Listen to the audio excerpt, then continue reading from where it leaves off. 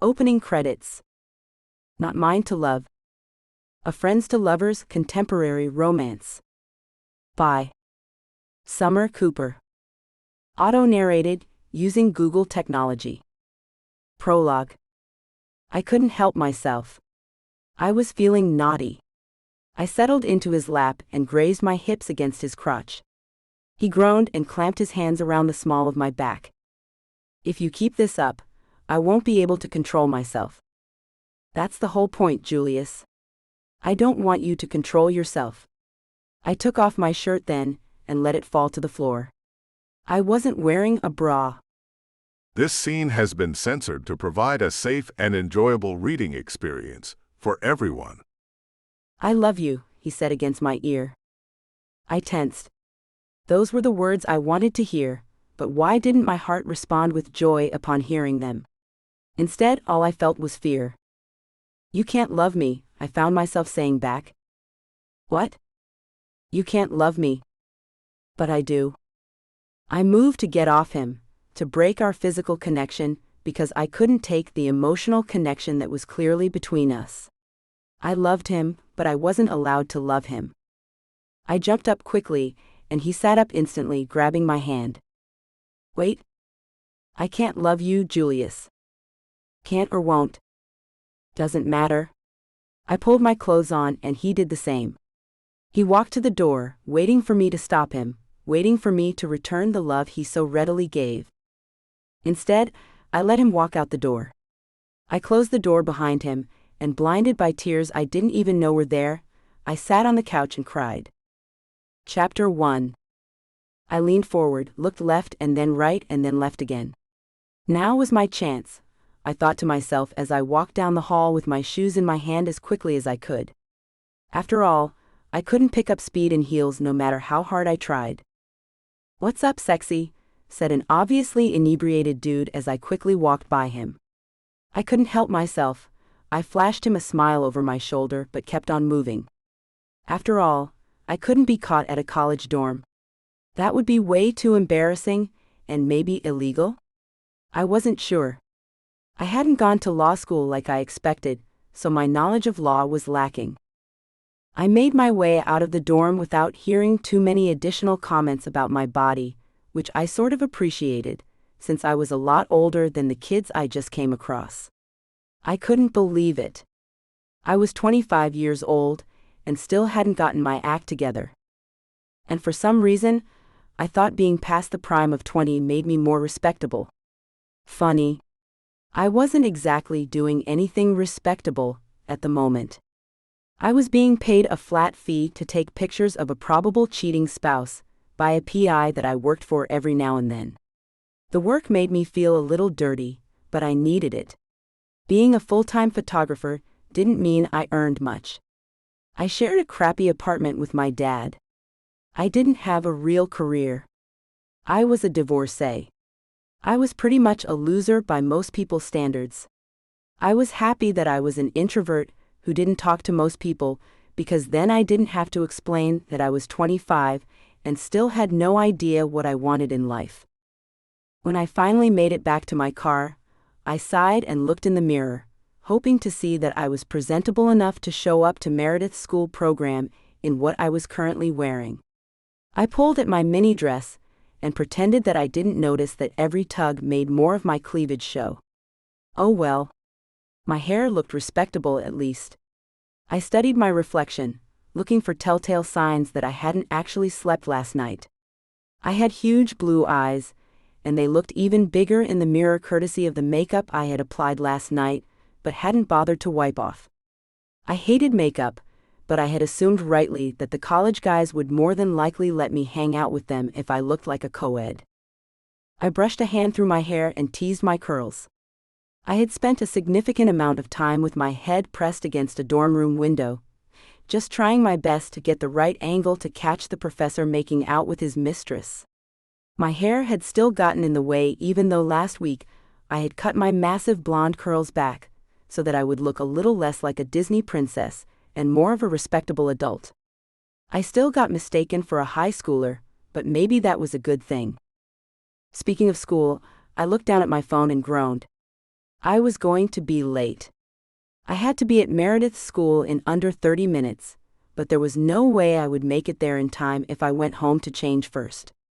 I sniffed at my underarms and shrugged. I smelled okay. I could still make it if I skipped a shower. I was totally feeling pretty smug. I had finally gotten the photos I needed. After a week of following the professor around and trying to catch him in the act with not one but two of his students, I was a little discouraged when I kept coming up with nothing, but it all worked out. I now had incriminating photos of him doing some naughty things in a car, and on his desk with two women who definitely didn't fit his wife's description. Getting the pictures had meant befriending a bunch of fraternity members and moving from one dorm room to another, trying to get evidence of the professor in action. That part wasn't fun. Most of the rooms smelled like dirty gym socks, old pizza, and worse things that I didn't want to think about.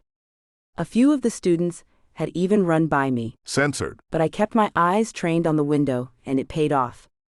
Around 5 a.m., I caught the professor doing all sorts of things, and then politely escorting each co-ed to her car. How bold he was, or maybe it was arrogance since he didn't think he would get caught.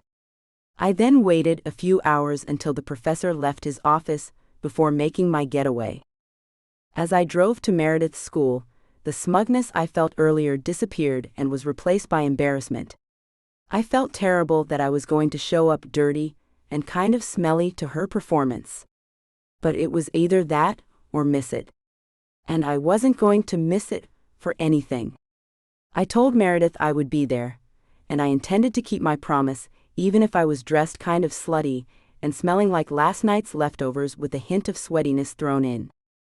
Meredith was my ex-husband's daughter and kind of my best friend. I didn't relate very well to most people, so I had few friends. Most of the men I met just wanted to get in my pants. And most women didn't even take the time to get to know me. They just assumed because of the way that I looked that I was flighty and conceited and probably not very smart. They assumed I was the type of woman who used my body to get what I wanted. I mean, sometimes I did. I flirted with the frat boys to get access to their frat house, which was directly across from the professor's office. But the truth was, I was too shy and unsure of myself to be conceited.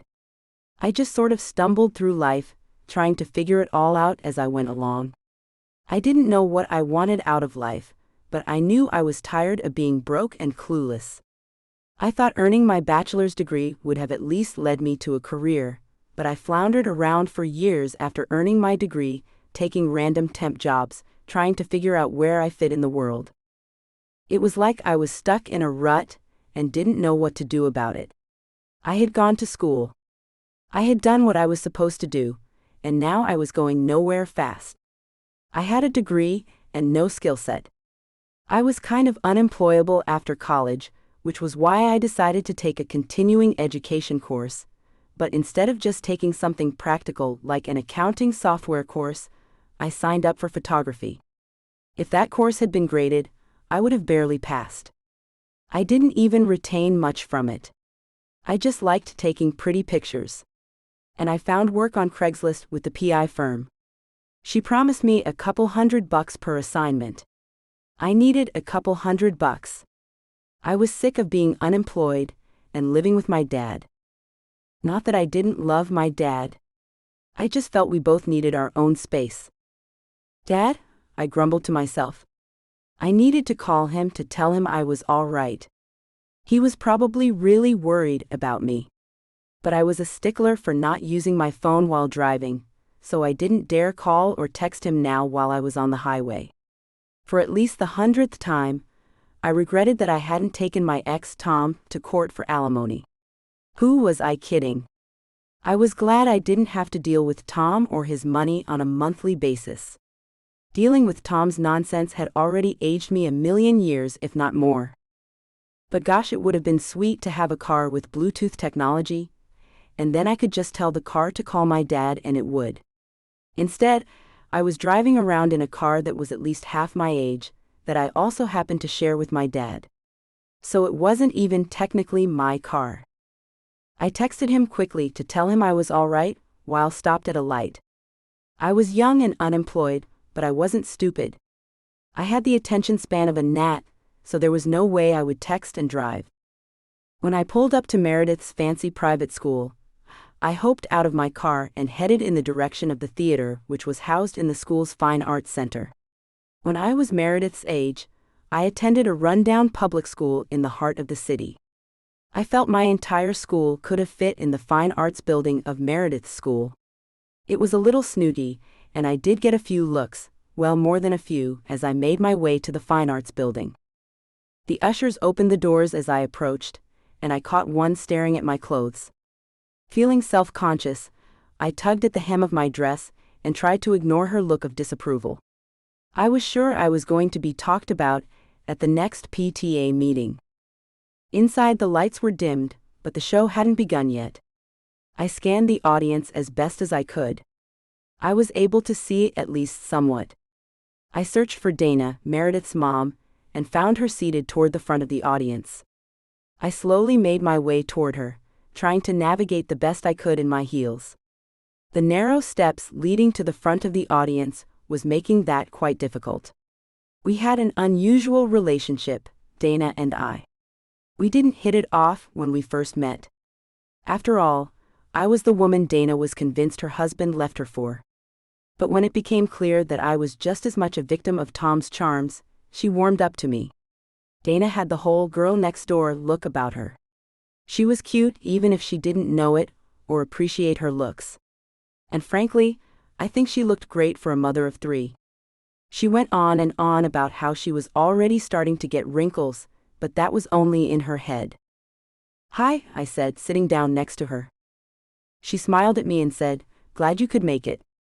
And then she sniffed the air. "Is it just me, or does something around here smell like frat boy funk?" I shifted away from her and sniffed the air as if I didn't know the smell was coming from me. I looked away and said with a shrug, "I don't smell anything." I was literally a dirty liar, but my response seemed to appease Dana, who shot a look toward a guy in front of us wearing a sports jersey and scratching at his hair, which left flakes on his shoulder. "I bet it's him," she whispered to me before turning her attention elsewhere as the lights darkened in the theater. Oh, it's about to start," she whispered excitedly.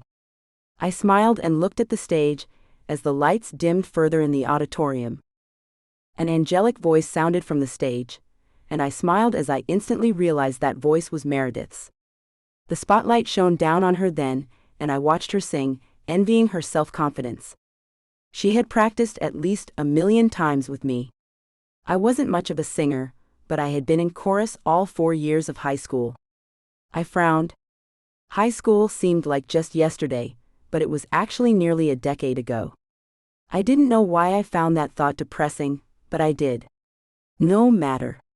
I smiled, hoping that smiling would make me feel better, and it did. Thank God for all those self-help books I loved to read. Dana thought they were just junk, but I swore by them. Meredith finished her number, and I couldn't help myself. I jumped up and clapped. And then I started cheering. Dana moved slightly away from me. I was sure she was trying to distance herself from my overenthusiasm, but what could I say? I was impressed. More than that, I was so proud. Eventually, I sat and tried to clap ardently for the other students who were performing for the talent show. Meredith wasn't actually competing. She was the host. She was so great. She was everything that I had wanted to be when I was her age, but everything that I totally wasn't. The show came to an end about 2 hours later. I didn't even know who won since I had stopped paying attention after the first half hour, but that didn't stop me from cheering for the winner. "I'm going to go meet up with Meredith," Dana said. "You coming?" I loved that Dana let me continue to be part of Meredith's life, but I understood there were some moments that she wanted to just share with her daughter, and I felt this was one of them. "You go ahead. I'll wait for you guys here." I hadn't been very close to my mom growing up, so mother and daughter time was kind of sacred to me. Not that I regretted not spending time with my mom. According to the internet, she was a narcissist. Which probably explained why I married a narcissist. I had read that on the internet too. I sat on the steps outside of the school, in the most ladylike way I could manage, as I waited for Meredith and Dana to come out. I got a few looks, but I ignored them. All that mattered was that I was there for Meredith. At least that's what I was telling myself. I hated to be embarrassed, and I hated to be disliked. If my life was a book, I think my high school literature teacher would say that I was a character who was tragically flawed. I didn't feel flawed though. Yeah, I didn't really have any money or a spouse for that matter, but when I had all those things, I hadn't exactly been ecstatic. I had been just the opposite, miserable. But now, I was single and maybe a little lonely and very much broke, but I was definitely not miserable. "Hey, did you get those pictures?" asked a familiar voice. A voice that was kind of the epitome of misery. I turned toward the voice, surprised to see my employer standing there. "Leona," I said, surprise clear in my voice as I stood to greet her with a smile she didn't return. "What are you doing here?" "My grandson goes here," she said shortly. "So did you get the pictures?" She was always straight to the point. She was in her late 60s, had red hair, wore too much makeup, and had a little bit of a smoker's voice. She intimidated me. But I think I was intimidated by at least 75% of the people I met. "Yeah, I got them." "Good," she said before coughing and spitting something out into the bushes nearby. Other parents gave her disapproving looks, but no one dared reprimand her. That was smart. Leona wasn't one to be crossed. "Stop by my office tomorrow. I have another job for you." I didn't get a chance to reply, because she turned around and walked away. "Friend of yours?" Dana asked, appearing next to me with Meredith by her side. "Nope." "Was that your boss? The private investigator?" Meredith asked. "Yep, how'd you guess?" She shrugged. "I don't know. She just has a cagey look about her. Plus, I saw her spit in the bushes. I sort of feel like that's something a real private investigator would do." I laughed and said, "And great job, by the way." She beamed up at me. "Thank you. I had a great coach." "Thanks for helping her." "It was sweet of you," Dana added. "It was my pleasure." "Enough about me," Meredith said, placing her hands on her hips. "Tell me about your next assignment. Is it another dirty, cheating, no-good husband?"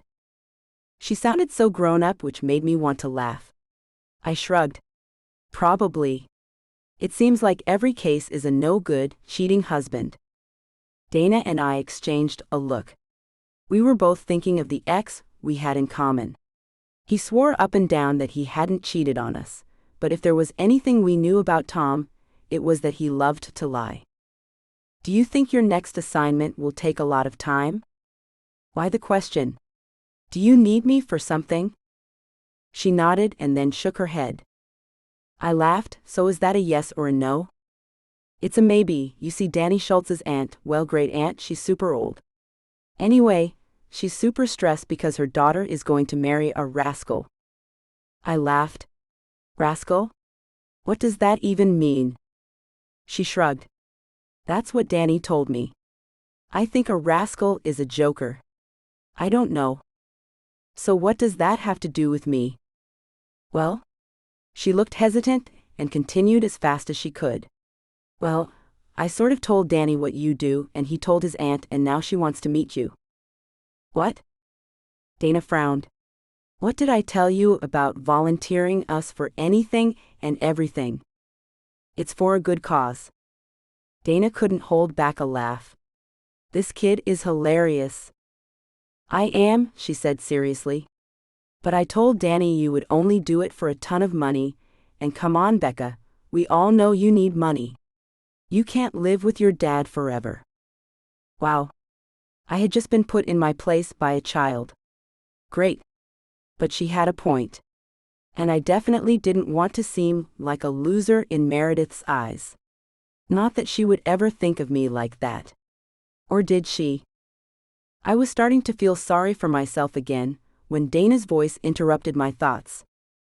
"And how much exactly is a ton of money?" Dana asked, crossing her arms and looking amused.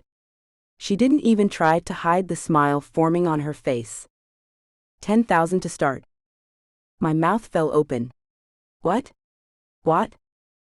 Meredith looked smug. You didn't think I would seriously offer your services and not get you the big bucks, did you? Come on, Becca. I'm way too smart for that. I see she's inherited my sense of modesty, Dana said with a laugh. I was speechless and didn't know how to reply. $10,000 was a huge chunk of change. There had to be a catch. So what's the catch? Meredith shook her head and folded her arms across her. Censored. I don't know, Becca. I'm just a kid. Danny gave me her number. I'll text it to you, and then you can call her and discuss your terms. That is what adults do in business, right? I shrugged, but Dana nodded. Just don't blow it, okay? I worked really hard to get Danny to convince his aunt that you're awesome enough to do a great job and worth every penny. I placed my hand over my heart. I promise I won't mess this up. Good. She walked away, and I looked at Dana. Wow. She made me feel like a clueless child. She does that really well. Dana turned to me and continued, $10,000. Yikes. She must really hate that guy. I shifted uncomfortably. My stilettos were killing my ankles, but that wasn't the only thing bothering me. I hope she isn't some sort of micromanaging crazy person. I already had enough of that with Leona. Me too. My phone beeped. I looked down and realized it was from Meredith. Her text just had the number I needed and the name. I read the name, Claire Dugan. Claire Dugan, that's kind of a corny name. For all the money she's offering you, I would expect her name to be Vanderville or something. As long as she's paying me $10,000, her name could be Princess Aurora for all I care. Dana laughed. My sassiness is finally rubbing off on you. That's what I like to hear. I laughed and made my way back to my car after I said my goodbyes. I didn't wait. As soon as I sat in the car and closed the door, I called her. This is the Dugan's residence, the voice answered. I was intimidated. With its perfect elocution, I felt like a hick suddenly. I cleared my throat. Yes, my name is. I paused after each word and cleared my throat. I could practically feel the impatience of the person on the other end. I must have sounded so incompetent.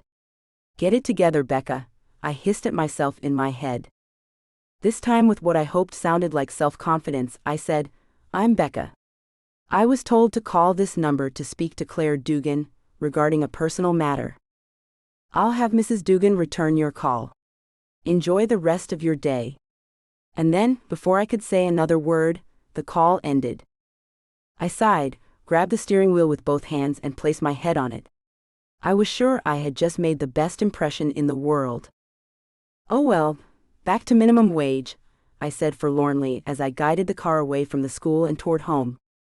Home was a very modest, kind of ugly, mustard yellow condo building on the rough side of town.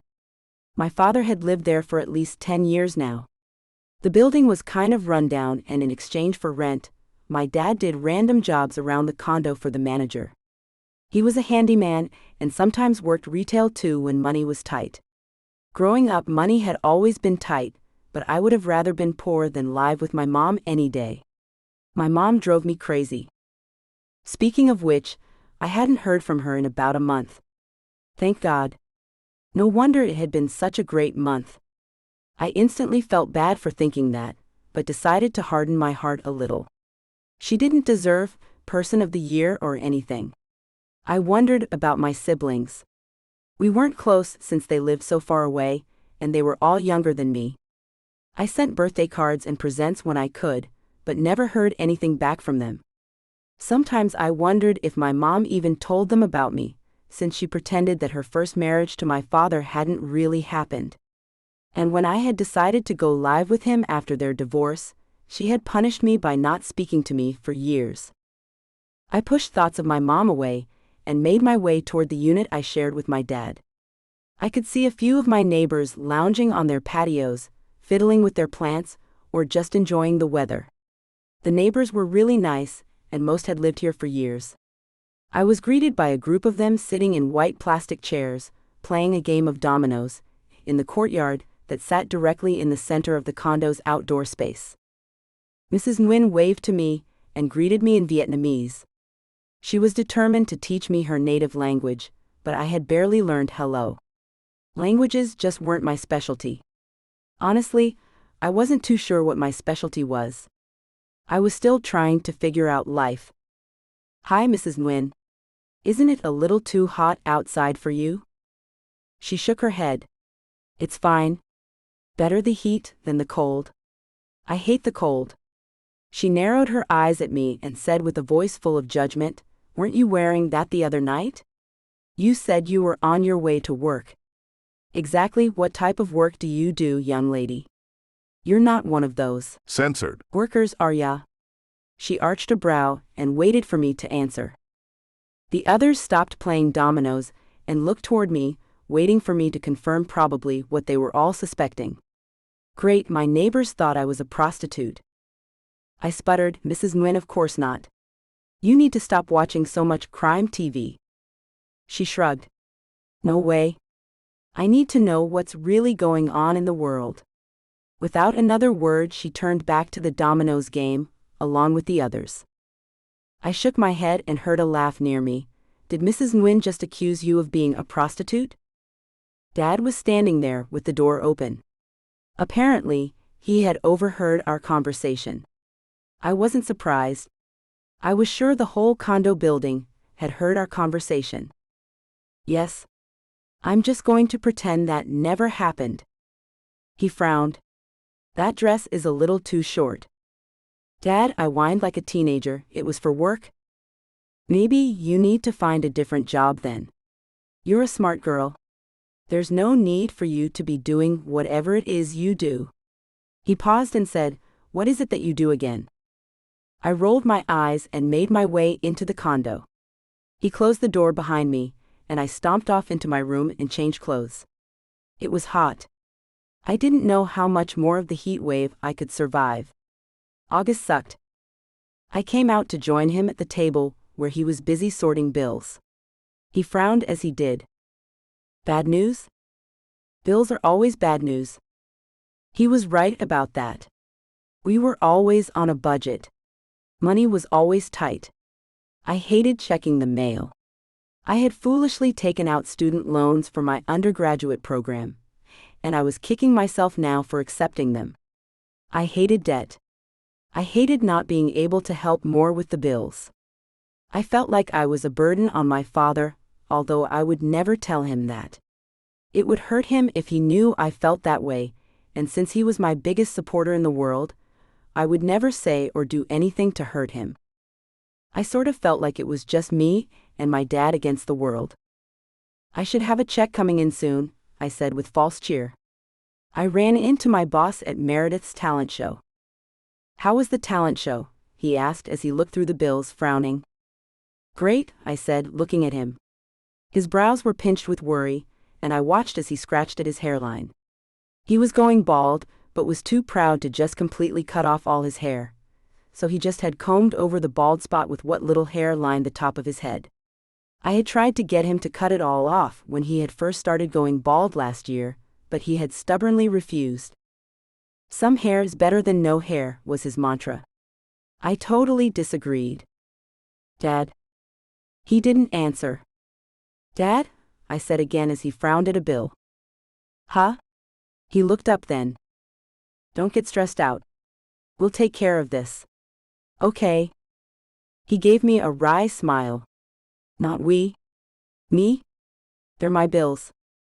"I want to help," I protested, but there was no use. Like I said, he was stubborn. Dad had been hospitalized with pneumonia about 2 months ago, and because he didn't have insurance, the bill had been ridiculous. We had negotiated the bill down, but we still owed quite a bit. I didn't know what we were going to do. Even though Dad had always been a blue-collar worker, he paid all his bills on time, so I knew it was tearing away at him that he couldn't afford to pay his hospital bill. He sighed and went to the small kitchen and started making lunch. What do you think? Mac and cheese? I smiled. Mac and cheese was my favorite meal. Sounds great, Dad. He started cooking and I watched him, finally noticing that he had aged. His jet black hair now was gray in some places, and his eyes had little crinkles around the edges. My dad was getting older, and I needed to step it up. I wasn't going to wait for Claire Dugan to call me. Nope. I needed $10,000 desperately. I was going to call her. Chapter 2. Miss, your card was declined, said the embarrassed barista as he looked at me. That's not possible. I swear there's money on here, I argued even though I could see the message myself, transaction denied. Let me just try again, I said, impatience entering my voice. I'll handle it, Mrs. Dugan said, and I wanted the ground to swallow me up. It's okay. I don't need the coffee, I said to her, feeling beyond embarrassed. I had called her number again, and this time the person who answered had been able to connect me with her. Mrs. Dugan had agreed to meet me immediately the next day. To my surprise, she had been really pleasant. She was very likable and nice. Her butler or whomever answered the phone had been the only joker so far. We were at a posh coffee shop that had been converted from an old residential home. I didn't particularly care for it. It was trendy, and a lot of hipsters frequented it. It made me feel like a poser, an imposter. Kind of how I felt when I was married to my ex, and he insisted that I go to parties on yachts with him. I had always found myself hiding in the bathroom while he and his friends did all sorts of unsavory things, gratefully without me. I was a blue-collar girl all the way. I wasn't sure why I married Tom. A lapse in judgment for sure. So when Mrs. Dugan suggested the place, I had readily agreed. When I arrived, I realized that it was one of those places and had instantly felt uncomfortable. To make up for it, I quickly acted like the imposter I was and tried to impress Mrs. Dugan by buying her coffee. That was what I got for not checking my bank account, I thought miserably as Mrs. Dugan bought both our coffees. I wanted to cry. I had wanted to make a good impression. Instead, I was doing the exact opposite.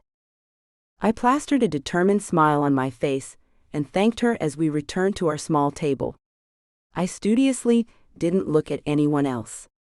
I didn't know if everyone had seen what had just happened, but I was so embarrassed by it. I felt like everyone was laughing at me. Thanks for taking care of the coffees, I said with false cheer. I guess it's pretty clear. I really do need your money, huh? I said with a forced chuckle, and then I wanted to kick myself. Why did I just say something that stupid?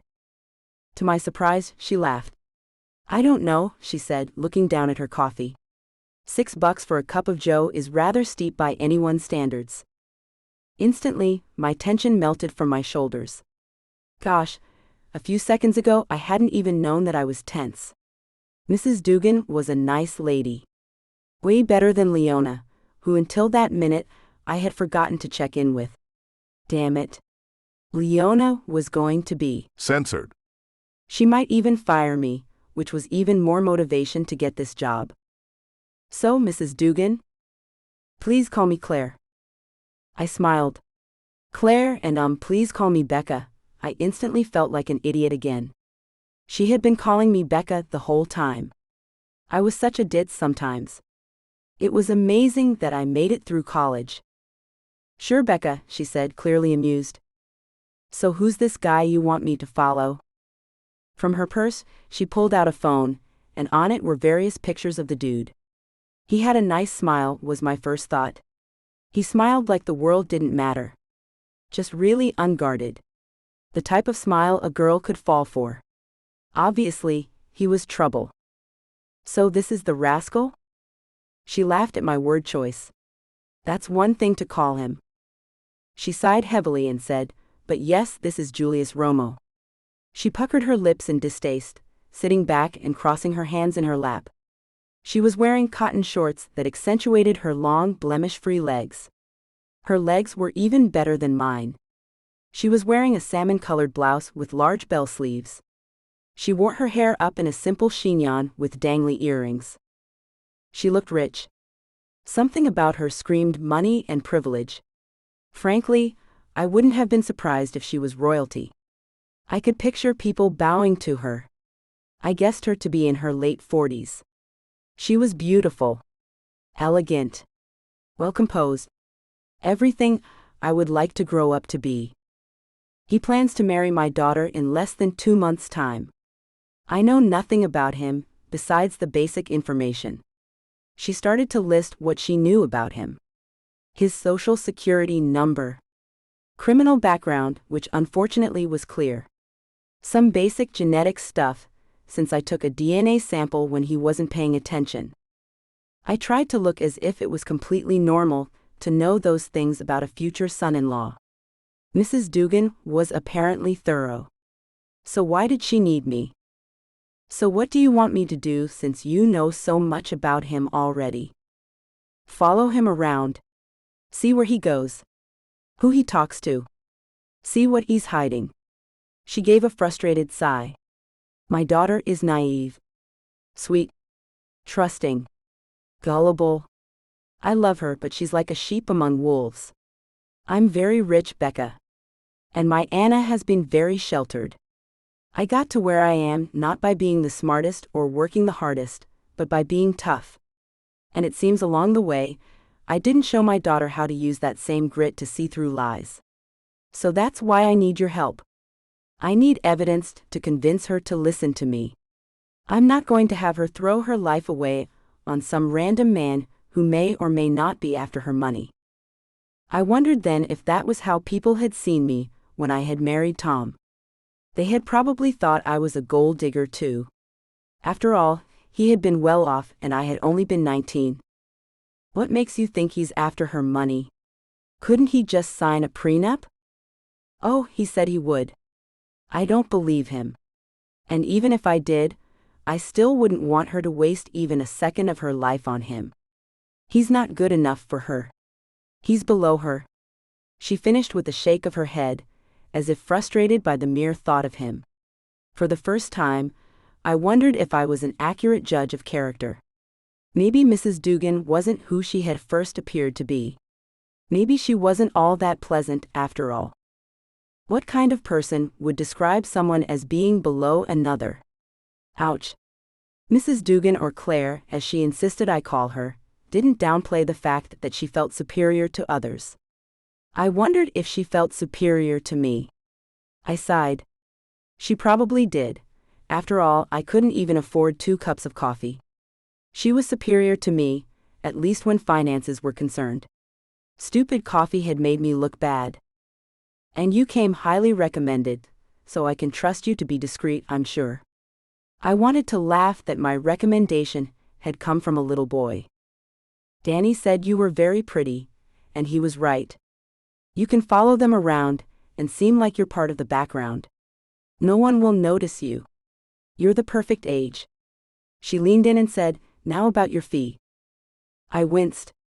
Yes, I know it's a little cheap, she finished for me. I looked at her in surprise. I was going to say steep. You might be inexpensive, but I trust you. Just get me the info I need. I'm not one of those who believes the old adage, you get what you pay for. Take this coffee for example. I don't think it's superior to any regular $1 coffee that I could get from McDonald's. So yes, I could find a more expensive freelance PI or whatever you call yourself, but I trust you can actually get the job done. So can you? She arched her brow and gave me an inquisitive look. I had to believe in myself. After all, she did. I can do it. No problem. She smiled. I know you can. She stood up then and slid on a pair of shades. Of course, I don't expect you to start without payment. I'll wire the first half to your account within 24 hours. And then you'll get the other half after the job is done. You'll receive a contract at your home within the hour. Thanks, Becca. And by the way, he always shows up here around 1 o'clock. She checked her watch. So I guess you might as well start now. 1 o'clock?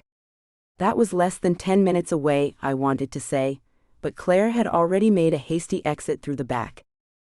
I noticed then that she had left her phone. I tucked it in my purse to return to her. God, I should have taken notes. What did she say his name was? Julian? Jude? Jonathan? Something Roman? Great. I was off to the worst start. And then, like clockwork, he walked through the door. He didn't look like every other guy in the place, so I wasn't the only one who noticed his arrival. While most of the guys in the coffee shop had on fashionable skinny jeans and iconic band shirts with little rowboats on them, this guy was wearing old khaki shorts with a hole in the pocket, and upon further inspection, as he passed by me, I noticed that his plain t-shirt was stained and he was wearing some very ugly sandals.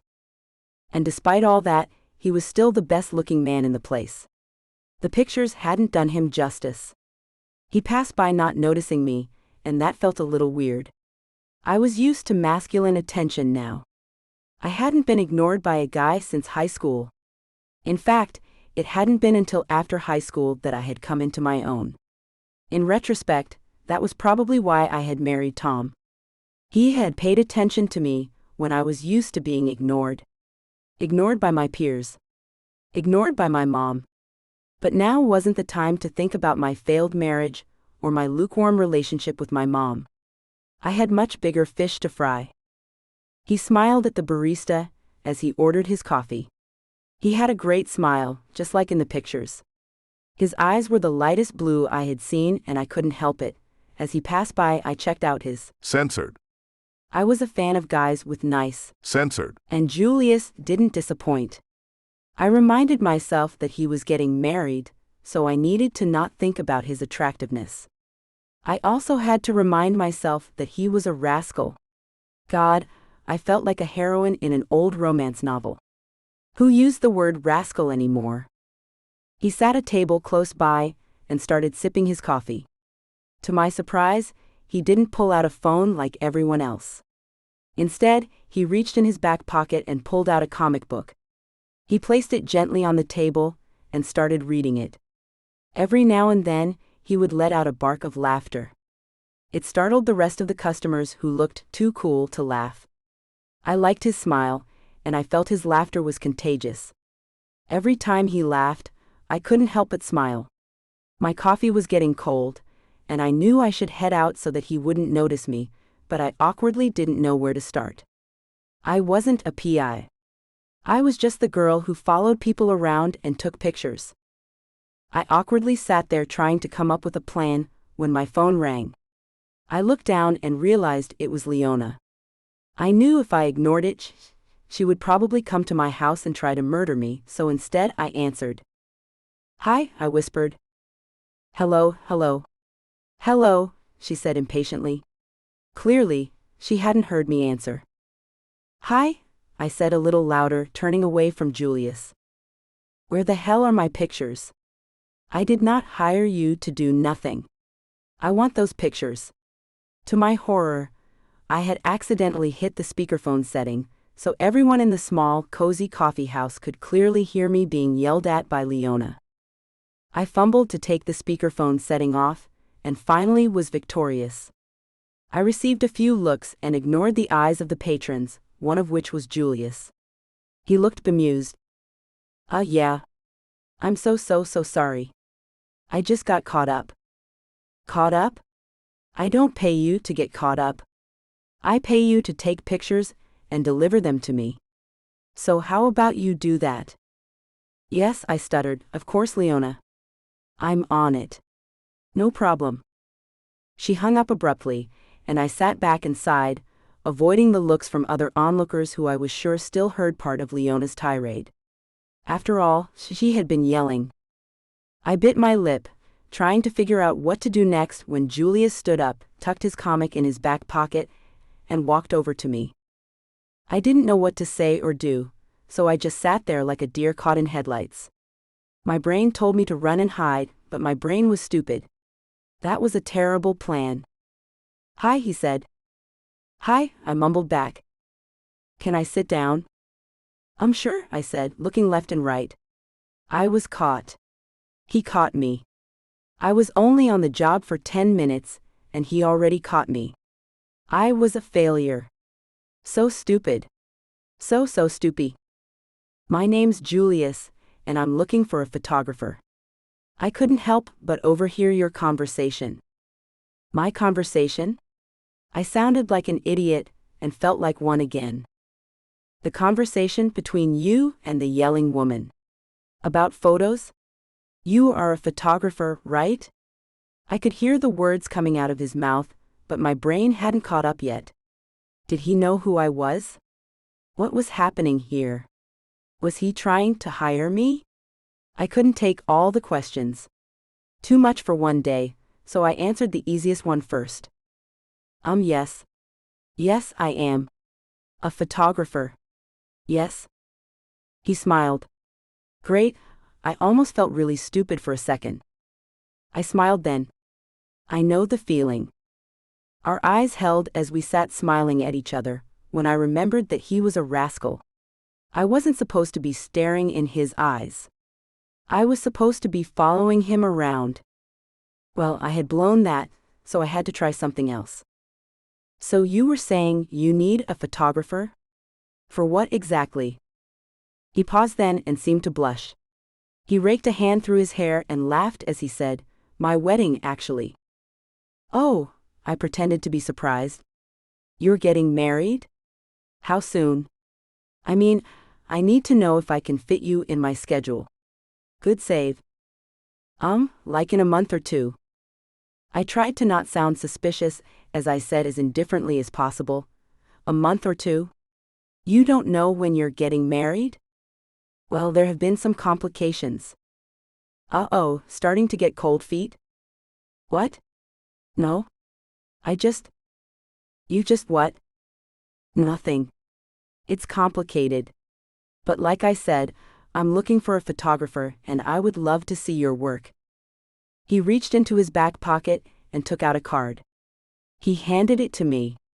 Email me your portfolio and I'll take a look. Portfolio? Did I even have a portfolio?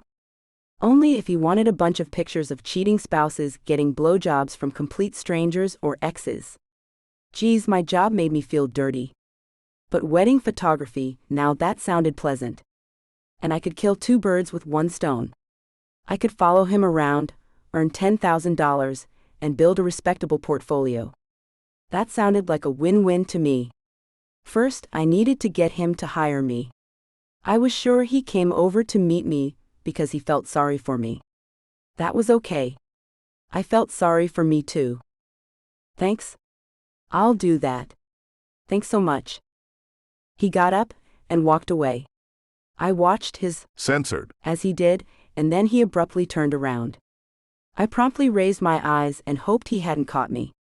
He walked back to me. Oh no, I was in trouble.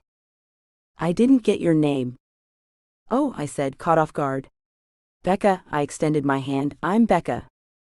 Becca, he said, taking my hand just long enough for me to feel the calluses on his palm. It seemed Julius worked for a living. I look forward to seeing your work. He let go of my hand, gave me a brief smile and walked away. So far, Julius had been a complete gentleman. I didn't think he was a rascal, but time would tell. After all, I was being paid $10,000 just to prove he wasn't the man he seemed to be. Chapter 3. So let me get this right, Dana said, sitting next to me on Piper's couch. Piper was Tom's sister, which made her my former sister-in-law. But now we were all friends. And as her friend, she had roped me into house-sitting for her for a few weeks. She was in Europe house-hunting with her husband, Ty. They were looking for a vacation home somewhere in Italy, or was it France? I couldn't remember. You met the guy who you're supposed to be following, and he offered to hire you? Yeah, that's exactly what happened. And that wasn't part of the plan. Right? Well? Dana shot me a dubious look, and I sighed. Okay. No? That wasn't part of the plan, but maybe it'll work out for the best. Dana continued to look doubtful, and I tried not to feel discouraged, but I did. What the heck was I doing? You think I messed up, don't you? She opened her mouth to respond, took one look at my face and seemed to second-guess herself. I'm sure it'll be fine. Her face told a different story. She was humoring me. She thought I had already failed, and I hadn't even started. I suddenly felt so discouraged. I hope so. I shook my head. I just don't know what I'm doing anymore. I'm a mess. My life is a mess. Oh, where's all this coming from? You haven't even started the job yet. I know. I think I just bit off more than I could chew. I'm sure you'll do fine. Your face says exactly the opposite. My face is stupid and never does what I tell it. I giggled, and then Dana started laughing too. I really valued Dana's friendship. And I knew she wasn't trying to be a Debbie Downer, but she couldn't help herself. When we stopped laughing, she offered up some advice. You should probably tell your employer what your plan is, so she's not shocked to see you at the wedding. Well, if I do my job, there will be no wedding. True. So what's your plan? Well, I said, first of all, I need you to make me a portfolio. What? Me? Yeah, you have computer skills. But not Photoshop or whatever. I do marketing. That's sort of the same. No, actually it's not. Not even close. I sighed. Then what am I going to do? I felt like I was back to square one again. I don't have a portfolio to show this guy, but I have to land this job, otherwise I can't follow him around because then he'll recognize me and know I'm up to no good, I whined. Calm down. We'll figure this out. I might know someone who can help. I grabbed her hands and bounced up and down in excitement. Oh my gosh, thank you, thank you, thank you. Okay. She pried her hands away and laughed. I said might, so we'll see. I'll give him a call. I can't believe I'm going to ask someone to create a fake portfolio for you. Next thing you know, I'll be in the business of making fake passports and stuff. I'm sure making a fake portfolio isn't like some sort of gateway drug to criminal activity. Good one, she said, punching my shoulder. My sense of humor is rubbing off on you. Yep. That means you spend too much time with me. You need to get out more. Any luck finding a boyfriend yet? Gosh, sometimes Dana was like an annoying big sister. Not looking for one. Come on, you're young and hot, all the things I used to be. I snorted, and she continued with a smile on her face, I'm serious. You need to get out there. Find a man. Fall in love. Have some babies. Nope. I'm fine. Being single suits me. Well, at least hook up with some randos, and really enjoy your youth. You only slept with Tom and Carter, I said, holding back laughter. I know. And Carter has even more moves than he did in college. Like seriously, sometimes the censored is so good it makes my head hurt. I couldn't hold back my laughter, even though I knew I was probably blushing. I never knew what Dana was going to say next. She then frowned and said, and let's be honest, Tom wasn't exactly lightning in bed. What? Are you kidding me? He was like lightning. I paused for dramatic effect, he came quickly. She let out a bark of laughter and said, and then snored like thunder minutes later. We collapsed in laughter while squealing, lightning and thunder, like a couple of teenagers. When we were ready to behave like adults again, Dana got up and called in that favor, then we sat around and started watching a movie. Carter had gone to some sort of conference, and the kids were staying overnight at Carter's mom's house, so it was officially a girls' night for us. We were in the middle of a romantic comedy that included a bride running away from the altar whose acting skills Dana happily criticized.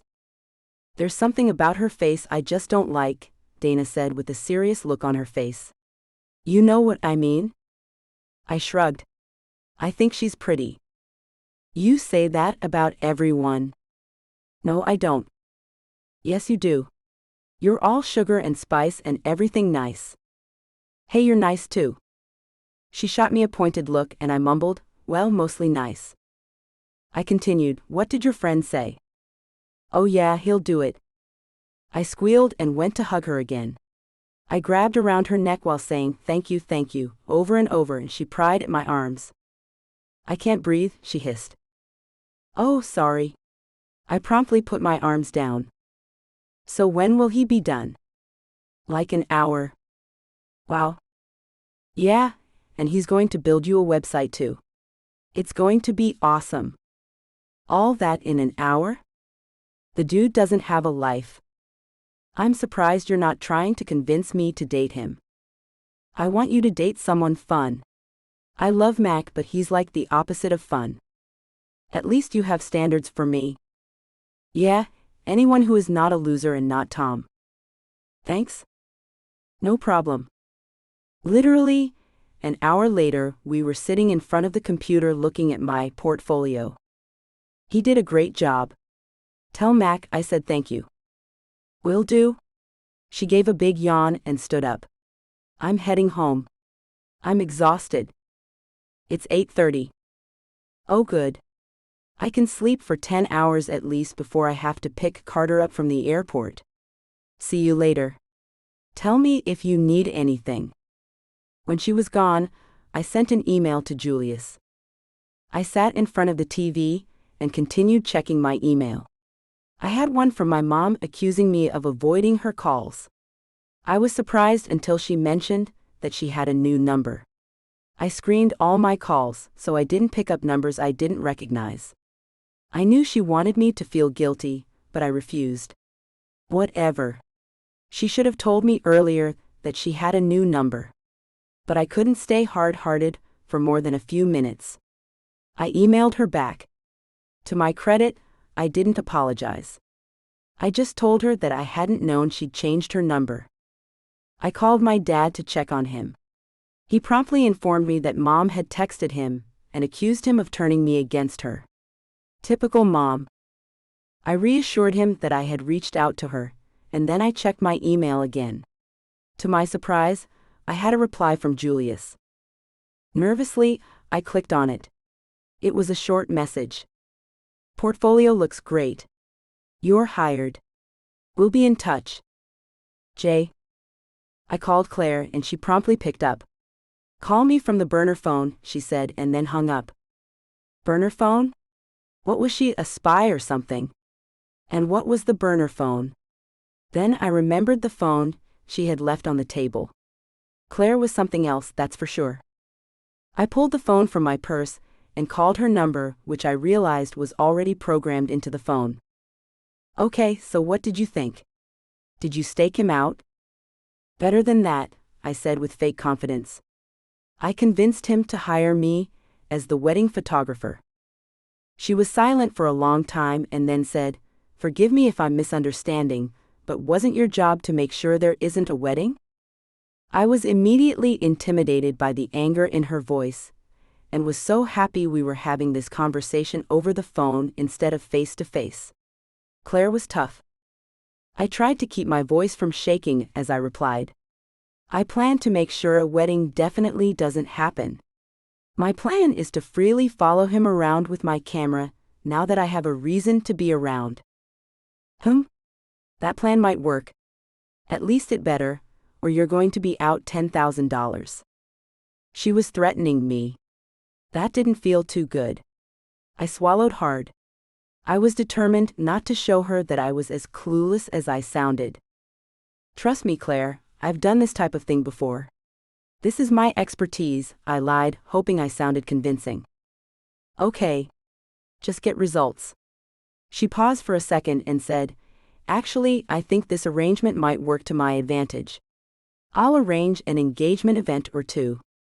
You're bound to catch him showing his true colors, eventually. This was actually a great plan, Becca. We'll be in touch. Have a great evening." I hung up feeling vindicated. And then my phone beeped with an incoming text. From my bank. A wire transfer for $5,000 was scheduled for tomorrow. I jumped up and down squealing in joy, and then made myself sit down and be quiet. I didn't want any of Piper's neighbors calling the cops on me for disturbing the peace. That night I went to bed with a smile on my face. And people said money didn't buy happiness. I heard from Julius the next day. Again, by email.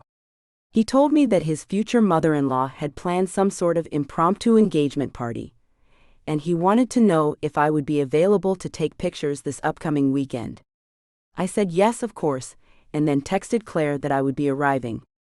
She texted back, "Ha. I'm a mastermind. See you there." I was feeling pretty good. If I used Twitter, I would have posted something about it. But since I didn't use social media, I did a happy dance instead. I spent the rest of the week taking care of minor jobs for Leona. I was tempted to quit because of the $5,000 advance, but I didn't want to seem like a flake. People didn't take me seriously because of my beauty, and they assumed I was a spoiled Disney princess. And sure, I'd made some stupid mistakes in my life, but I was determined to prove them wrong. I wasn't a quitter. The only thing I ever quit in life was my marriage, but that had been for survival. I felt like I had been losing myself while married to Tom. In fact, when I had married him, I didn't even know who I was. I was happy that I was able to figure it out. Well, I hadn't actually figured it out. I had just moved on. I wasn't too sure what people wore to engagement parties. I'd had one, but it had been on Tom's friend's yacht, and I spent most of the party with my head in a toilet bowl. Seasickness had been an issue until Tom introduced me to Dramamine. So I didn't remember what my guests had worn. And to be honest, the guests had been Tom's friends. I didn't have many friends then, and I didn't have many now. Thankfully, though, I had Piper and Dana now in my life. I decided on a yellow and white striped dress. I slid on some flats and hoped that my hair would dry on the way. I was already running late and didn't have time to blow dry it. I jumped in my car, which had just had a tune-up courtesy of Claire's advance, and sped to the engagement party. I arrived at a place that I remembered used to be a club when I was a teenager. Now it was a trendy outdoor-indoor event area. I was surprised Claire chose this as a location. It seemed sort of out of character. Like it just wasn't classy enough. And it seemed unnecessarily large. I pulled up to the front, and a valet approached me. I didn't want to pay a valet anything. "It's free, ma'am," he said. I guessed he could tell from my face that I was cheap. I thanked him and asked where I could find the Dugan family. "Just inside," he said as I handed him my keys. They rented the whole building for the event. I was in shock. The whole building? Wouldn't a room or two be a better idea? Rich people were like a different species, as far as I was concerned. As soon as I entered, I easily spotted Claire. She was in a corner on the lawn talking to a young lady with short curly hair, who was wearing ill-fitting slacks and a short jacket. I figured the lady in the slacks was some sort of event planner. She hurriedly walked away from Claire, who turned and walked away from the event completely. The young lady in the slacks stopped and spoke to a girl who was about my age. I figured the woman she was speaking to was the bride because of the way the event planner seemed to fuss over her. The bride was red-headed and had flawless pale skin. Her lips were painted a dark red, and when she turned in my direction, I saw that her eyes were a really light brown. In short, she was beautiful. She looked like an ice queen, but her eyes radiated warmth. She smiled timidly at me as I approached and said, "Hi, welcome. You must be a friend of Julius?" I nodded and extended my hand. She shook it. "She's the photographer I told you about," Julius said, appearing from seemingly nowhere. "Anna, this is Rebecca. Rebecca, this is Anna." My name was actually just Becca, but I didn't bother to correct him. "It's nice to meet you, Anna. Thanks for hiring me." She pointed at Julius. "He's handling all the wedding stuff. I'm afraid that weddings just aren't my thing, so you just have Julius to thank. He had nothing but nice things to say about you. And what I saw of your portfolio, I really liked." "Thanks," I murmured, feeling embarrassed by the compliments and also embarrassed that my whole portfolio was just a lie. Lying was not my forte. Anna introduced me to the wedding planner, and I tried not to notice how handsome Julius looked. He was wearing jeans, much to my surprise, and a plain blue shirt. Not that his casual wear didn't make him look great. Again, he was hands down the best-looking guy there. I felt guilty thinking that, and quickly directed my attention elsewhere. "Come meet my mother," Anna said with clear reluctance. "I'm sure she has some photo ideas she would like to share with you." Better yet.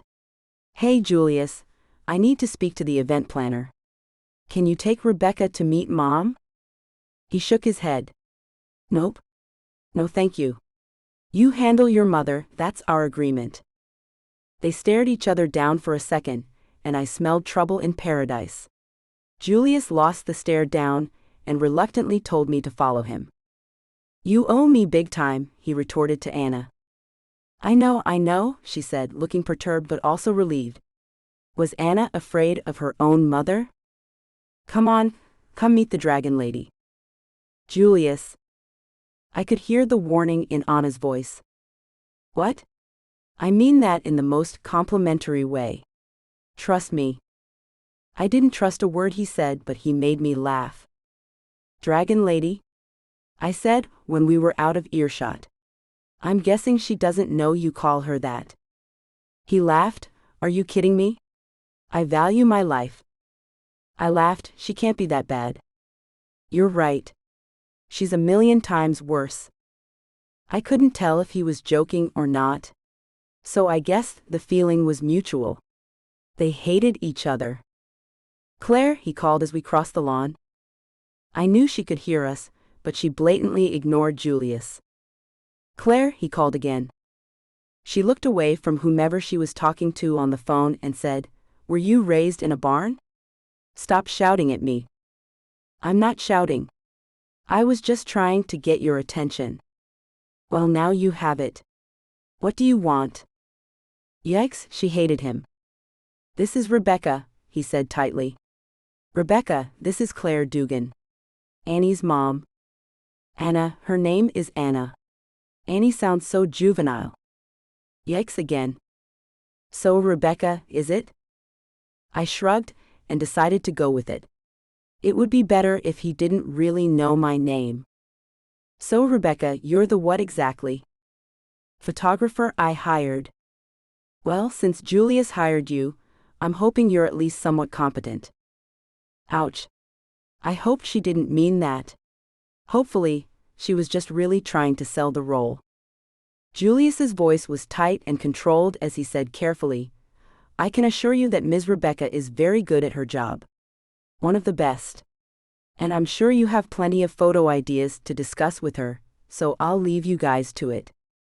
He walked away without another word, and Claire stared at him as he made his way across the lawn and disappeared into the building. I could see in her eyes that if he suddenly died right then and there, she would throw an even bigger party in celebration. She turned to me. "Sorry for being such a cow." I was surprised she was so self-aware. He brings out the worst in me. I hate his guts. But don't worry. The feeling's mutual. I've disliked him since the moment I met him. "How long have they known each other?" I asked, trying to stick to a safer subject. She shrugged. "I don't know. They met through a mutual friend. Some guy named Sam. Why couldn't she just meet someone in college, like every other girl? A future engineer or a doctor would have been nice. Is that really too much to ask? Not that she went to a good college anyway. I tried my best to get her to go to an Ivy League. Brown at the very least, but she insisted on going to a state school. I think she did it to spite me. Who does that? She would be absolutely horrified if I told her that not only had I gone to a public university, but I had also gone to a community college before that. I didn't answer her question because I figured it was rhetorical, but she was still talking anyway. And then, she wanted to be a music major. A music major? That's not a real major, unless you want to live the rest of your life in poverty. Claire shuddered as if the mere thought of poverty made her ill. She has terrible judgment. And no matter how hard I try, she just doesn't listen to me. Why of all the men in the world would she want to marry him? Him? Okay, now we were back to talking about Julius. I shrugged. I still wasn't sure what was so bad about Julius. If you don't mind me asking, why do you dislike him so much? She laughed humorless and said, Becca, I could make you a list that stretches around the whole block. Instead, how about just the highlights? I hate that he doesn't have a job. He doesn't? He does something on social media.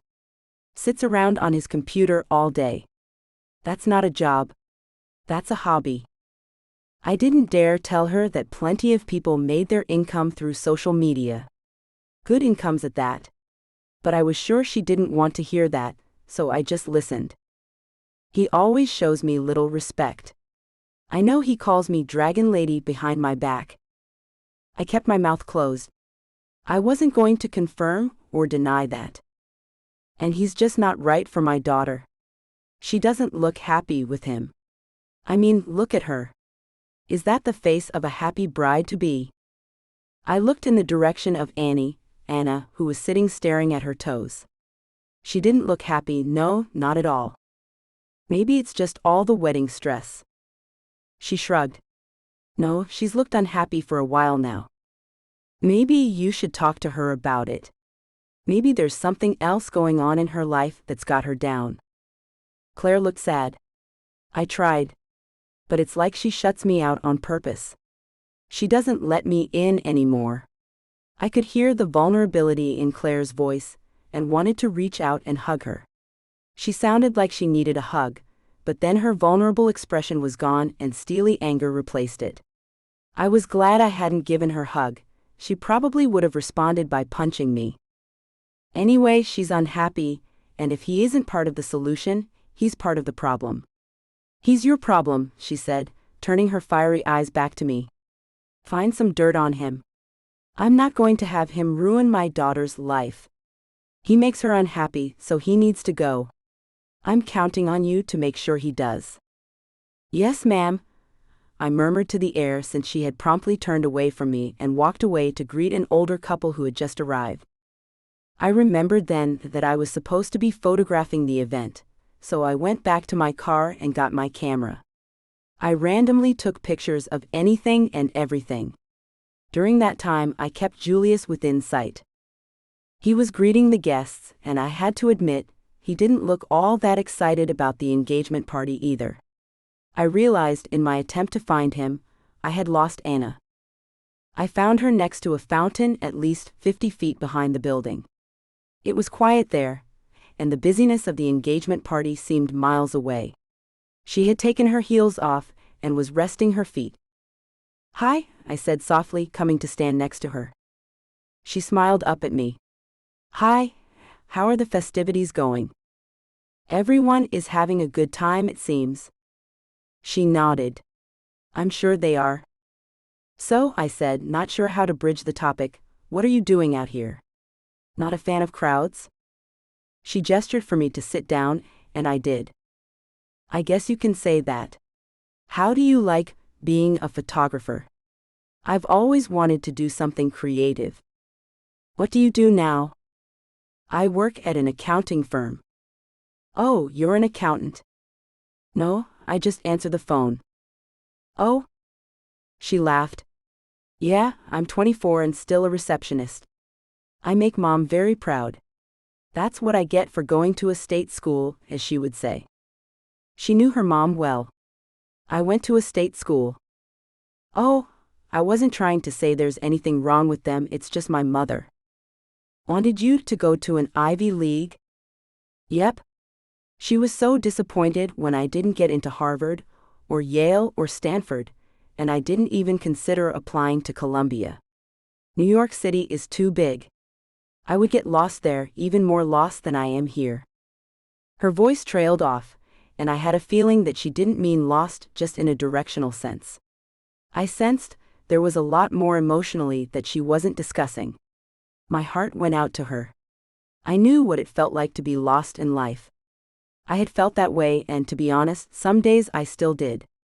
I couldn't imagine what it would be like to have so many high expectations and not be able to meet them. My own mother was a force to be reckoned with, but she was hundreds of miles away. And I had my dad, who was a sweetheart.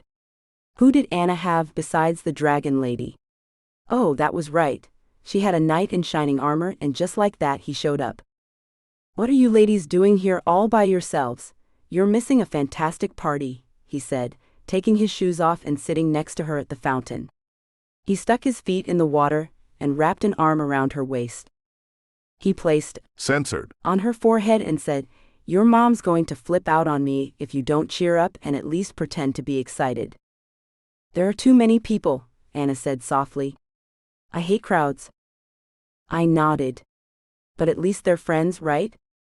She laughed and I smiled, not sure of the joke. "They're my mom's friends. Not mine. Definitely not mine." "Oh, I get it. At my engagement party, it was just my husband's friends, and I puked the entire time."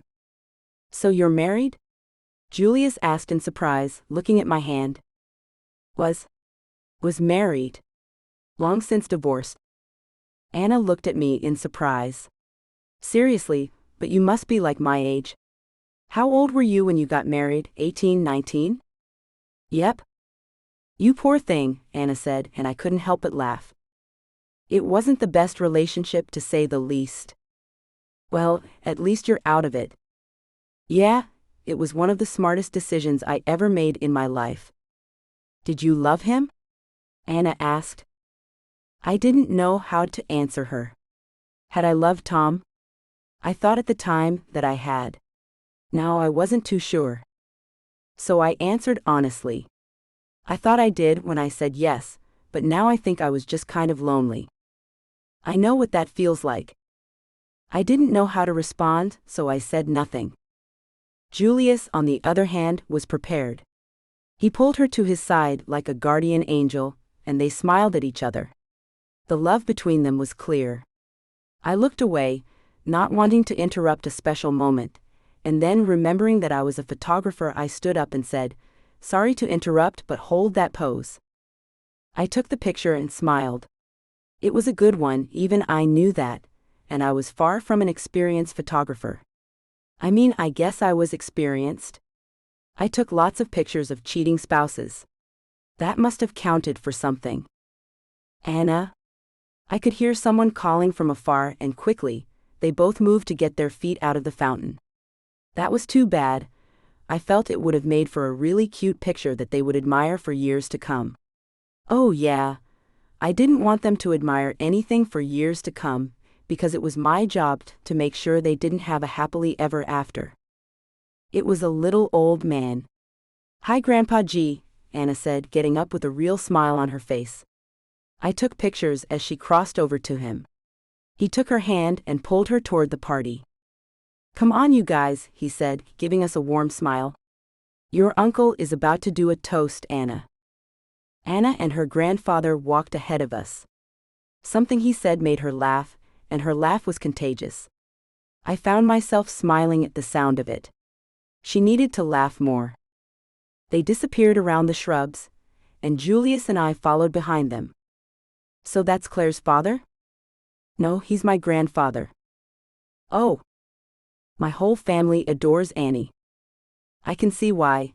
Just by interacting with her for a few moments, she's a sweet person." "One of the best," he said. "Just authentic. Down to earth. A genuinely good person. Which makes me convinced that she was adopted." I looked at him and we both laughed. I knew he was referring to Claire. "Claire's not so bad." "That's because you haven't had to spend more than a few moments with her." I shrugged. "I don't know. She's probably just a concerned mom." "Concerned that a guy like me is marrying her daughter?" He seemed to take it personal, but I could understand that. "Maybe it's not you personally." He shot me a dubious look, and I shrugged. "Oh, I'm very sure it's personal. She's hated me since she met me." "Well, maybe she has a reason for hating you." "Sure. Because I'm breathing, that's enough for her." "Well, have you tried just holding your breath around her?" I said, joking to lighten the mood. And passing out and dying? Well, you do want her approval, right? Sure, I would just rather be alive to get it. I'm not sure that will happen. You think if I died right here and now, that she would just push my body into a dumpster and call it a day? I shook my head. I kind of think she would have a party. He laughed. You're right. He paused then and said, I like your sense of humor, Becca. He squeezed my arm, gave me a brilliant smile and said, see you inside. He had gotten my name right. I watched as he jogged up the steps and went to stand by Anna's side. She looked up at him with a sense of relief, and he took her hand in hers, giving her a reassuring smile. I knew I looked weird staring at him, so I took a picture to capture the moment. He was her knight in shining armor. He was her support. I envied them. I envied Anna, that she had a man like Julius. He was strong, funny, and handsome. Everything a girl could want in a man, and he was completely dedicated to her. I felt an censored in my heart and chalked it up to loneliness. But as I watched Anna and Julius together, I wished I had met him first. If nothing else, but to at least be his friend. Chapter 4. So, how was the wedding? My dad asked when I got home that evening. It wasn't a wedding, just the engagement party. Oh well, engagement party then. How was it? Hope it was better than yours. You threw up the whole time. I had forgotten Dad had been there. You remembered that? Remember that? I was the one who drove to Walgreens to get you Dramamine. I frowned. I thought. He raised an eyebrow. That Tom had gotten it? He shook his head. He was too busy showing the yacht off to his friends. Of course that sounded like him. It seemed even when I knew the worst, I was still trying to see the best in him. I was glad I had wised up and moved on. Hey Dad, I said, wondering something I hadn't dared ask. Huh, hun? Were you and Mom ever friends? He let out a low whistle. We were a lot of things, but friends definitely wasn't one of them. I nodded while I digested what he had just said. Tom and I had been a lot of things too, but never friends. I bent down and censored him on the forehead. Have a good night. Heading to bed already? He had cards in his hand and was shuffling them. How about a game of poker before bed? I was about to decline but figured, why not? The night was still young. I finally made it to bed at 1 a.m. Dad could play poker all day if I let him. As I went to sleep, all I could think about was whether or not I would turn into my dad. I knew he was happy, but wasn't he lonely? I didn't think about it often, but if someone had asked me, the answer would be yes. Please take my place, Anna begged me the next day. I was at her apartment, and we were waiting for Julius to show up. She told me it was a wedding emergency, and that she needed my help immediately. I dropped what I was doing and headed straight over. Her apartment was sort of bare, and something about it seemed kind of masculine. I guessed it was the pile of athletic sneakers that were in front of the closet door, and the random jerseys thrown across the couch. I was pretty sure Julius didn't live there too, but I guessed he tended to leave his stuff at her place. That made sense. After all, they were engaged. I looked at her in confusion. What exactly did she want from me? Take your place for what? I hate flowers. Like I really do. Okay. So can you go pick out flowers with Julius? I looked around as if hoping someone could save me, but there were only the two of us there. Can't your mom go with him instead? She looked at me as if I had lost it. Maybe I had. Are you kidding me? Just in case you haven't noticed, they hate each other. If I send my mom and Julius to the floral shop together, neither one will make it out alive. She had a point, but still I didn't want to be the sacrificial lamb.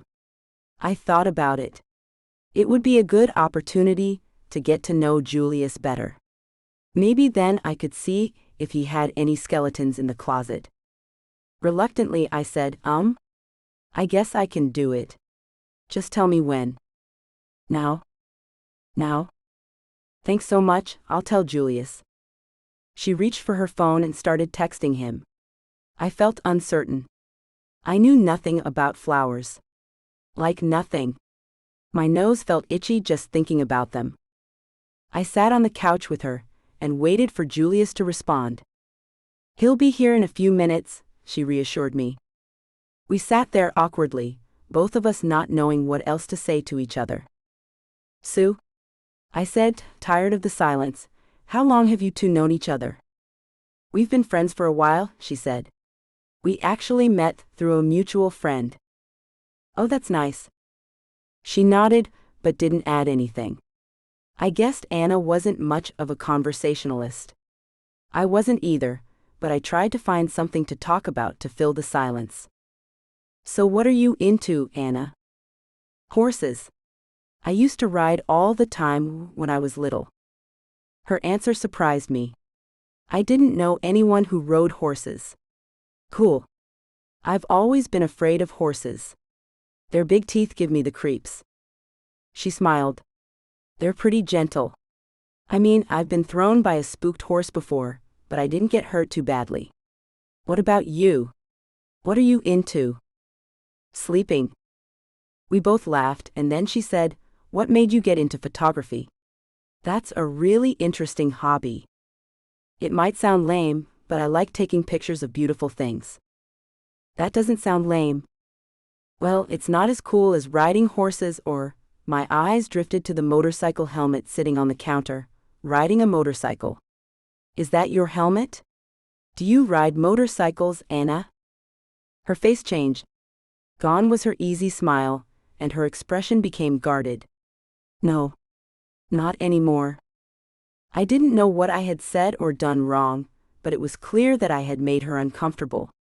I opened my mouth to apologize when I heard a knock at the door. Anna rushed over to open it, and a smiling Julius came in. What's wrong? He asked, his smile falling as he got a look on his face. Oh, nothing. Just tired. He seemed like he wanted to argue, but then he caught sight of me. He looked from me to Anna. You sure you're okay?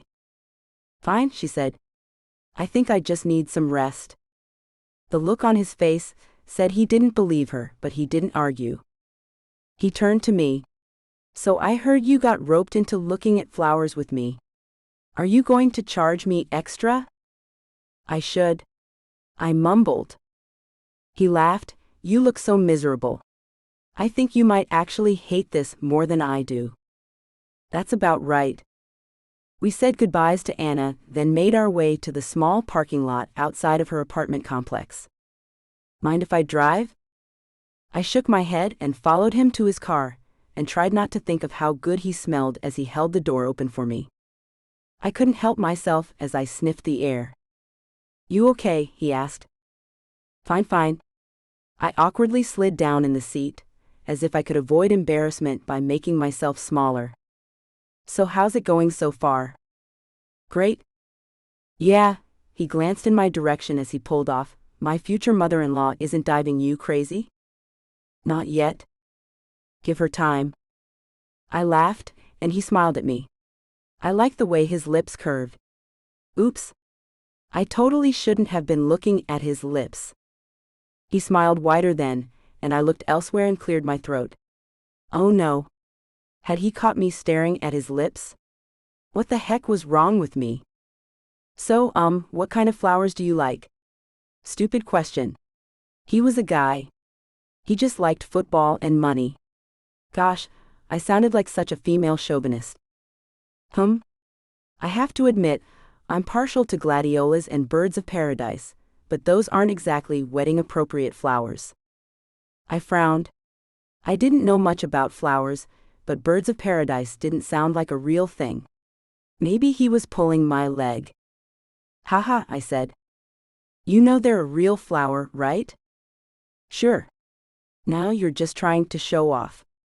He laughed, and I tried not to think of how much I liked the sound of it. Floral shop, here we come. So tell me about yourself, Becca. What to say? What to say? 2 truths and a lie sounded like a good approach. I'm divorced. I like tacos, and I've never dieted in my life. Geez. What was wrong with me? Tacos? Divorced? Dieting? Why did I mention that? And why was I talking about dieting of all things? And I hated tacos. I couldn't eat them without getting messy, so I didn't technically hate them. I loved them. But they sucked to eat. Out of all the things you said, I have to take exception to the tacos. Tacos are delicious. They are, I conceded, but then when you end up with taco sauce down your blouse, it's not so cute. Gosh, I hate when taco sauce gets down my blouse. Especially the spicy sauce. I laughed. He was funny. But seriously, he said, tell me something about yourself. Something that other people don't know. I thought hard about it. I might as well tell him the truth. Telling the truth wouldn't blow my cover. When I was a little girl, I wanted to be a puppy when I grew up. He laughed and I smiled. It was kind of ridiculous, and I honestly don't remember it. But my mom says that whenever anyone asked me what I wanted to be, I said a puppy. At least you thought outside the box. So are you disappointed? He said, turning to me as he pulled up to a stoplight. I looked at him then. His eyes were warm, unguarded, and I felt mesmerized by them.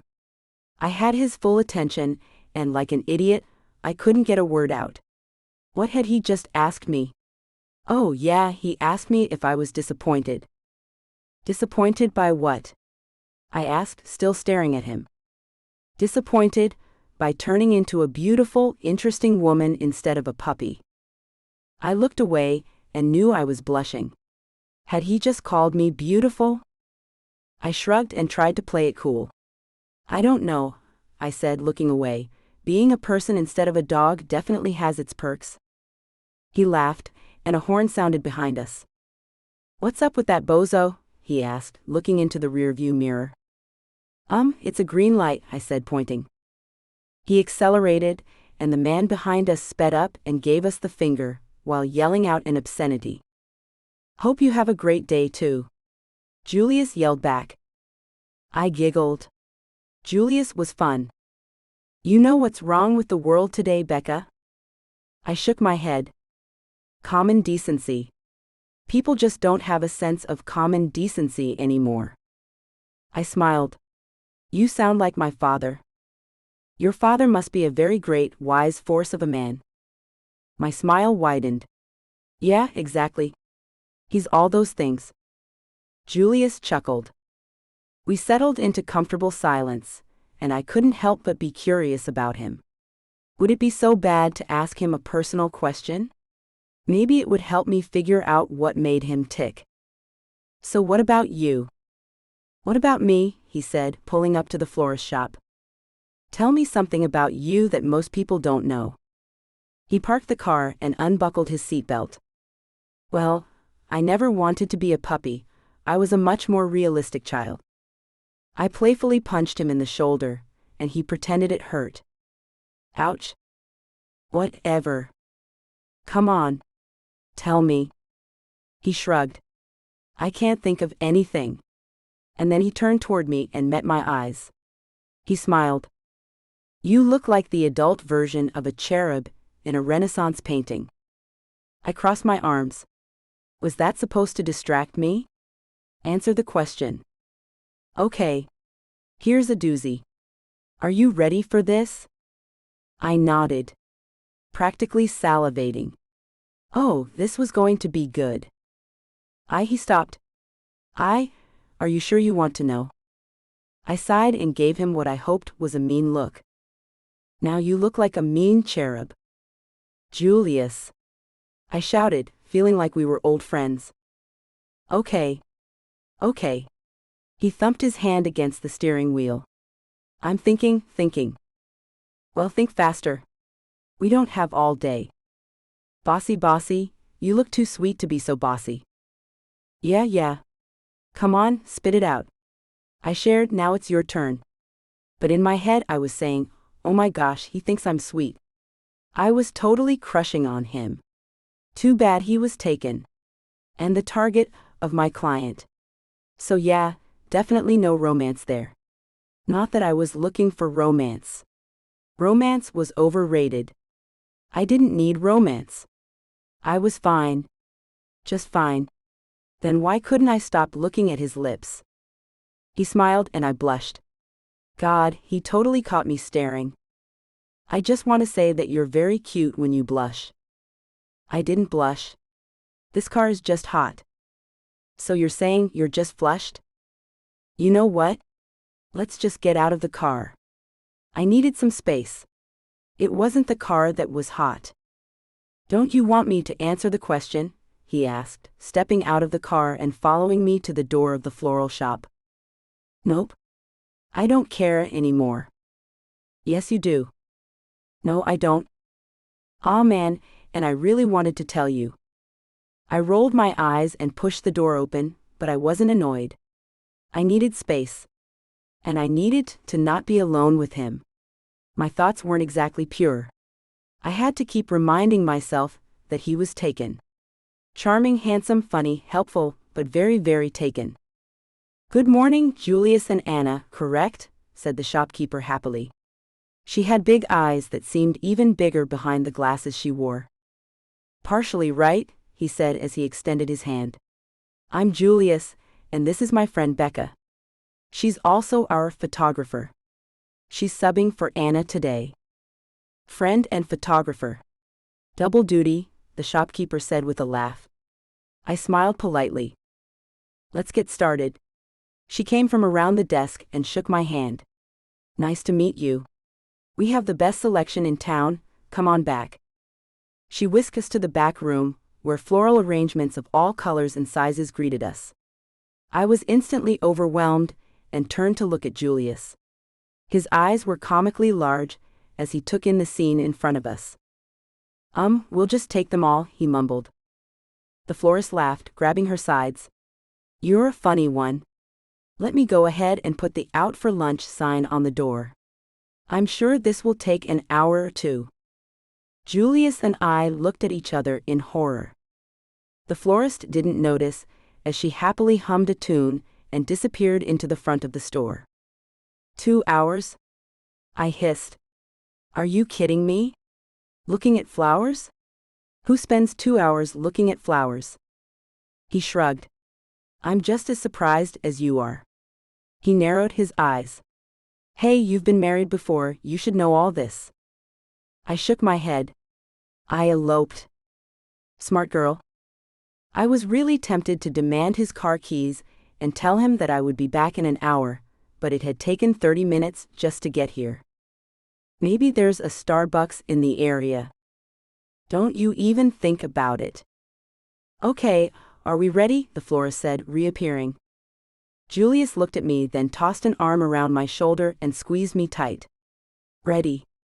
So excited. You have no idea. The huge fake smile on his face made me want to laugh, but I bit my lip, not wanting to be rude. Ready? I managed to say. Great, the shopkeeper turned away and started talking. I took the opportunity to knee Julius with my elbow. Hey, he said, letting go of me. I might hate you a little right now, I hissed in a whisper. He responded by giving me a genuine smile. This is going to be so much fun. You'll see. He slid an arm around my shoulder again, but this time I didn't pull away. An hour later, my nose felt clogged and my stomach was growling. I stopped listening about 30 minutes ago. I was leaning against a wall, pretending to be looking at flower arrangement options on my phone. I was actually playing Candy Crush. So I think we're all done here, I heard Julius say. Finally, thank God. I looked up from my phone. Find anything interesting? He asked me, his tone serious but his eyes anything but. He was such a joker. Nope. I think Ms. Morales knows her stuff. I'm sure the arrangements will look spectacular. Ms. Morales beamed, and so did I. Julius shook his head and mouthed, You should be ashamed of yourself. I held back a laugh and told them that I would wait in the car while he wrapped things up. Happily, I made my way to the car and waited for Julius. I texted Dana and Piper while I was busy doing nothing. Finally, Julius came out of the shop. He opened his mouth to tell me something when his phone rang. He pulled it out of his pocket, ready to ignore it when he suddenly frowned and answered. He was short with whomever was on the phone. He unlocked the car, unsmiling with the phone still against his ear. "Fine," he said to the person on the other line as I slid in. His hands were tight on the wheel, and his whole body language had changed. Whomever was on the other line wasn't exactly his favorite person. "Yeah," he said into the phone as he pulled off. He glanced at me and finally gave me a big smile. Becca was a great help. I smiled at the glint in his eyes and the underlying sarcasm in his tone. I was the opposite of helpful. "I gotta get off the phone. I'm driving and it's a madhouse out here." I looked at him in surprise. There wasn't another car in sight. "Okay, will do. I'll add that to my to-do list," he mumbled absent-mindedly as he hung up without a goodbye. "Sorry about that," he said while literally throwing his phone behind him and into the back seat. I didn't want to seem nosy, but I couldn't help but ask, "Was that your worst enemy or something?" "Close. Annie's mom." "Oh?" I said, pretending to not know that she wasn't exactly his favorite person. "Trust me, she dislikes me 10 times as much as I dislike her." "I can see that." He settled into the seat, adjusting his shoulders as if he were tense. He had wide shoulders. Strong shoulders. I turned away from him and said, "Mind if I turn on some music?" "I don't mind at all." "Let me guess. You're a Metallica fan?" I didn't even know who Metallica was. I shook my head. "I just like whatever they plan on the radio." "Top 40? You say that as if it's a bad thing." "How about Iron Maiden?" "Who?" "Okay, how about Ozzy Osbourne?" "Hey, wasn't Sharon Osbourne on America's Got Talent?" He sighed heavily and nodded. "Yes, that's his wife." "See? I sort of know what you're talking about." "Okay, how about Marilyn Manson?" "That's sort of contemporary?" "Ew, he's creepy. I saw one of his music videos from back in the 90s. I think my mom used to listen to him when she was younger." He started to laugh. "Stop it. You're making me feel old." "Old? Aren't you like my age?" "I'm 37. "Oh.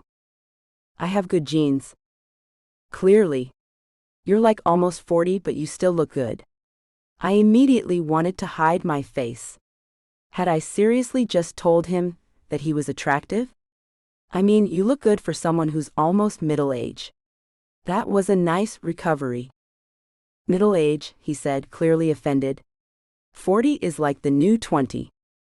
20 is the new 20, I couldn't help but say. He laughed and I smiled. I liked how easily he laughed. I liked making him laugh.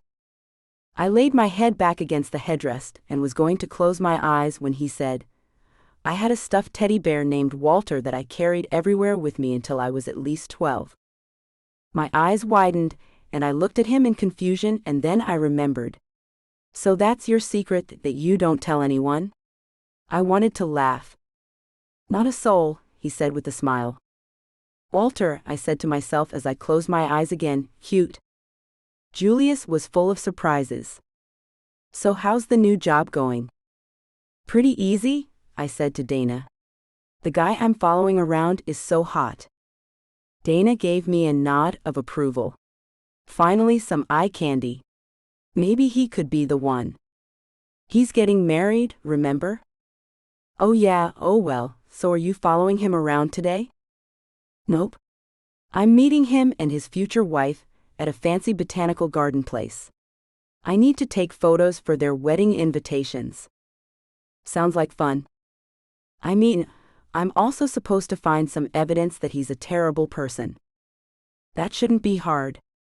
Most people kind of suck." "Dana." "Well, they do. Anyway, I really don't think I'll find what my client wants me to find. He seems to be a genuine guy. Really nice. I don't know, you can't really trust the nice ones. Carter's nice. He's the exception. I couldn't help but laugh. You're too much. I know. Anyway, if you need any help following him, I am available. The last time I let Dana go with me to follow one of the many cheaters, she set off a car alarm and insisted on wearing a trench coat and sunglasses. To say I was immensely embarrassed would be an understatement. I think I'm good. No help needed. Thanks though. She poked out her lower lip. You don't want my help. I reminded her of how she helped me last time.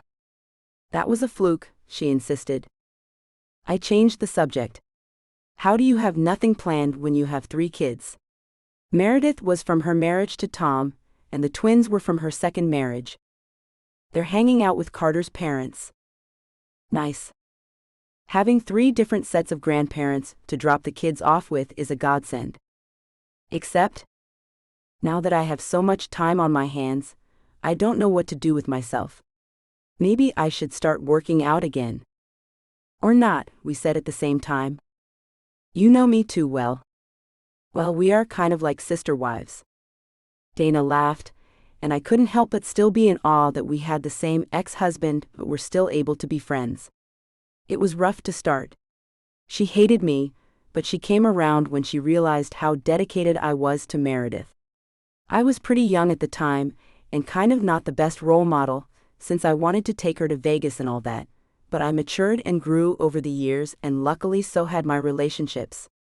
At least, all the ones that truly mattered. After I said bye to Dana, I made my way over to the botanical garden where I was told to meet Julius, Anna, and the rest of the wedding party. I knew Claire was probably unhappy with me because I hadn't found any dirt on Julius yet. I needed to get some surveillance done. After all, I didn't expect Julius to do something at one of his pre-wedding events that would be questionable. What did Claire expect him to do? Get drunk during a toast and confess that he was guilty of embezzlement? Or maybe she expected him to smack one of the bridesmaids on the Censored. I couldn't imagine any of those things happening. Julius seemed like a stand-up guy. I didn't know why she didn't trust him. And I was pretty convinced she just didn't want someone like Julius to be with her daughter. She was the type who would have approved of someone like my ex-husband. Uptight, wealthy, controlling, traditionally employed, but lacking character. Yep, that was the type of person that I was sure would get Claire's stamp of approval. I had a job to do, but this was the first time I felt that I wouldn't find anything. I shrugged to myself. I would just take some pretty pictures, until either Claire gave up, or Julius decided to go against his nature and do something wrong. I couldn't see that happening. Anna was lucky. I didn't believe in fairy tales. After all, I was married and divorced just barely out of my teens, but I did believe that what Anna and Julius had was special. I got to the venue, only to find everyone gathered outside of it. Hey, what's going on? I asked one of the groundskeepers. I hoped he or she was a groundskeeper. They had on a uniform with the name of the park on it. Someone reported a gas leak in the area. You can't be too careful with those pipelines, Claire said, coming to stand next to me. I guess you have the day off, she said meaningfully and walked away. I didn't know what she was hinting at. Was she the one who called about a gas leak? If so, she was pretty ruthless. Wow. She didn't even want invitations going out? The lady was determined, that was for sure. But it would be a good date to follow him around. Speaking of him, he and Anna were walking in my direction. He was dressed so nicely in a suit that did nothing to hide how strong his body was. I was surprised to find he could find a suit to fit him. He kind of reminded me of a younger Thor. Hey, so you probably heard from Claire there was a gas leak. We're not going to chance it. We'll just reschedule for another time and pay you for the day. I bit my lip, feeling crazy guilty. He didn't know that I was already getting paid to find dirt on him. Technically, for this job, I was getting paid twice. He was paying me. Claire was paying me. I couldn't take his money. I had some morals, after all. It's no problem. Don't bother paying me. How kind of you, I heard Claire say behind me. I sort of wanted to elbow her. You sure? It's no problem, you drove all the way here after all. She said don't pay her, so don't pay her. It's not like you're made of money suddenly. Because if you were, I wouldn't have to be paying for all this. You're paying for all this because you insisted on all this, Julius surprised me by saying. Well, excuse me for wanting the best for my daughter. The best that you clearly can't provide. Oh wow. I wanted to disappear. The tension and anger between them was almost palpable. I'm sorry you feel that way, Julius said, visibly trying to hold his anger in check. Anna stepped between them, interrupting their argument. Perfect timing. I didn't want to be the only thing in between two ticking bombs. And to be honest, I was more afraid of what Claire would say than Julius. She seemed determined to make his life a living hell. Hi Becca, Anna said, giving me a smile. Sorry about all this. We'll pay you for today. She doesn't need to be paid for today, she didn't even do anything. But she came out of her way. I'm fine, Anna. Really? I said nervously, feeling like another fight was going to break out. It's only fair, Anna said. Oh God, you bleed hearts and fairness. Fairness is a privilege. Life isn't about being fair. Thanks for the life lesson, Mom, Julius said deadpan, and Claire seemed ready to blow a fuse. I guess she didn't like being called Mom by the one person she hated. Or maybe she hated more than one person. She seemed to have a lot of hate to spread around. An equal opportunity hater, I thought to myself, as I suppressed a bubble of inappropriate laughter. We'll pay you for the day, Becca, Anna and I insist. Enjoy your day off. Thanks, I said, feeling sort of bad. Claire looked censored. But Mom, please, Anna said, looking embarrassed. Enjoy your day off, Becca. I'll call you Mom. Anna and Julius walked away and got into their car and drove off. I headed to my car, and Claire called me as soon as I was about to pull off. Follow him. Find something on him. Anything. He's too good to be true. He's no Prince Charming. Just another frog. Do your job, Becca. And just as abruptly as she called, she hung up. I sighed. I guessed I was working today. I hoped that Anna didn't plan on spending the day with Julius. They still lived separately, so I discreetly waited until he dropped Anna off. He didn't stick around at her place. I got my camera ready. He drove to a little candy shop on the south side of town, and just for the heck of it, I took pictures of him going inside. I needed proof that I had at least followed him. He smiled at the cashier, and I took pictures of that. It wasn't incriminating, but at least it would give Claire something to smile about at night. I kind of pictured her as Cruella de Vil. If I had to play the role of a Disney princess, then she would definitely play the role of the villain. She was kind of horrible. When I was younger, I sort of gave everyone the benefit of the doubt. But then I married, divorced, and grew up a heck of a lot.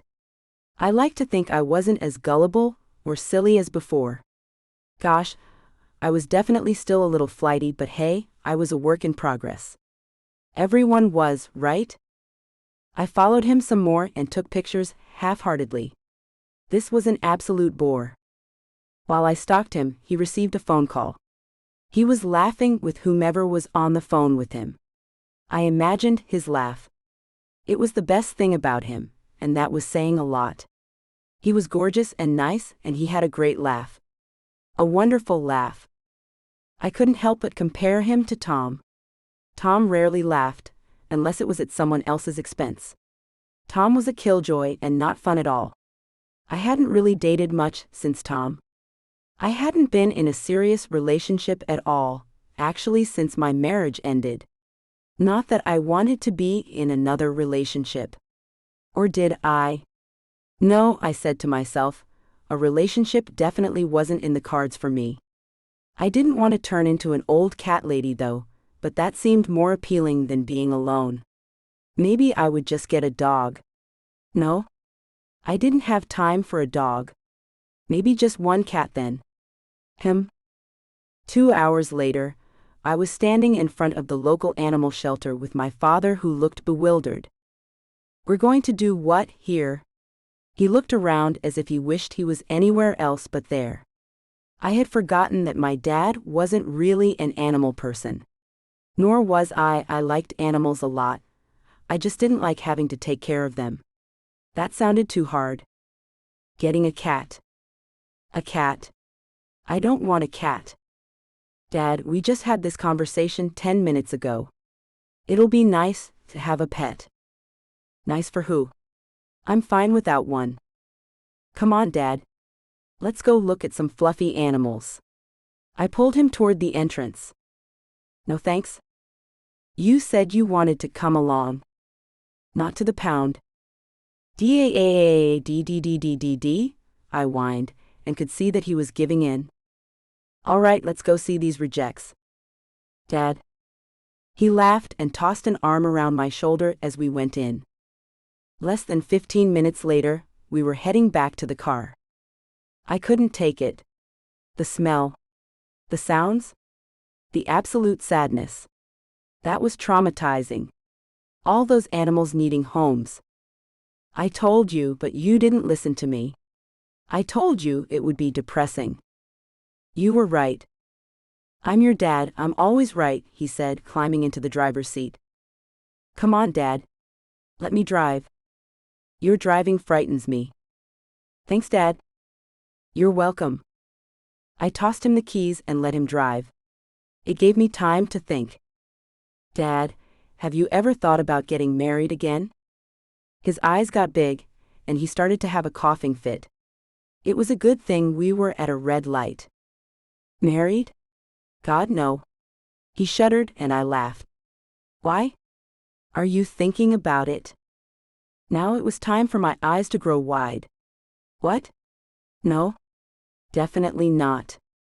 I think I'm just going to be a bachelorette forever. He shook his head. You're young. You were too. Don't remind me, he said with a soft laugh.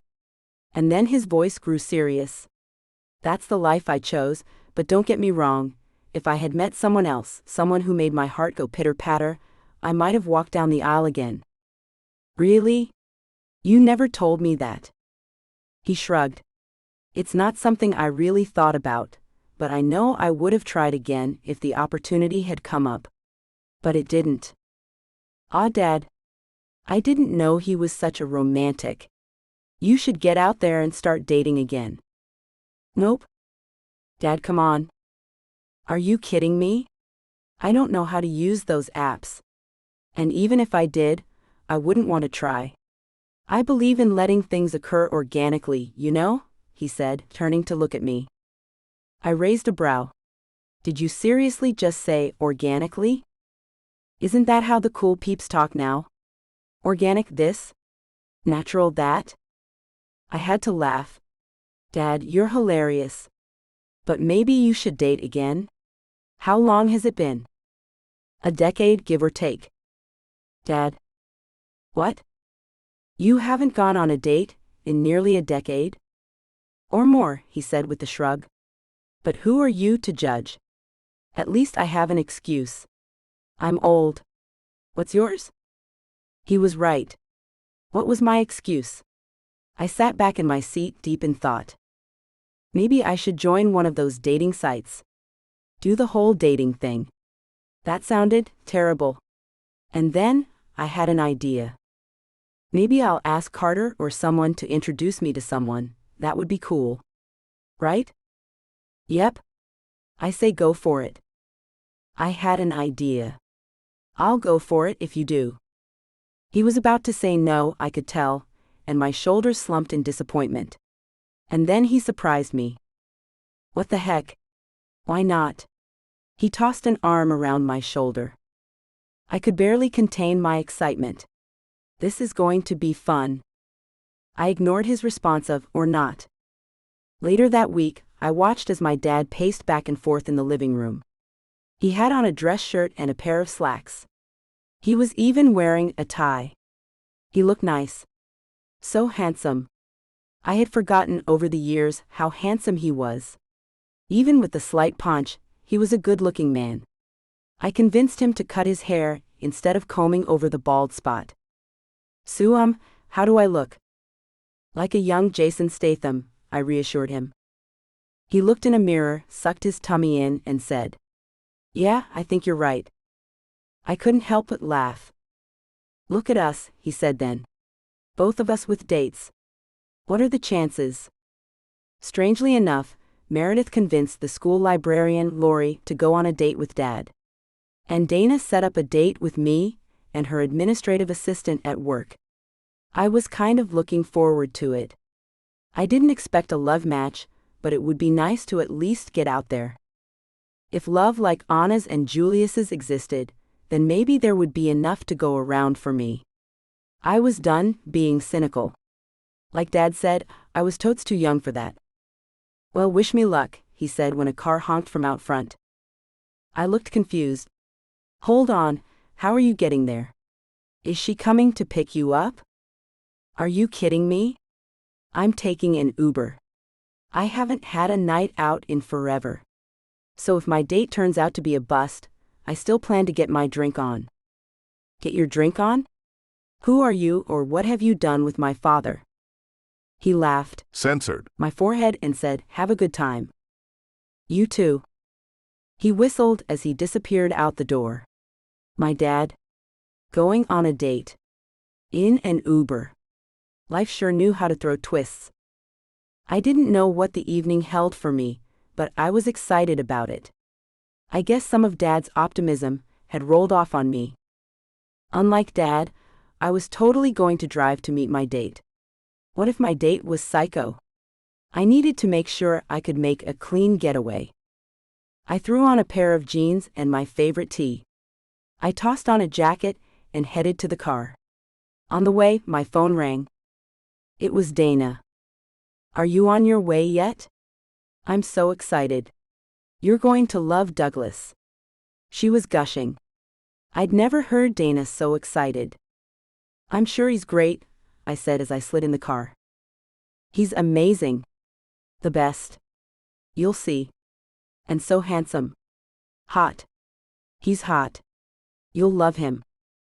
The more she said it, the more I kind of doubted it. She was definitely overcompensating for something. I shrugged it off and told her I would call her back after my date. I heard he didn't live too far from me, and we were meeting at a trendy casual dining restaurant downtown with a huge patio. I heard there was even karaoke some weeknights. I didn't plan on getting drunk enough to try that. It turned out there was a free valet, so I handed my keys off to the man standing in tight jeans and black shirt. I guessed uniforms weren't a thing anymore. I secretly hoped I hadn't just handed my keys to a stranger, but when he turned around, I saw the restaurant's logo on the back of his shirt. I sighed in relief. Yay. I hadn't given my car keys to a car thief. My date said he would meet me at the entrance of the restaurant. I certainly hoped he would be there soon. Now suddenly I was nervous. How did I look? Was my t-shirt a stupid idea? Was I dressed too casually? Oh God, maybe I should just go home. "Becca," said a voice behind me. I turned around and made myself swallow. God, he was hot. He was tall with long brown hair that almost touched his shoulders. He had hazel eyes and a warm, inviting smile. "Becca," he said again, now looking a little unsure of himself. I finally found my voice. "Yeah, and you must be Douglas." He extended his hand formally, and I took it, his large palm swallowing my own. It was then that I saw the tattoos that went straight up his arm. Sexy. Definitely the opposite of Tom. I felt that I was winning already, no matter how this night turned out. He reached for my hand and said with a small, sexy smile, "Shall we?" "Yes, we shall," I said, letting him lead me into the restaurant. It was loud as I expected, and he surprised me by leaning down and saying, "Want to go out to the patio where it's not so crazy?" I nodded, trying to ignore the little flashes of heat that I felt when his breath touched my ear. He was sexy, available, and so far polite. Nice. And he was considerate. Definitely a winner. I so wanted to text Dana a version of my happy dance. The patio was adorned with little Christmas lights, and fake palm trees were placed strategically around the space. There was a blues band playing that night, and we sat a little far off from it so that we could actually hear each other speak. I wasn't a fan of blues, but I liked live music. The band was clearly good, and couples were already on the dance floor. The evening seemed primed for romance. There was moonlight, music, and a gentle breeze. It was almost magical. While I took in our surroundings, a waitress came out and we ordered a few drinks. It turned out that Douglas didn't drink, but he didn't mind if I did. Wow. It seemed an extra bonus that I wouldn't have to worry about him getting sloppy drunk. Before Piper met Ty, she had plenty of stories of her dates ending up as drunken slobs in the back of a taxi. We talked about his job and what it was like to work for Dana. I told him a little bit about what I did. I didn't tell him the sordid details, but my stories of cheating spouses did make him laugh. "So did you ever think that you would be making a living off of following around people with questionable morals?" "Nope. I'm pretty sure that's a career my advisor never considered for me." We both laughed, and he ran a hand through his hair. He seemed hesitant about what he was about to say next, but continued anyway. "Don't take this the wrong way, but it seems that both of us are sort of just floating through life, trying to find our place." I hadn't thought about it before, but he was right. That's exactly how I feel. "So tell me about your last date." I thought hard about it, and he called me on it. "You don't even remember, do you?" "No," I said, feeling self-conscious. I didn't want him to think I was some sort of dateless loser. I'm so busy with work that I don't get a chance to date much. "I get it," he said, taking a sip of his soda. "How about you? When was your last date?" He rubbed a hand through his hair, and his tight shirt pulled at his muscles. God, he had a great body. He was yummy to look at. So yummy that I totally forgot I had asked him a question. I needed to focus. "It was a total disaster," was the part one heard. I grimaced, as if I knew what he was talking about. "So what do you really want to do?" "If money were no object," he asked, changing the subject again. "Sleep?" He laughed. "Come on." He nudged my arm playfully. "Open up a little." "I won't tell anyone, I promise." "A travel photographer," I said instantly. "I would travel the world and take photos." "So why don't you do that?" I laughed. I can't just." "Why not? What's stopping you?" Maybe. I don't know." What was stopping me? I wasn't married. I didn't have any children. Yeah, I was trying to help Dad with a few bills, but I really didn't have an excuse for not pursuing what I wanted. So what exactly was my problem? "How about you, what would you like to do?"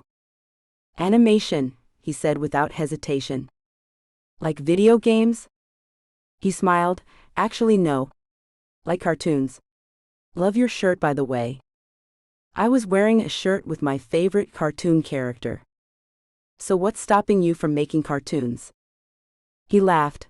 "Well, besides the fact that I know nothing about animation and can't draw." We laughed together, and then he tilted his drink toward mine. "Here's to our dreams," he said as he clinked his glass against mine. "And making them happen, someday." "Here's to that." "You're lucky, though," he said, catching me off guard. "At least you're sort of doing something related to what you love." "I really don't think taking pictures of cheaters counts." "Hey, you have to start somewhere," he joked, and then he leaned in and said, "Want to dance?" I wanted to say no, but I was here with a sexy man feeling kind of carefree for once in my lifetime. I felt that maybe dreams could come true. Why not? So against my better judgment, I said yes. He pulled me into his arms and twirled me around the patio. I didn't care who was around, as I clumsily tried to keep up. I just enjoyed dancing, and having fun was a welcome change. I had forgotten how good it felt. And just as I was finally relaxing, and hoping maybe this evening would lead to something more, I heard someone say, "Dougie?" Immediately, Douglas let me go.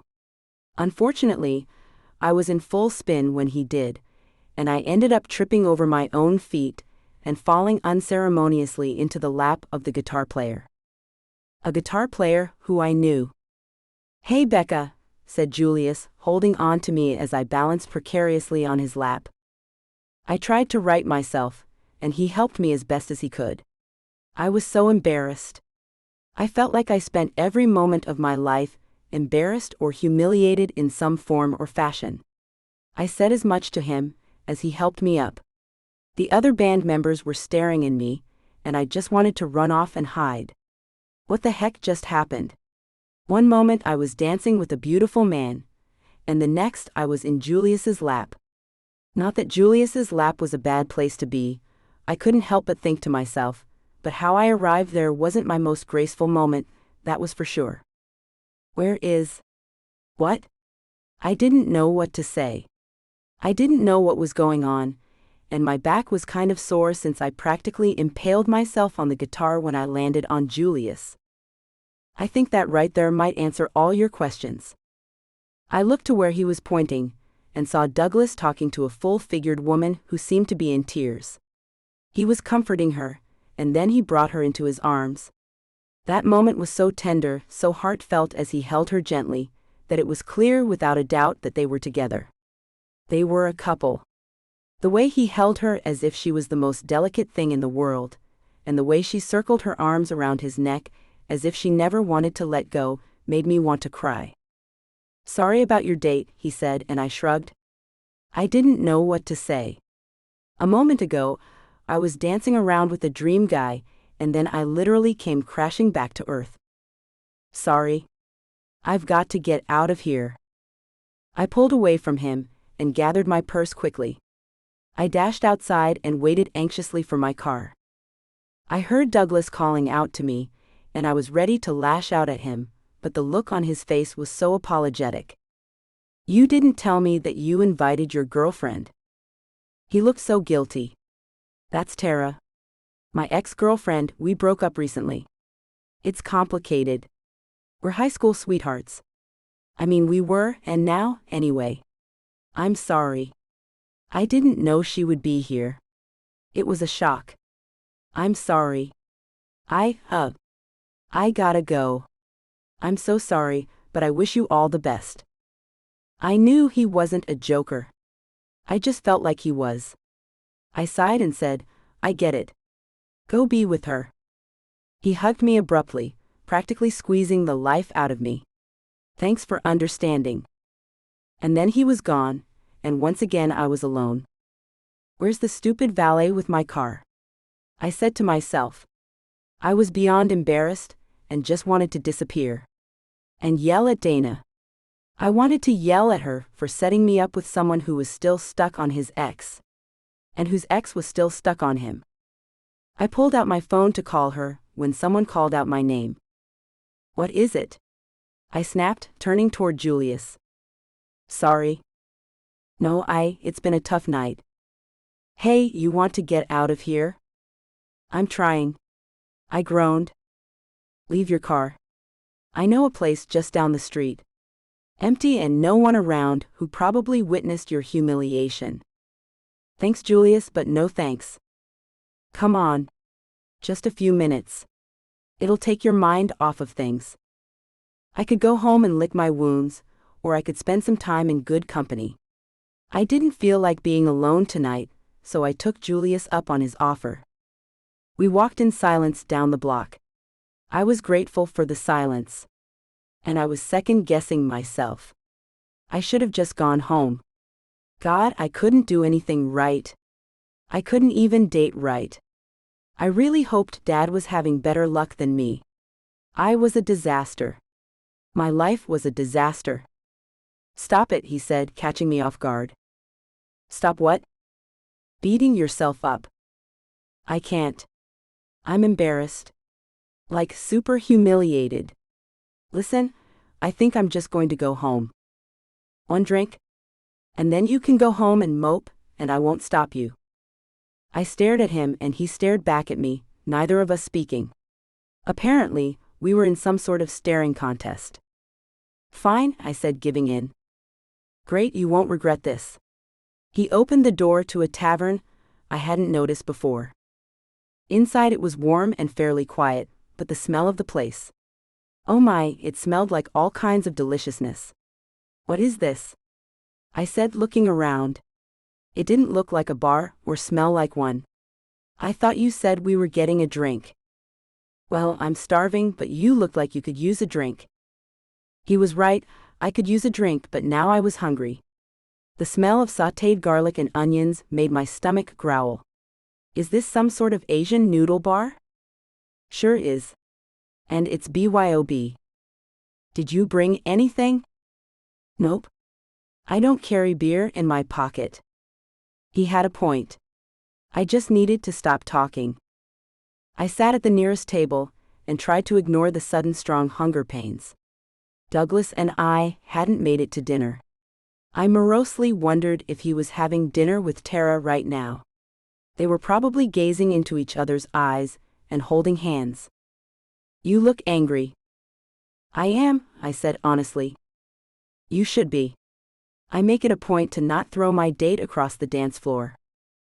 I couldn't help but smile. That's very chivalrous of you. I tried to be. Sue, did he tell you who the special lady was? His ex? They just broke up. Like when? Yesterday. I shrugged. Can we change the subject? I didn't want to keep discussing my disaster of a date. I didn't know you were in a band. And a blues band for that matter. Hold that thought, he said. I'm going to order us some food. What would you like? Pho for you or something else, he said, referring to a Vietnamese soup. I'll take whatever. I'm not picky. That would explain your date. Ha ha, I said humorlessly, but I appreciated his attempt at humor. If I couldn't laugh at myself, then what was the point of even having a sense of humor? He went up to the counter and ordered for us. I stared at him while he ordered. He was a nice guy. He should have been performing with his band, but he was here with me. And he didn't have to be. He was just naturally a caring individual, always coming to Anna's rescue, and now he was coming to mine. Anna was a lucky girl. He turned around then and smiled at me. Such a nice guy, I thought again to myself as I smiled back. Soup, madame, he said, placing a bowl of steaming noodles and broth covered with herbs in front of me. He ordered the same for himself and sat across from me. I leaned forward over my bowl and inhaled deeply. That smells delicious. We ate in silence. He didn't ask me about my date. We didn't talk at all. After I was done, I pushed my bowl away and sighed. This is nice. It is. Sometimes silence really is golden. Wow, you sound old. He tossed a napkin at me, and I dodged it. So how did you meet Anna? I asked. When I asked Anna earlier, I hadn't gotten very much information, so I figured why not ask Julius directly. Claire was right about one thing, Anna wasn't much of a sharer. Getting information from her was sort of like pulling teeth. We had a mutual friend. Oh? Is your friend coming to the wedding? I haven't met him or her yet, right? So far, I don't think I had met anyone from the wedding party. He looked away and taped his fingers on the table. Him. Sam Higgins. We were all friends. I noticed then that he was using past tense. You guys aren't friends anymore? Well, Sam passed away last year. Oh my God, I'm so sorry. Yeah, Anna took it hard. They were roommates. Now things were making sense. The sneakers, the jerseys, the motorcycle helmet. I noticed all those things in her apartment and assumed they belonged to Julius. How did he die, if you don't mind me asking? Motorcycle accident. A reckless driver didn't even see him, practically plowed right over him. He died instantly. I closed my eyes, unable to stomach how terrible that must have been. I'm so sorry. Me too. Sam was a great guy. He used to play sax. That's actually how we met. He was part of the band. And Anna quit the band after Sam died. Anna was part of it? More than part of it. She was the heart of it. She did all the lead vocals. I was surprised. Anna was part of a band and could sing? Wow. Now it all made sense. Didn't her mother say that Anna at one point wanted to major in music? And so that's how you and Anna became close. Yeah, he said gruffly, reaching for an empty straw wrapper. I knew he needed something to do with his hands to distract himself from the painful memories. I was the same. I only fidgeted when I was feeling emotional. I found myself reaching for his hand and squeezing it. I'm sorry you lost your friend. He met my eyes, and under his gaze I realized that the last thing I wanted to do was look away or let go. And I knew at that moment, he felt it too. Because he was the first to pull away. He cleared his throat. I need to get back to the band. I'm sure they don't want to do all their sets without me. Oh yeah, I said, feeling bad. After all, he dropped everything he was doing to help me. Hopefully your guitar is still in working order, I said in an attempt to lighten the mood. He smiled. We'll see. We walked in silence down the narrow sidewalks leading to the restaurant, and every now and then my hip would brush against his. I was more than aware of his nearness. I was aware of every breath he took. I was aware of the way he smelled. I was too aware of him. I was sure I was falling for him. I sped up, wanting to get away from him. I needed to put some distance between us. I couldn't be alone with him. Not after that revelation. Hey, slow down. I need to get back, but I don't think we need to sprint there. Sorry, I said sheepishly. The valet saw me approaching, and this time he quickly went to get my car. I guess I'll see you next week. Next week? I asked, looking at him quizzically. Yeah, remember? For the wedding invitations redo.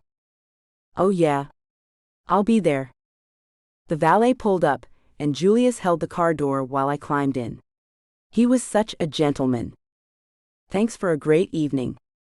I blanked rapidly. I should be telling you that. He shrugged. You landed in my lap. The rest was easy. It felt like a date. Too much like one. I had to get out of there. Thanks for everything, Julius. Really. Anytime, he said. He reached out then and tucked a strand of hair behind my ear. The slight gesture, the feel of his hand on my hair, sent shivers down my spine. All thoughts of my previous date went out the window, and all I could think of was what it would feel like to be held by him, comforted by him. And how lucky Anna was to have a man like him by her side. Be safe, Becca, he said as he pushed the car door closed, and then he disappeared into the venue. I drove away feeling torn. I didn't want to follow him around.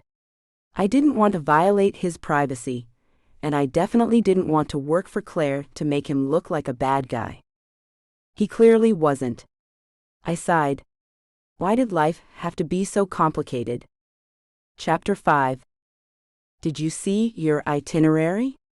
Claire asked impatiently over the phone the next day. I just emailed it to you. I didn't understand. My itinerary? Was I going somewhere? Yes, we're going to check out some wedding venues out of state. We? Well, certainly not you. Just Anna and I, so now's your chance to follow Julius. Oh man. So my itinerary is what exactly? She sighed as if having to explain herself to a simpleton was mentally draining. Your itinerary is a list of places that man likes to hang out. She said man as if it was a bad word. It was so hard to convince Anna to go with me without him, she whined. Well, he is her fiancé, I wanted to say, but controlled myself. So I'm just supposed to stalk him while you guys are gone? I said, giving the itinerary a glance on my phone. Exactly. All his typical hangouts were local places, some I'd yet to discover. This would be fun. I frowned. I needed to get out more. My definition of fun was starting to scare me. Playing poker with my dad and following around a guy who I was falling for, but who was also off limits. Yeah, I needed to find other hobbies. I'm on it. If he's doing anything even slightly salacious, I'll find out. Wonderful. I could hear the smile in her voice. I was glad that something made her smile. She wasn't a complete ice queen. Just almost a complete ice queen. I finished up the conversation with her, and sat in front of my computer and stared at the itinerary. I laughed when I came across a familiar place on the list. It was the same venue I had gone to last night. I definitely wasn't going to spy on him there. I was sure that after last night's fiasco, I was a bit too memorable to chance that. I wondered if he would be there, though. I felt like a love-struck teenager, hoping she'd run into her crush. Snap out of it, I told myself, you have a job to do. I knew I wouldn't find anything, but I still needed to make it appear as if I was trying. It was time for a stakeout. I planted myself in a cheap rental car across the street from his home, and put on a wig. The wig was also cheap and looked it, but I didn't plan to get close enough for Julius to question the quality. I placed my hands behind my head, and hoped he didn't have neighborhood cops who might swing by and catch me. I wasn't a very good liar, and I was sure admitting to stalking someone wouldn't be something the cops would like to hear. At 8 o'clock sharp, Julius left his house, and I followed him wishing I was a real detective and had a way to tap his phone or set up a camera at his house. There were things I would rather do, like sleep in late, than follow Julius around for absolutely no reason. Alas, I wasn't a real detective and needed the money, so I just did what I was told. I really wondered what Claire expected me to find. What kind of wrongdoing did she think Julius was capable of? Was she hoping that I would get a pic of him flirting with a waitress, or even better yet, meeting up with a secret lover? I laughed at the absurdity of it all. We pulled up to a bakery, and I frowned. I sincerely doubted that his secret lover would be there. But who knew? Maybe he was having an affair with the sugar cookies? I would totally have an affair with sugar cookies. I would just sit around and eat them all day. I made myself focus on the task in front of me, instead of fantasizing about sugar cookies. I watched as Julius walked in, and I reached for my camera. From what I could tell, he bought what seemed to be a box of muffins or maybe cookies, tipped the cashier, and then walked away. So far he seemed to be an upstanding guy, but we were only on his first stop. Who knew what conniving, no-good things he planned to do with those muffins, I thought to myself with a giggle. The next stop was a gated retirement village. I couldn't go in there. But it seemed Julius wasn't either. Instead, he got out of his car and started chatting with the security guard. He handed him the box, said a few words, gave him a hug, and then left. I wondered what that was all about. Finally, he made his way to the coffee house where we had originally met. He wasn't scheduled to be there until sometime in the afternoon, but I guessed he needed his coffee earlier. I knew I couldn't get close enough without him noticing me, so I stayed in the car. I sat there playing on my phone, not expecting much action. An hour passed, and then two. I was terrible at stakeouts. I needed to stretch my legs. I pulled into the parking lot of a little park behind the coffee house, where a bunch of nannies or stay-at-home moms were hanging out with their kiddos. A few gave me curious looks as I walked around, clearly kidless. I ignored the looks and stretched while letting out a big yawn. And of course my stomach growled. I miss breakfast. Fancy meeting you here, said a voice. I instantly tensed but downplayed my surprise. Hi, Leona. What's up with the wig? It looks terrible. I shrugged. Just trying out a new look. It's not working for you, she said, lighting her cigarette. I'm supposed to be meeting a client here. Not that you need to know that. Speaking of which, you ready for another assignment? I wasn't the type to say no to money offered, and she hadn't offered me an assignment for a while now. Of course, sure. I would just figure out a way to work it around Julius's schedule. It should be pretty easy. Another girlfriend or wife, whatever, who thinks her significant other is probably cheating. It might mean you have to visit a titty bar. Great, I thought sarcastically, so the lighting will be terrible. It was a sad day that my main concern about strip clubs was their terrible lighting and not what actually went on in them. I'll text you the details.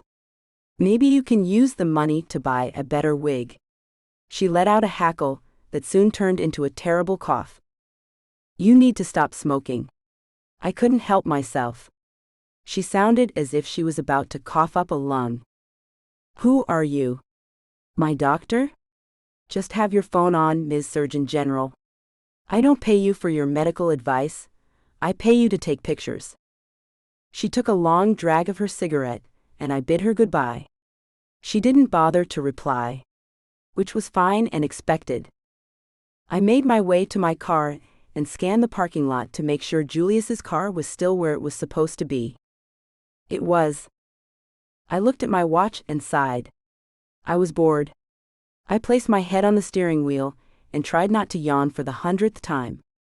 I brought my head up just in time to watch Julius walk out of the coffee house with a short blonde. She had her arm laced around his, and I was in shock for a moment. This was too easy and completely unexpected, I thought as I picked up my camera and began to snap pictures.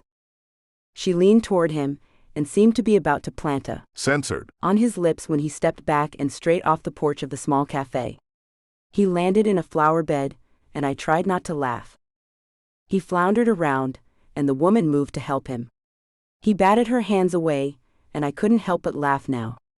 Whoever she was, he sure didn't want her there. He dodged her, censored, and clearly didn't want her help.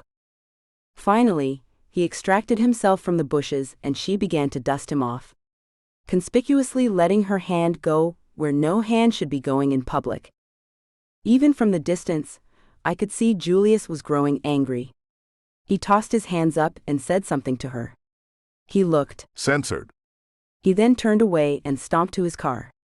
She followed behind him, grabbing at his arm. I couldn't hear what was being said, but I snapped picture after picture. It was clearly a heated exchange. Finally, he climbed into his car. He looked so angry and drove away without another glance at the woman. The woman placed her hands on her hips and watched him drive away, then climbed into her car and went in the opposite direction. I snapped a few photos of her license plate. I was hoping the photos would help me figure out who she was. Frankly, I had no idea how I would find out that kind of information, but it couldn't be that hard, right? Since Julius was leaving off schedule, I had no idea where he was going. I circled around a few times, wondering. Things were off to a great start, I thought sarcastically when I couldn't find him. I drove a couple miles in the direction he went. I didn't see any signs of his car. I knew where his next stop was going to be, so I went there instead. It was a CrossFit gym in an old warehouse in the east part of town, where empty warehouses were turned into luxury apartments and storefronts. I tried to think of what people called CrossFit gyms. They didn't call them gyms, right? I thought they were called a box. I was getting CrossFit confused with boxing. I couldn't remember what fancy name CrossFitters used. I just knew that I had at least solved one mystery. I now knew how Julius stayed so sexy. I waited patiently for Julius, hoping he would show up to the gym with no shirt on. He arrived about 30 minutes before he was supposed to be there. He climbed out of the car with a duffel bag and disappeared into the warehouse. He was definitely wearing a shirt, and there was no sign of the blonde this time. I sort of had a feeling that Claire might have paid the blonde to put on that little performance. It was too convenient for my taste. As I waited for something juicy to happen, I flipped through the pictures. In every picture, you could clearly see the confusion on Julius's face. And then contempt, as he pulled himself out of the bushes, and she helped brush him off. I giggled a little. It was pretty funny. The rest of the day was uneventful. Nothing raunchy happened, and by the time 4 p.m. rolled around, I was bored out of my mind. All Julius did was work out, work some more, and then he headed home. If anything, his life was more boring than mine was. The next day was pretty much the same, and the day after next. The blonde never returned, so I was still curious about that. I sent pictures to Claire, and took on Leona's assignment while I waited for Claire to get back to me. I didn't know what she planned to do with the pictures. They didn't make Julius look guilty. They made him look like he was being assaulted by a crazy lady. That weekend, I prepped for the debauchery of the strip club. I knew it would be weird to show up on my own, so I asked Dana and Piper to come with me. To my surprise, they happily agreed. "I've never been in one before," Piper said excitedly. "Me neither," Dana said. "What do we even wear?" Piper asked. "And does it smell like cheap perfume and—" Censored. That question came from Dana, of course. I wrinkled my nose. Not that I remember, but I've never been to a strip club for guys. I've only been to the all-male review in Vegas. How was that? Highly uncomfortable. Just male parts on display. Lots of screaming, desperate women. Kind of gross, oily men. And sweaty backs. Lots of sweaty backs. Dana nodded. Yep, that sounds about right. Despite my less than stellar review of strip clubs, that evening, we all piled into my car and headed to the strip club. The bouncer gave us a huge smile as we approached. "How much is it?" I asked, reaching into my purse. Your customers," he said with a wry smile. "I was hoping you ladies were here for an interview." Dana guffawed. "Trust me. No one wants to see my mom bod. Unless you want people to pay me to keep my clothes on." I couldn't help but laugh at her comment, and so did the bouncer who let us all in for free. "Drinks are on me," he said, winking at Dana. "And for the record," he gave Dana a wide grin, "I would pay good money to see you with your clothes off." Dana blushed and rushed inside. "What a gross but somehow flattering comment," she said while the rest of us laughed. The strip club was dark inside. There were tables and booths lining the walls, and sprinkled here and there throughout the venue. A bar that led to a stage was the primary focus, and all the tables and booths were situated in the direction of the stage. A few topless waitresses were making their rounds. Dana sighed wistfully to herself after our waitress took our orders. I remember when my boobs were perky. 3 kids and years of breastfeeding later, not so much." Piper chimed in. "At least you have kids to blame. I was born with saggy boobitis." I smothered a giggle. Dana and Piper were hilarious. The place was packed with men, but there were a few couples here and there. There was also a man sitting alone at a table with what seemed to be an emotional support dog. I just shrugged. To each their own. I did wonder what the bouncer had to say about that, though. I wasn't a germaphobe, but I was sort of scared to touch the tables. I just didn't know how often they were cleaned or what was on them. I could only imagine. Gross. I felt strip clubs were for degenerates. The lights were dimmed even lower, and a woman came out on stage. She had a huge boa around her neck, and she started doing these weird hip dips as she made her way downstage. The crowd started whistling and clapping enthusiastically. I didn't know what all the hoopla was about. And to be honest, even the dancer seemed bored as she walked from dude to dude gyrating, and they stuck money in the waistband of her panties. I scanned the crowd, not seeing the guy they first was supposed to be spying on yet, when a group of raucous young men came in. And just like that, I found my assignment. He was leading the crew. He was already clearly drunk, and he marched right up to the front and started doing a little dance of his own. He then climbed on a bar stool and started wiggling and jiggling. He was apparently wiggling and jiggling a bit too much, because he suddenly lost his balance and fell face forward, hitting his chin on the bar. He hit the floor with a loud thud. At least, I imagined it was a loud thud. The music was too loud to actually hear it. His friends rushed over to help him up, and even the stripper stopped dancing. She looked down at them with disgust before marching away, not bothering to finish her set. I didn't blame her. What a joker. I remembered then that I was supposed to be getting pictures. It was too bad I hadn't caught his little dance on camera. It was unfortunate that he was knocked out on the floor. That didn't make for good photos. I took some pictures anyway, only half caring. Maybe Leona could use them, maybe she wouldn't. We would see. As I placed my camera back in my purse, I noticed one of the friends looking at me curiously. My mouth opened and then closed. God damn it. It was Julius. He continued to stare at me until he passed by, helping the others drag their friend out. Why was that guy eyeing you? Dana asked. Yeah, that was so weird. Stalker alert. Yikes. But he was cute, so maybe he could be a winner, Piper chimed in. I shook my head, as if trying to clear it. He's the guy that I've been following around. Hold on, your client's enemy? The one who's getting married? Yep. Uh-oh. You think he recognized you? Or saw you taking pictures? You weren't exactly subtle, Dana added for good measure. That was so Dana. I sighed and buried my head in my palms. Oh no, what am I going to do? My phone beeped with an incoming text. I immediately reached for my phone and gulped hard when I saw that the text was from Julius. I'm outside. Can we talk?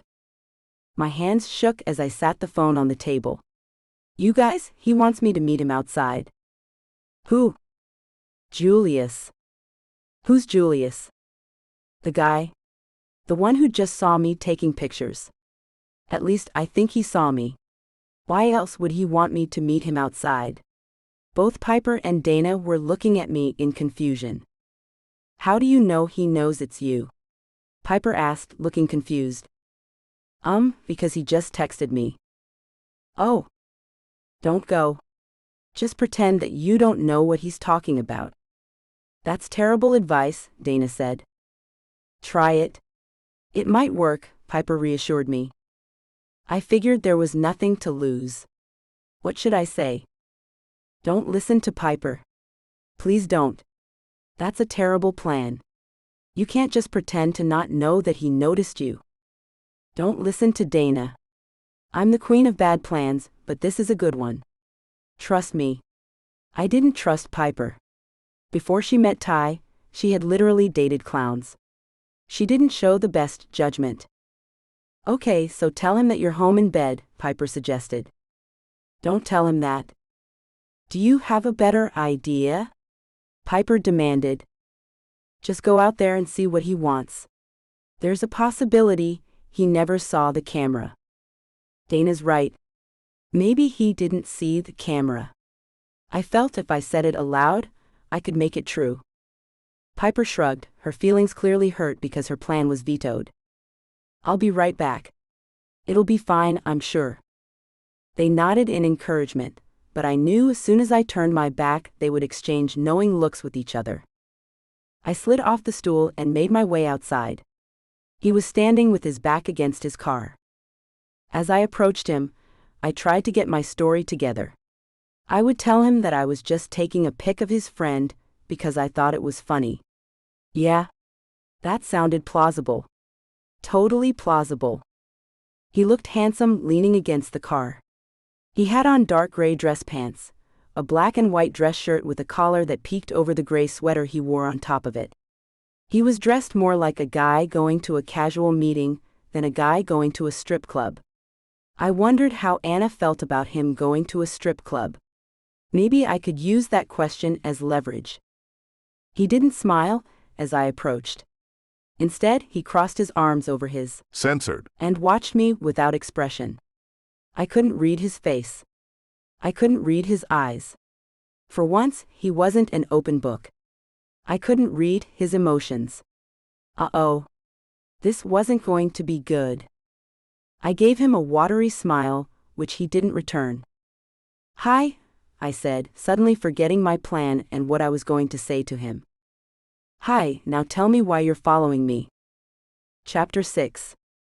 I wanted to jump in my car and pretend this night never happened. Darn it. I shouldn't have been so greedy and taken this stupid assignment. I should have just told Leona that I was too busy. And now I had to face the consequences. I'm not following you, I blurted out. Yes, lying. That was a good place to start. Now I just needed to be convincing. He tilted a brow. Oh, really? So you just happened to be parked across the street at the coffee house several days in a row, and you just so happened to be here tonight? Wow. I wasn't as stealth as I thought. I wasn't following you. I was trying to follow your friend. I thought maybe he would be hanging out with you. I felt proud of myself for coming up with such a convincing lie so quickly. And why exactly were you following him then? Half-truth time. I do some freelance work for a local PI sometimes. And I was hired to follow your friend around. Hired by who? I shrugged and lied, I don't know. My employer didn't share too much info. You know, privacy reasons. He considered that for a moment, and when he finally spoke, it wasn't what I wanted to hear. I don't believe you. Try again. Did Claire hire you? No, I said, probably a bit too forcefully. Why would you think that? That's ridiculous. I don't. I mean, I barely know her. He continued to study me. I have all night, he said. So spill it. Tell me who you are and why you're following me. I'm Becca, as you already know. I was stalling and didn't know what I was talking about. I just figured if I talked enough, I could get myself out of this mess. So that's really your name? You didn't lie about that, you're just lying about everything else. No. Try again. His voice was cold, and I felt like crying. I hated confrontation. And I hated that it looked like he didn't trust me. Well, he didn't trust me. He didn't even know me. So let me guess, Claire paid you to follow me? And she probably arranged for that little blonde to throw herself at me. I didn't say a word. I didn't know what to say. It's okay, you don't have to confirm it. It's clear. So did she think she would catch me cheating or something? And how long have you been following me? Not long? I felt so stupid. This was my chance to explain myself, yet I couldn't say much at all. It's not what you think, I said, trying again. Then explain. Go ahead. I'm a patient man. She was just worried about Anna, and I really needed the money. He was silent for a long moment and then said, How much is she paying you? I would like to know exactly how much my privacy being violated is worth. I winced. I felt terrible. She wanted some dirt on you. She wanted to know if you were really the guy you pretend to be. Pretend to be? He laughed humorlessly. That sounded terrible. That came out all wrong. I realized now that I was crying. Look, I said, I know you're a decent guy. You don't know anything about me. Tell your employer that she's been found out. Have a nice life, Becca. Whoever you are. I didn't know what to say. He got into the car without another word, and I just stood there and watched him drive away. I didn't try to stop him. I just let him go and wiped at the tears running down my face. My friends were suddenly standing there next to me. So I'm guessing that didn't go too well, Piper said. Yep. You guessed right. My voice sounded small and shaky. You guys, I said, swallowing back tears and being embarrassed about it, I think I'll head out now. Thanks for coming along. Hey, are you all right? Dana asked, grabbing my arm. I'll be fine. At least, I hoped I would be. I walked away from my friends and back to my car. I was glad they didn't insist on following me. I wanted to be alone. I got in, pulled out, and turned on the music really loud to block out my thoughts. I drove home, but I couldn't make myself go in. I had to stop Julius from telling Claire that he knew. I had to stop him. I needed that money desperately. Maybe he would listen to reason. I had betrayed his trust, but I had a good reason. Right? Without stopping to think, I texted him. Let me explain. He texted me back. I'm blocking your number. I sighed. At least he was polite enough to tell me. Desperate times called for desperate measures. I pulled out from the condo parking lot and headed in the direction of the one place I had no business going, his home. Thanks to being a paid stalker, I knew exactly where to find him. I only prayed that it wasn't too late. I hoped that he hadn't confronted Claire yet. I didn't even hesitate as I climbed out the car and marched to his front door. I knocked hard. And then I noticed the doorbell. I pushed that instead and waited for what felt like a million years. Finally, the door opened. What the hell are you doing here? I opened my mouth and then closed it. What was I doing there? This was a really bad idea. I turned and walked away, turning bright red and feeling like an idiot. I made it all the way to my car and then saw my reflection. I looked defeated. Like a quitter. I didn't like what I saw. Squashing how stupid I felt, I turned around and walked back to Julius's closed door and pounded on it. While pounding, Julius ripped his door open. Look, you crazy person, go home before I call the police. Call them. He folded his arms across his. Censored. Looking amused and bemused at the same time. Dragon Lady must be paying you a small fortune. Listen, I'm sorry. Okay. I know that's not enough. But I needed the money. Really needed it. So don't be mad at me. I was just doing my job. Apology not accepted. Have a nice life, Becca, he said, moving away from the doorframe and slamming the door. I guessed I wasn't so convincing as the door slammed in my face. But I wasn't going to give up. I began to pound on it. Come on, let me in, I muttered to myself. He answered the door again. Wow, you're persistent. Yeah, I am. I tried to give him my saddest look. Come on, just hear me out. He looked like he wanted to do anything but that, but his face softened. I won, at least this battle. You have 2 minutes. He walked away, leaving his door open, and I followed him inside, glad that he would give me a chance to explain. Not that I had anything to explain. I lied to him, followed him, and betrayed his trust, all for a few $1,000s. Well, $10,000, but that was beside the point.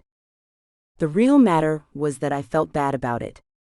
More than anything, I didn't want Julius to see me as a bad person. I hated when anyone thought bad things about me. I tried not to think of what to say next, and instead looked around at his home. It was scarcely decorated. The only thing in it was just the bare minimum. There was a sofa, a little desk, and a dining room table. Definitely minimalist. It was worse than my ex-husband's place. Not that that counted. He had had an interior decorator do everything. Sit. Make yourself comfortable, unless you want to go through all my stuff and take notes. Feel free. I ignored him and sat primly on the couch. At least I tried to look prim. I probably just looked highly uncomfortable, which was fine. I felt highly uncomfortable. What's your problem? I looked at him, startled. My problem? He settled on the couch across from me and tossed his feet up on the coffee table that was covered with old magazines. Yeah, what kind of person follows another person around and impedes on their privacy for a living?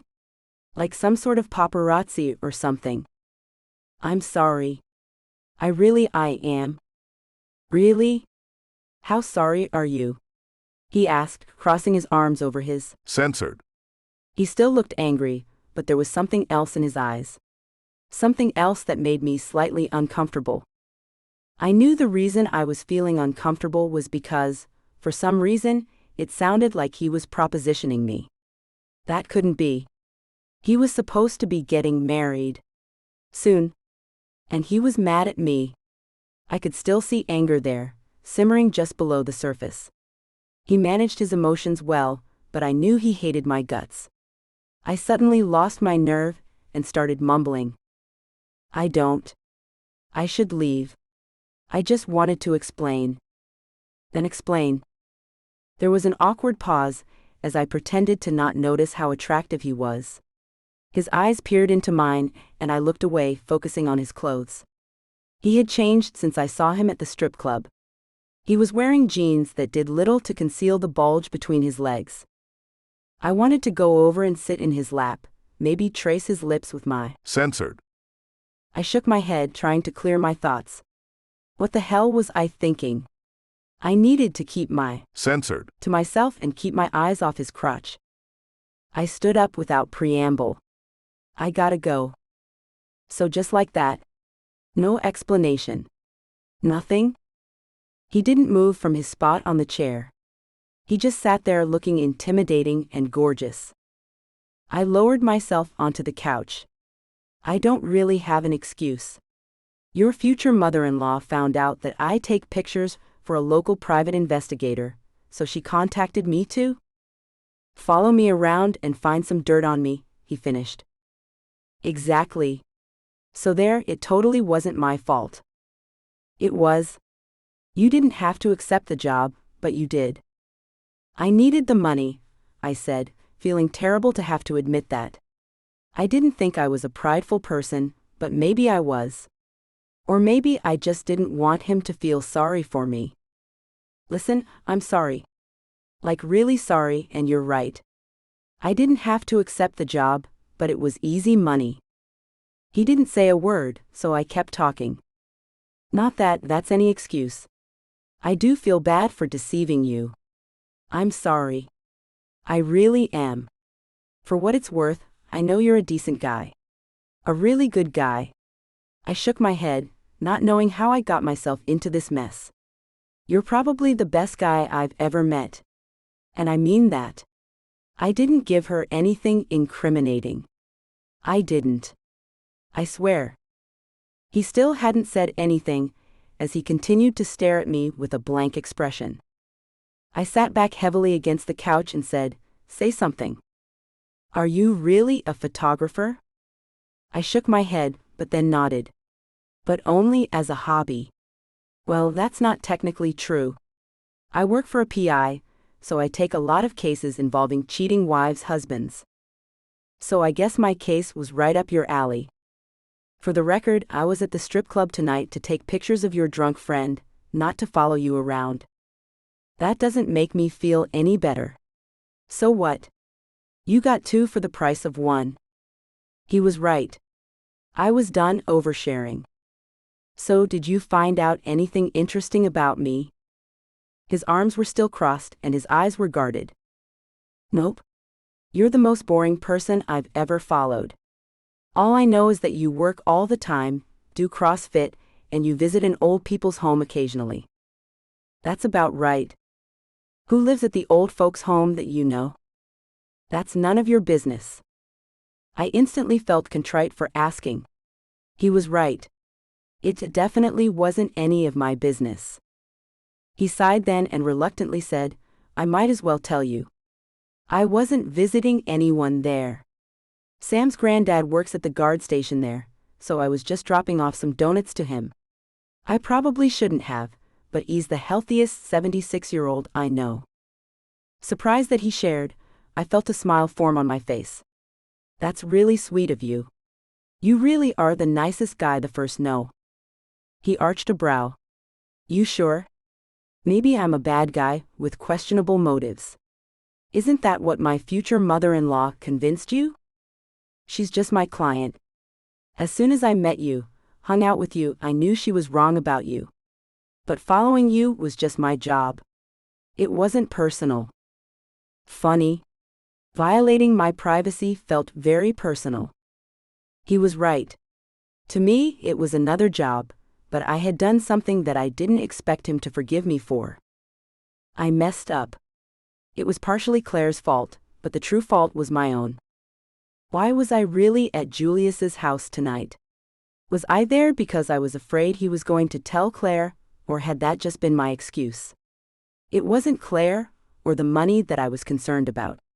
I was trying to salvage the tenuous friendship I felt that had formed between Julius and me. I had feelings for him. I had gotten attached. Shocked at my own thoughts, I leaned my head against the cushion of the couch and sighed deeply. I had gotten attached. And that was a no-no, not just because of my job, but because getting attached to any man was dangerous. A relationship wasn't in the cards for me. Not now and probably not ever, but what did it matter? He was engaged. I needed to keep telling myself that. You're quiet over there. What are you thinking about? I stood again. That I shouldn't be here. He uncrossed his arms and spread them over the back of the chair. I bit my lip, trying to not think of how inviting he appeared. You're right. You shouldn't be. His voice was cold. My time was up, and he was done listening to me. I felt myself tearing up. Embarrassed, I attempted to turn away from him. But he was quicker than I was. He was suddenly standing there next to me, pulling at my hand. Hey, are you okay? Something about the way he asked, the gentle tone of his voice struck a chord, and then to my utter disbelief and humiliation, I began to cry. He didn't hesitate to pull me into his arms, and I didn't hesitate to let him. I cried against his censored, not knowing why I was so upset. It was just a job, right? He was just the job. Then why was I crying? Not because I knew I would lose out on the money, but because I knew I would never see him again. I had fallen in love, it appeared. I'd fallen for the man I had gotten to know. And it tore me apart that I wouldn't get to know him better. This was it. This was the last moment I would have with him, and even that moment was stolen. As I pondered that, I felt his hands gently stroking my back. It felt warm, reassuring, and I wanted to stay in his embrace forever. The tears ceased and I just stayed there, motionless, feeling beneath my cheek the rhythm of his breath, enjoying being close to the steady thump of his heart. He was so warm, and I wanted nothing else but to stay like that forever. I couldn't remember the last time I had been held. Tom, my ex-husband, wasn't the affectionate type. Occasionally, he would hold my hand, unless he was trying to show off in front of someone, and then he would hug me, his trophy wife. A tear slid from my eye again, as I felt Julius reaching for my chin. I tried to tuck my chin down, but he wouldn't let me. Look at me, he said softly. I did as I was told, not knowing if I was ready to see what I would find there. This tear isn't for me, is it? His finger trailed down my cheek, following the tear stain. I shook my head. No, I said, my voice sounding husky to my own ears. It's because I'm tired of making all the wrong decisions.